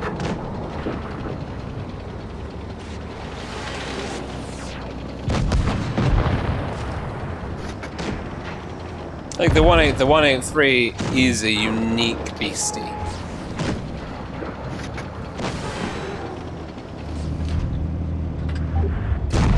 Gotcha!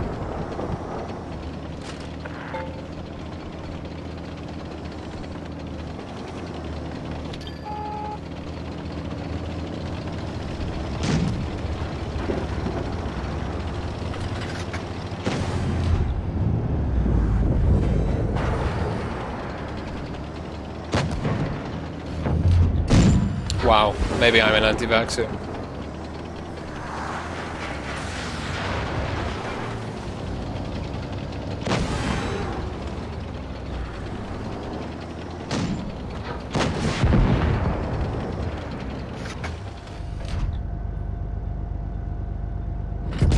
Got him!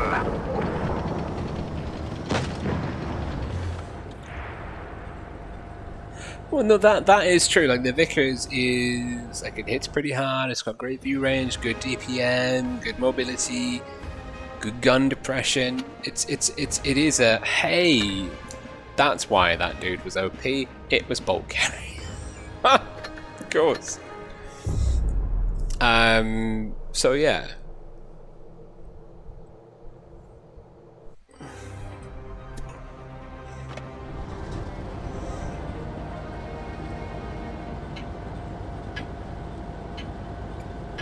STB is really good fun to play, actually, I think. It is tremendously underrated, actually, as a tank. I think it's a shame it doesn't get more love in comp. It used to be the best hull down medium, best ridge fighter. It's just kind of been edged out in lots of different ways. That Leopard 1. Now, I'm not really sure I want to push this way. I think this might be an error, actually, where I am now.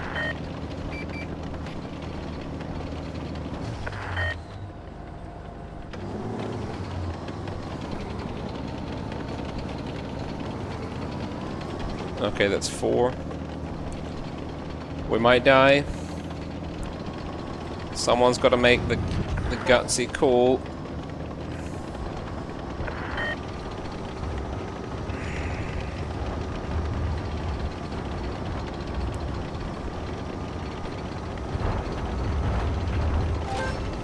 They all came out this way. We gotta go. The enemy team was coordinated. Oh no, we're gonna lose.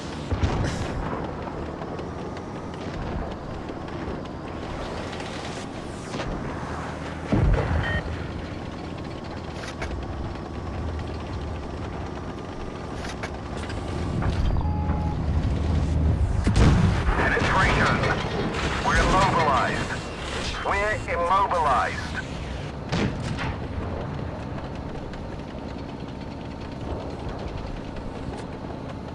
I have nothing but contempt. We've lost a track. We're stuck here. Enemy armor is hit. Oh yeah, space. Track fixed. Let's move.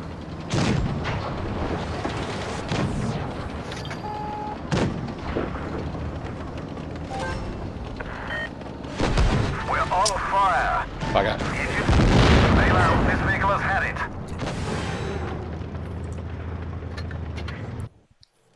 Well, I would say that the STB is actually the STB is, it's not a jack of all trades. It's quite sluggish. Like it's pretty slow for a medium.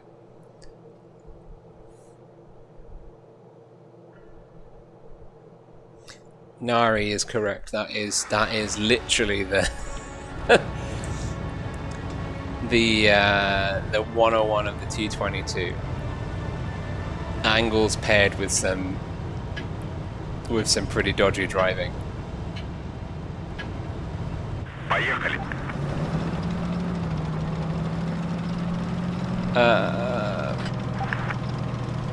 Oh, it's Batman! Amazing. Who's going to ram us? TVPs, T62s, Foch. Great.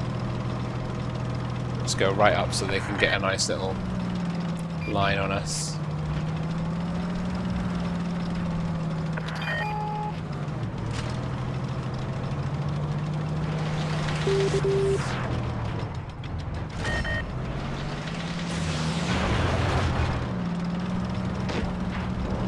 Oh, I see, we're running. Great.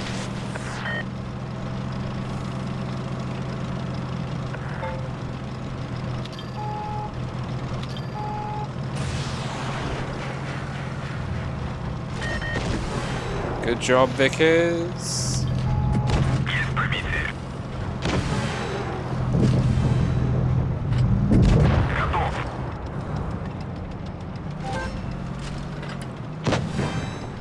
Okay, those two are going to heal each other, working together.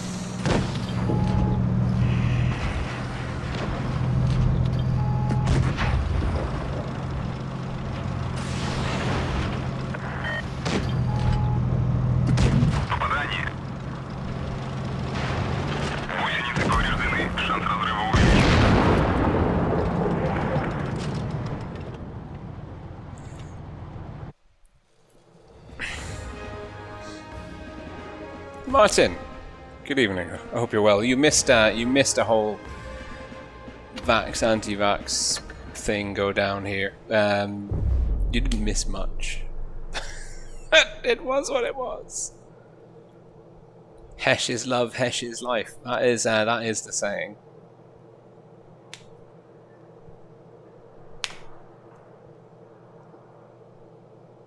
Oh, that's cold, Nari. That's cold. Although the T22 is just an ammo rack on wheels. Not as bad as the E5, to be fair. What are we up against? Oh, Jesus.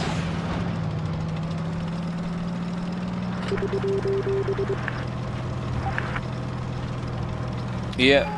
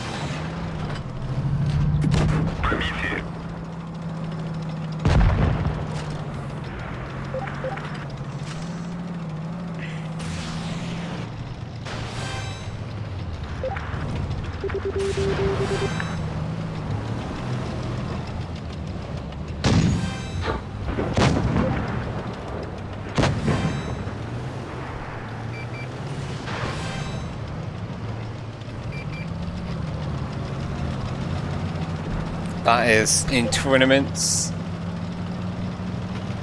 That is going to be the defining characteristic. Oh no, we're going to lose him. Right, are those 183s in the platoon? No, they're not. That makes them much less scary to deal with.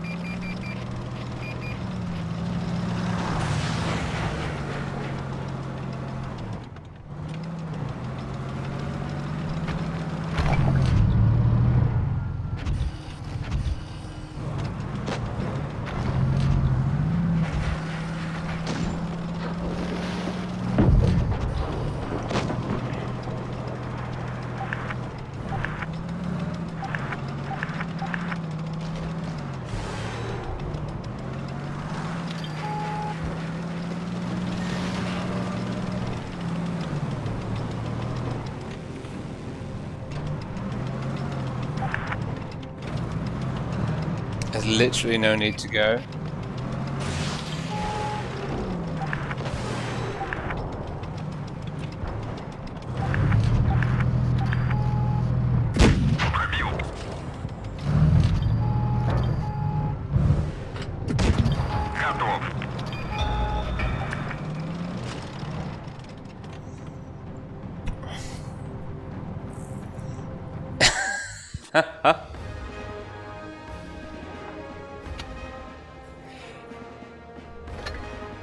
That was awesome. That was the team keeping us in. I think that is the perfect example of how good a good team can be. A good team,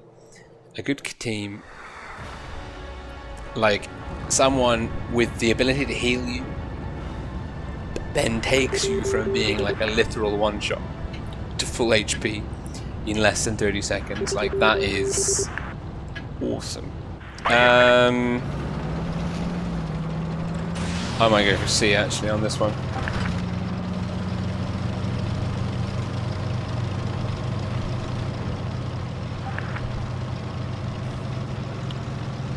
Just simply because I don't think the enemy's gonna play this way.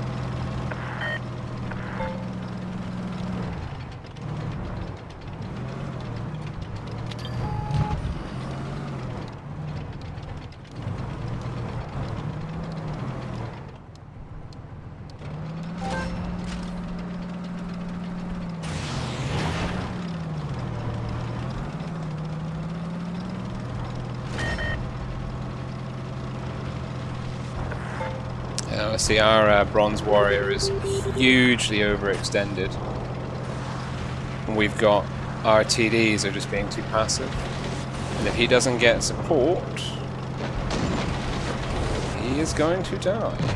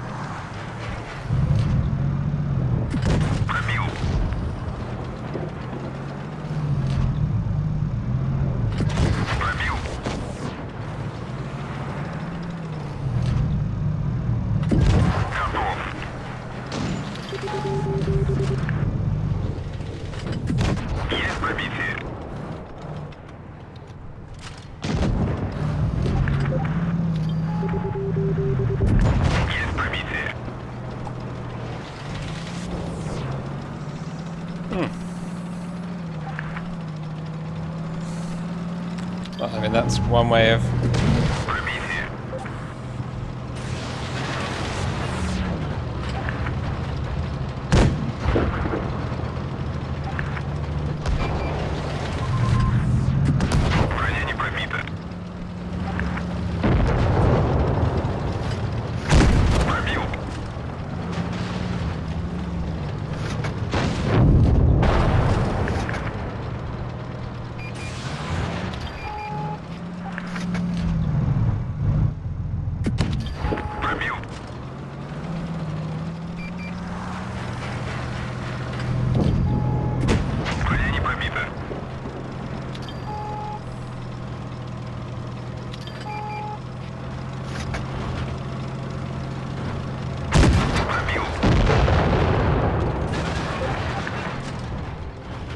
Yeep. Nari, okay, no, good to know. I should have been probably firing heat. Heat or HE? I did okay. Oh, my favorite map. That's a good question. I really love Dead Rail. Not Dead Rail, Desert Sands. They've both got train tracks in it. You can forgive me the confusion. Yeah, I just for me, Desert Sands is like, it's the first map where, like, just clicked. You know, I was like, oh, I should be doing this, and yeah, Desert Sands or Canal. I really like. I do enjoy like a good game on Canal. Actually, to be honest, like maps, I'm not sure I have a favorite. Like I find the value in the maps in the variety, you know.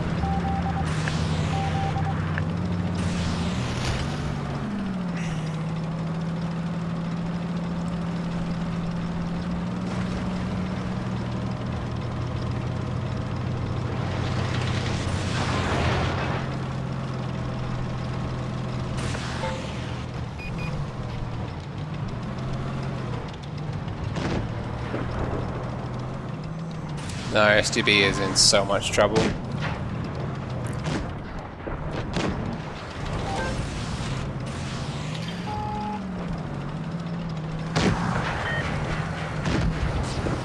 But we've kind of bought a little bit of distraction.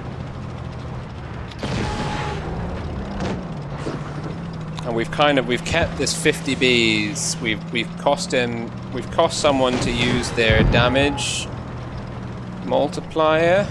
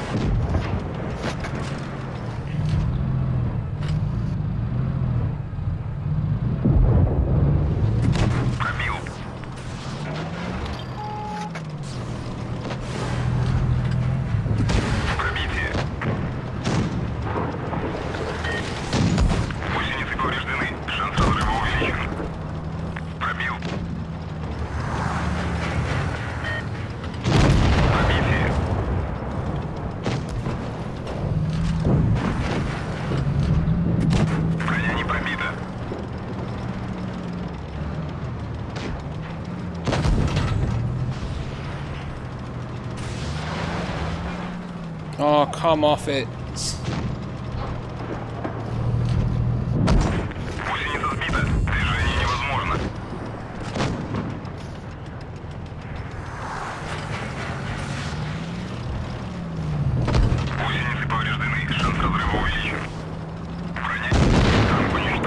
Yeah, I don't know. Our team just kind of drip-fed themselves to the enemy. Oof. You dead. You did.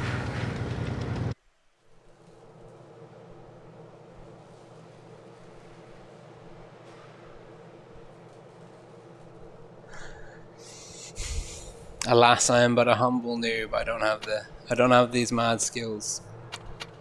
But this could be quite fun. I mean, the Vickers. I don't know, man.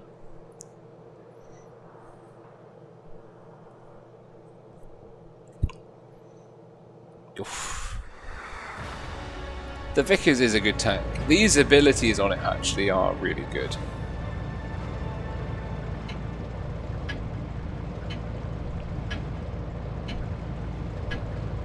Time to roll out. Oh no, Grey Goose is no vodka. No. This is a whiskey and wine household. Thank you very much.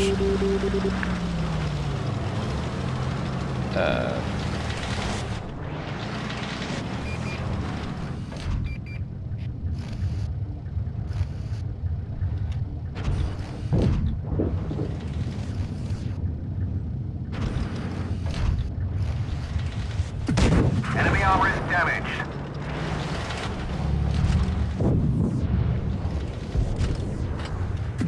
Enemy armor is hit.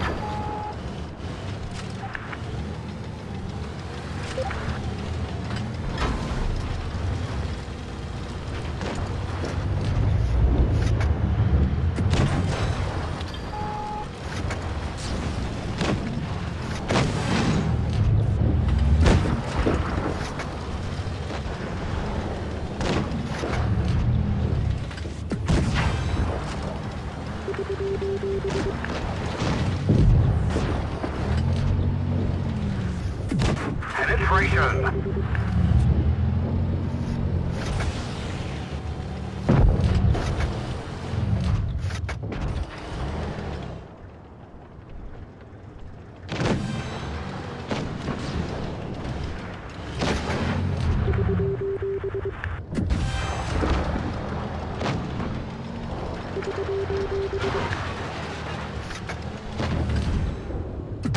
Penetration.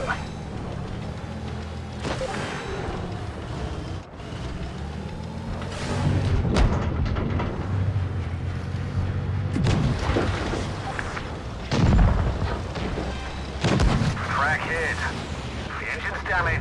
We've slowed down. We've damaged them. E100 where?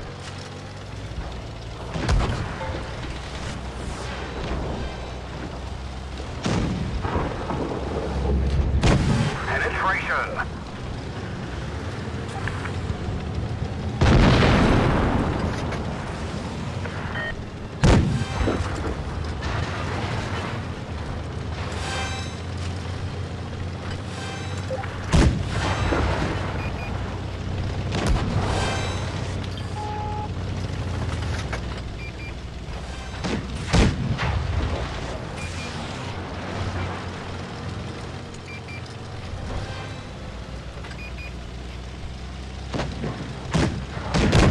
Enemy armor is hit.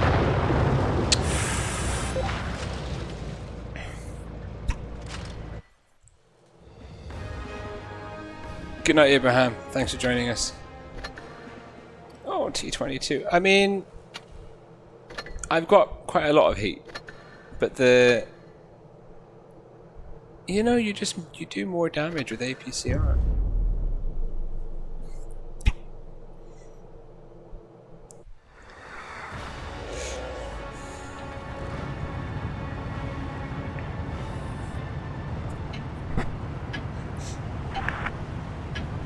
Yeah, sure, why not?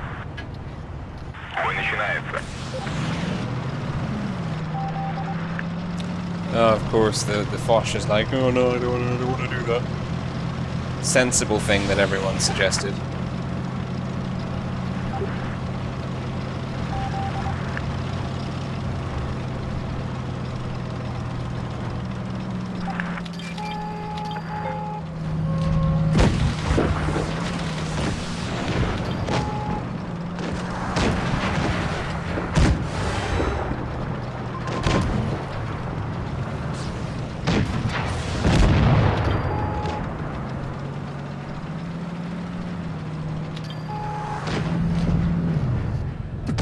Есть пробитие.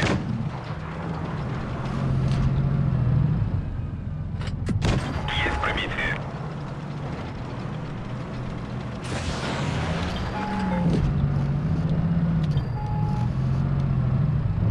Пробитие.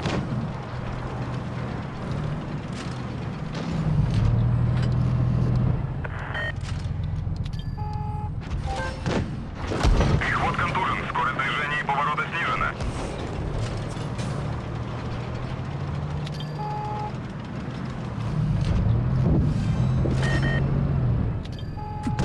Пробил.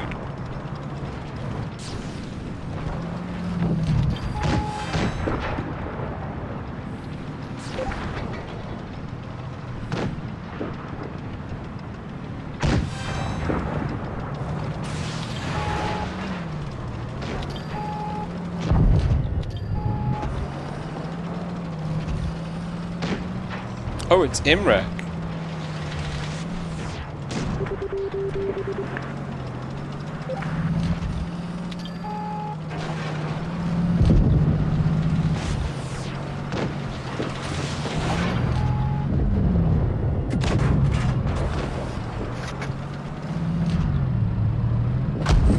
Готов.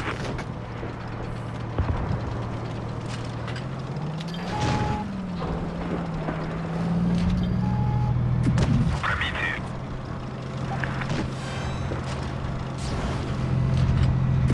Есть пробитие.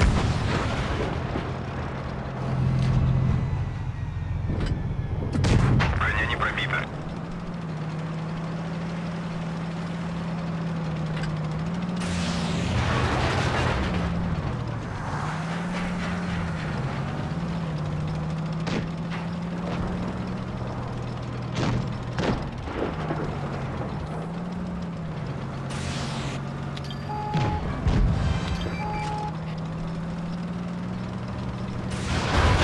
Гусеница сбита.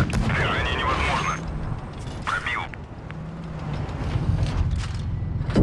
Готов. Mistime me jump.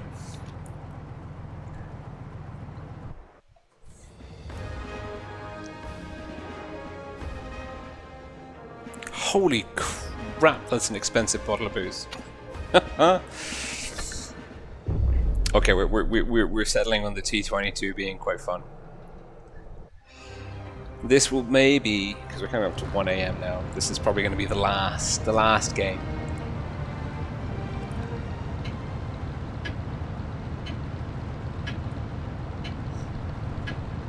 Should have jumped earlier. I think that's the lesson I'm learning.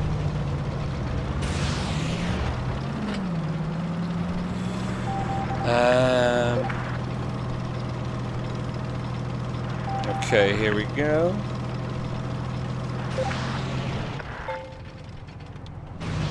We're going D by the looks of it. The Sheridan missile is overextended. We have no support.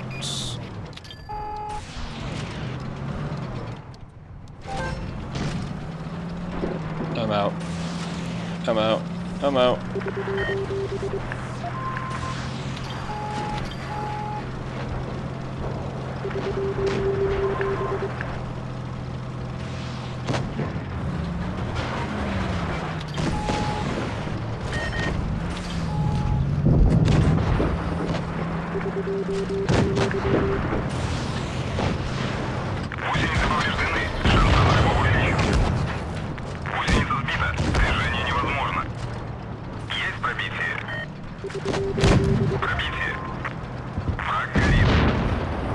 Oh.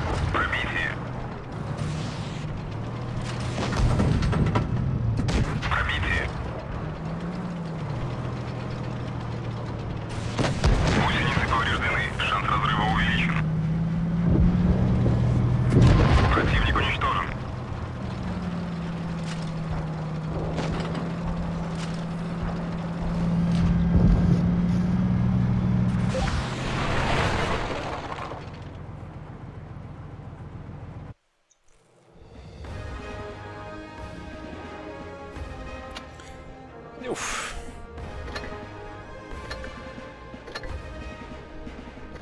The tortoise was really quite a handful.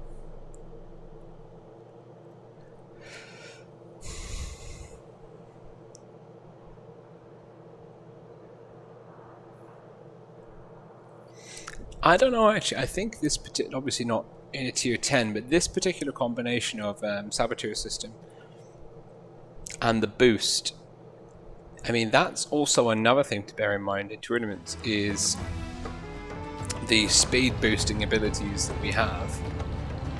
Like certain tanks that have that kind of crazy turbo boost, they might be able to access certain parts of the map which could be super viable in tournaments. So that remains to be seen. Who are we up against? The TDs will be annoying to deal with, the heavy too. The Young Panzer and the Badger.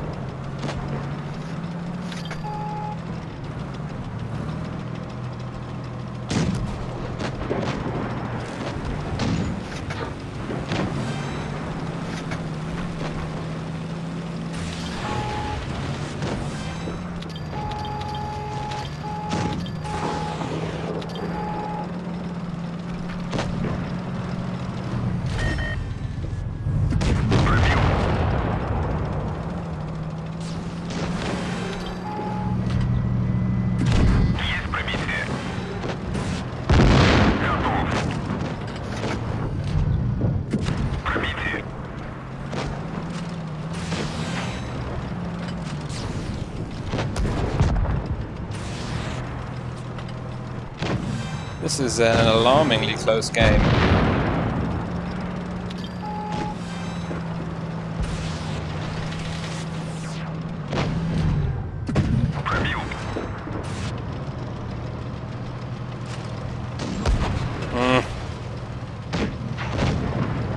All right.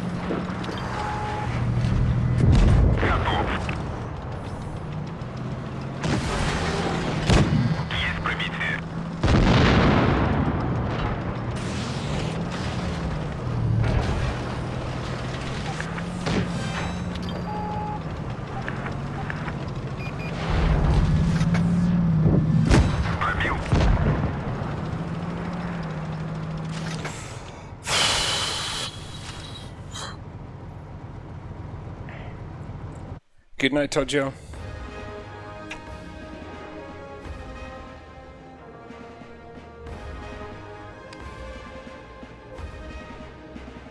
Nari, I'll be definitely using replays in Saturday's stream because I'll be focusing on the tournament stuff. So any downtime during that tournament stream, I'll use replays. If they could be mad game replays, that would be better.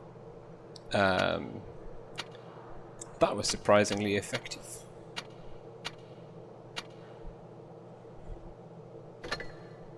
Yeah, that's good. Cool.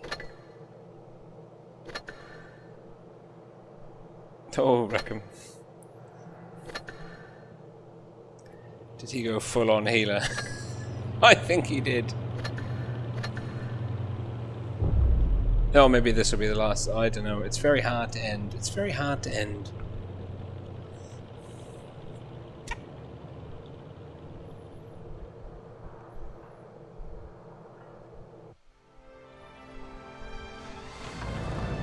Okay.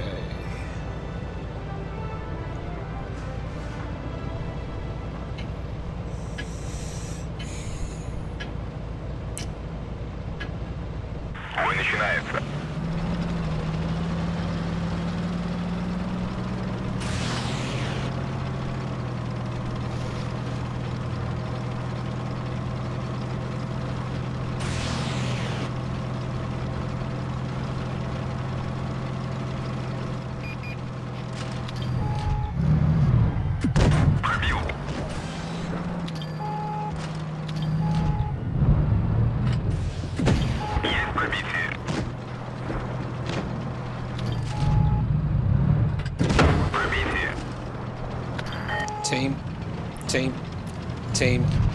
Team.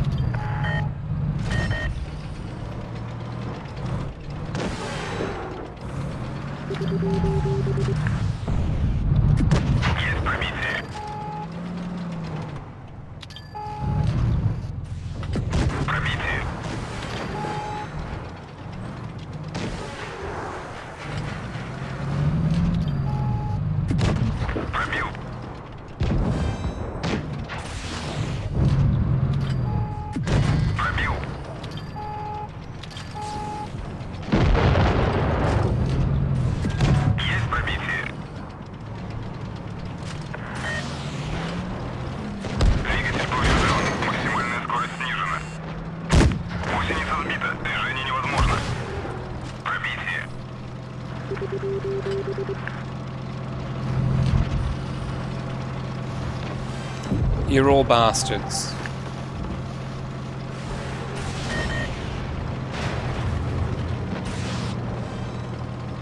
Heal me.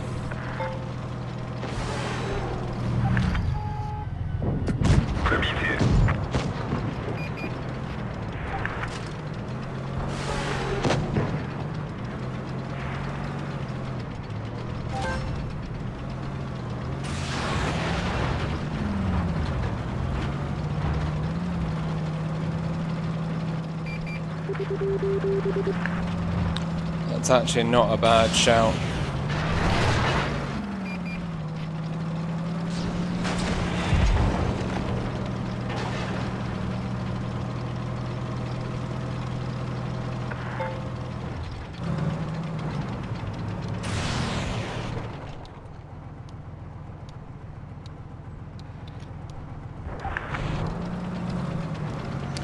It's the our team of just complete lemons that went down instead of up.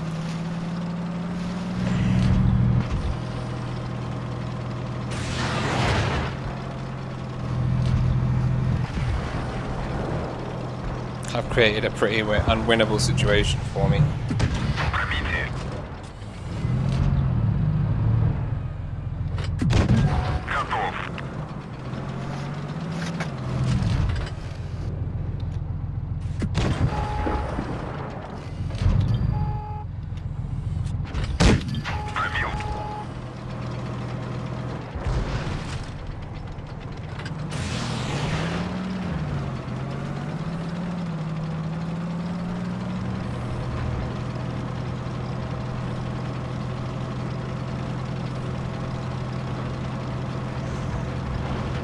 Trying to work out the best way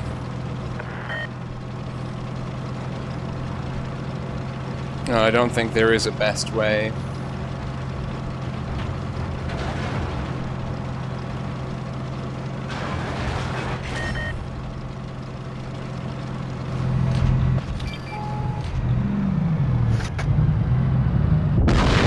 Yeah.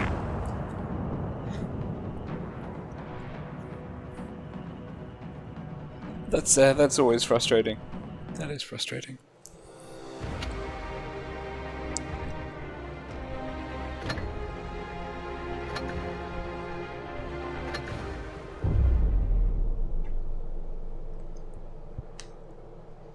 No, that's true. Map awareness, and I think this combination, I don't know, it could have a lot of use. Like one tank in your team that can get instant spotted and move around really like hard to predict and detect could have like a hell of a lot of use. But I think Stin's take and Andy's take are both correct. I think we're going to see a healing meta,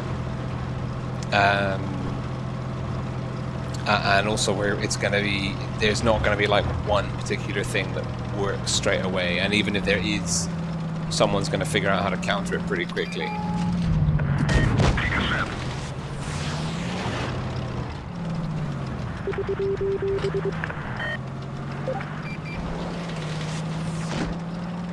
Oh, you fucking heavies.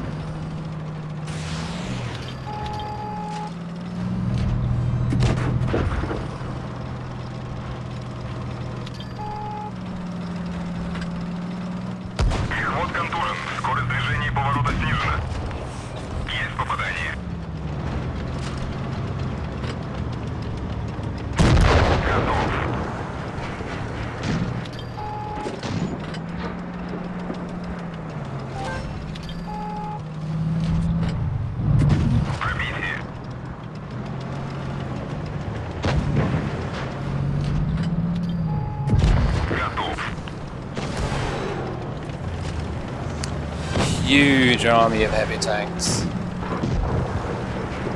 Just camping so hard.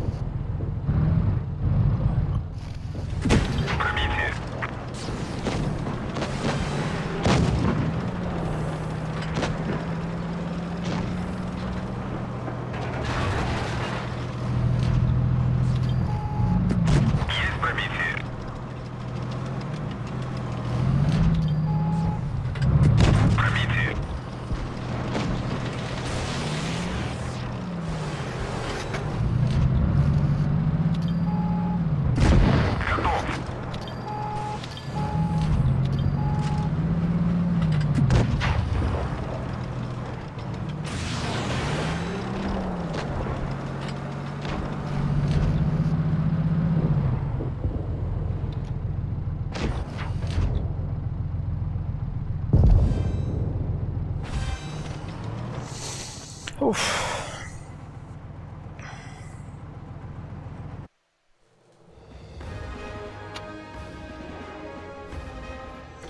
I mean, this dude made all the right decisions. Just, I think there is definitely an art form to realizing when you've gone the wrong way. As much, I made a video expounding upon the virtues of playing the flank to your team's advantage and then keeping it, not YOLOing into the other flank where your team has a disadvantage.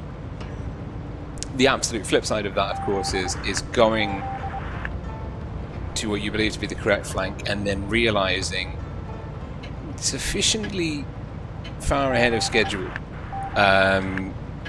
before you get bum rushed and deleted that you're in the wrong place. Like, it doesn't matter whether like theoretically it's an optimal place for your tank, like given the unfolding context of the battle, you realize that you shouldn't be there. You recognize that and you move post haste to find a new flank and join up with your teammates. Now,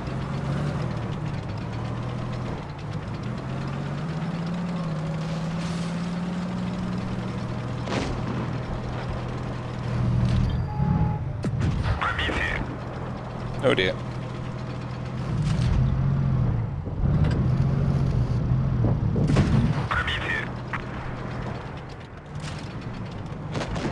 And what we've done here is we've tried to give ourselves a nice wide T62 going for the...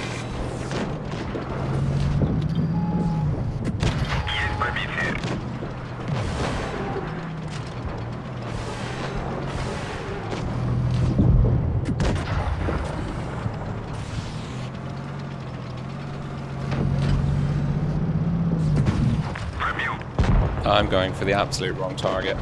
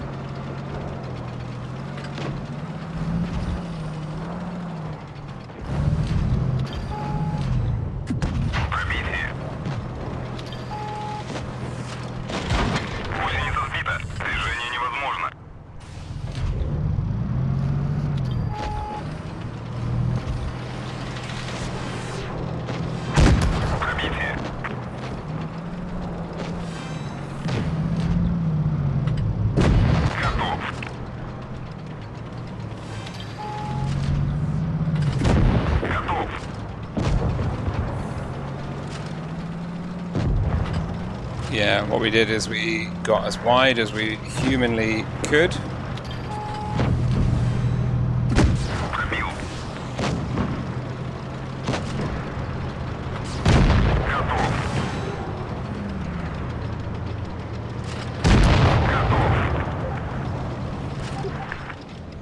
Yeah, I think that's a good one to end on.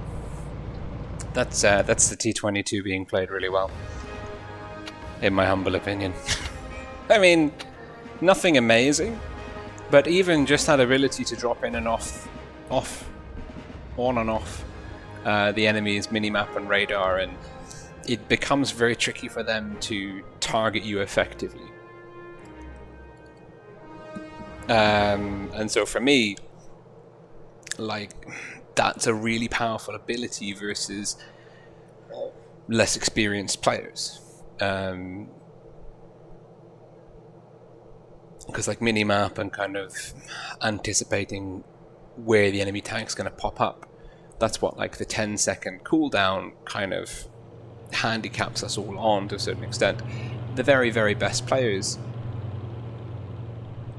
not having that hurts them a lot less. They are going to anticipate what the tank's going to do, where it can engage from. They don't, obviously everyone benefits from having that kind of amazing map and situational knowledge, but it's not as critical, or certainly when it's absent it's far less important. And so maybe, and especially in a tournament setting where you have your whole team ideally you've got map control, you understand where the enemy is. When you've got tanks that can go invisible, those are going to be more useful for scouting and maneuvering than this kind of popping on and off the mini-map, so to speak. But, you know, it'll be interesting to see. Hey, I got a shot off on everyone. Isn't that nice? And only one miss. That's pretty good. That's pretty good.